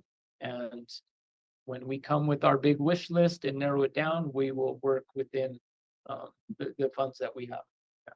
I just like to put one thing in people's minds to think about this wish list, because I anticipate maybe someone will argue whether or not this is a sidewalk. It probably isn't. But the stairs leading up to the museum are dangerous and they're city owned. It's just something to think about. That's all I'm saying. Obviously, I'm on the museum board, so I'm biased, but it's also city property in my ward that people do go up to. We get the numbers every month. 100 people go up that, and one person falls down a flight of 30 stairs made out of messed up concrete. We're liable. I mean, will the insurance cover it? Maybe, I don't know, but I'm just saying it's something to consider. And those stairs, They're broken. that's not just straight concrete though. They've been skim coated or Yeah, they- something, and maybe so- they can be repaired. We should look at it. I think that, Yeah. so They're if falling you could apart. ask, I don't know who you would have asked, I'd like input from our EMS, our police, our fire, streets wise, because I think that we have these sidewalks in here, and I think we're all okay with these. I think that what we should focus on this year is making sure our streets, whatever it needs to be, whether it's the new piece over here, or piece I think what we add to this needs, in my opinion, needs to be more streets.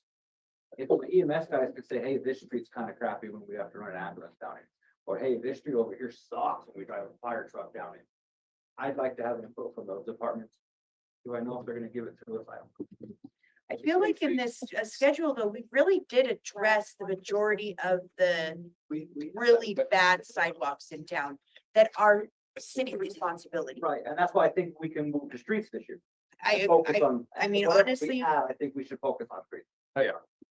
From Nick's comments, Stacy, can you send a note out to directors in public safety and ask for some feedback there? Okay, so we'll get that's that. really a good idea. We'll plan for a work session, you know, so I know you guys have a plan already, so, you know, be prepared to bring that to us and you all continue, you know, putting the fillers out, walking around, seeing what's out there and be prepared to bring those back at the next tournament fair. Work off that big list, we'll know what budget allocation we're working under. Then from there, we'll be able to get the 2025 one set. Robert first. We're gonna start changing things up on this here, that this money that was the tax, 1%. We still have sidewalks there. We're still gonna keep the 50,000, right? For the residential, you're just talking the other 200,000, more, leaning more towards So streets. this year, we've already had people apply, so the deadline is already done. So, well, like last year, it's, They're not 14, they're so 15. 35K is what Yeah, yeah. Kyle said, so that's what. But even next year, we still, I mean, that's what the thing, sidewalks and streets. We still need to keep that 50 there for the Well, residential. we'll know at the end of Yeah. this year what we'll need for next year. So then Exactly, so we'll that we always can know budget ahead that. of time what we need to take out of that 450K roughly to cover that part. And then what's left is what we hopefully get to spend on streets And and hey, hopefully sidewalks. we eventually get our streets and sidewalks maintained to the point where We're just repairing we them. can just, do some simple repairs and we can put a whole lot of this towards something different. Maybe we don't need a 1% Yeah. infrastructure tax. in the 1% future. we're back in front of From the there, board. we give the people their money back Yeah, and let from- them decide But how, that we can give it back. So. any,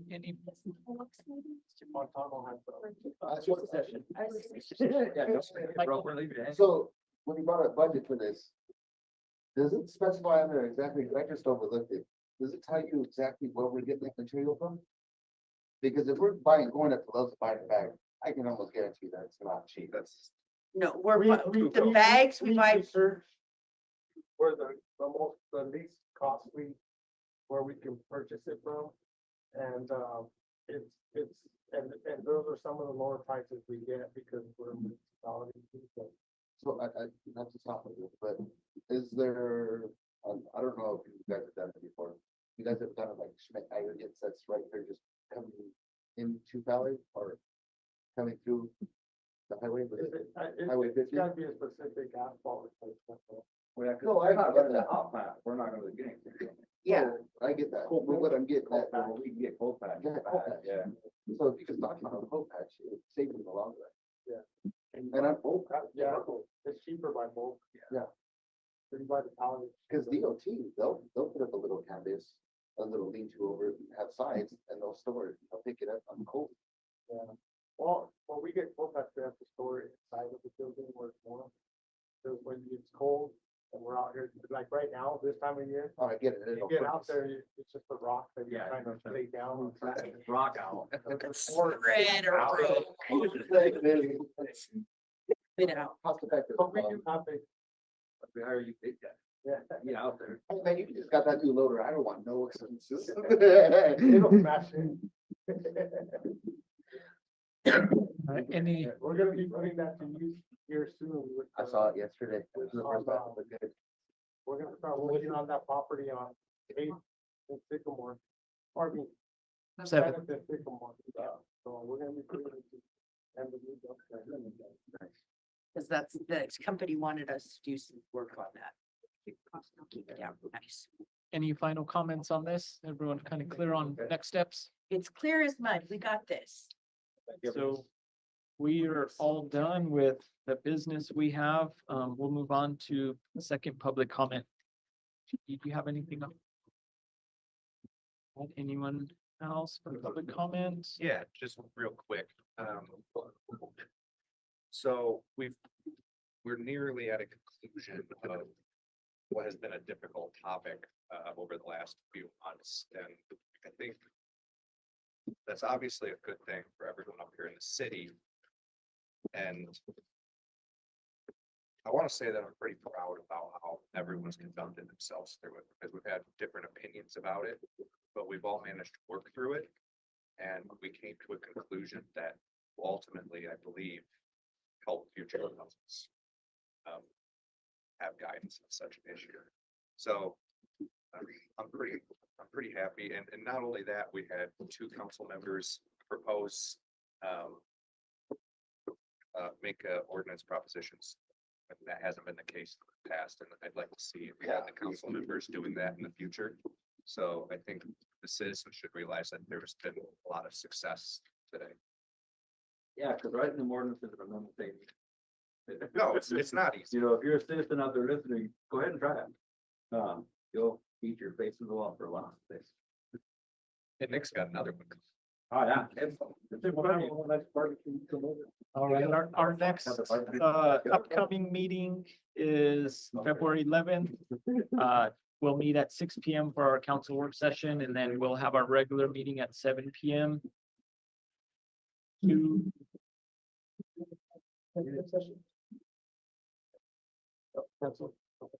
didn't. No, the distribution journey, just think about it today. Just for a clarification note, or just put it on the record, there was an executive session for discussion of personnel matter under CRS 24-6-402 subsection 4F. But that we will not be having that this evening, so. No other business. Call meeting adjourned 10:22 PM. All right, everybody. 4 hours and 20 minutes.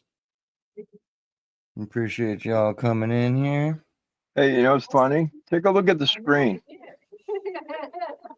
You see the JDB guy? Skipped right over that second public comment now, didn't he?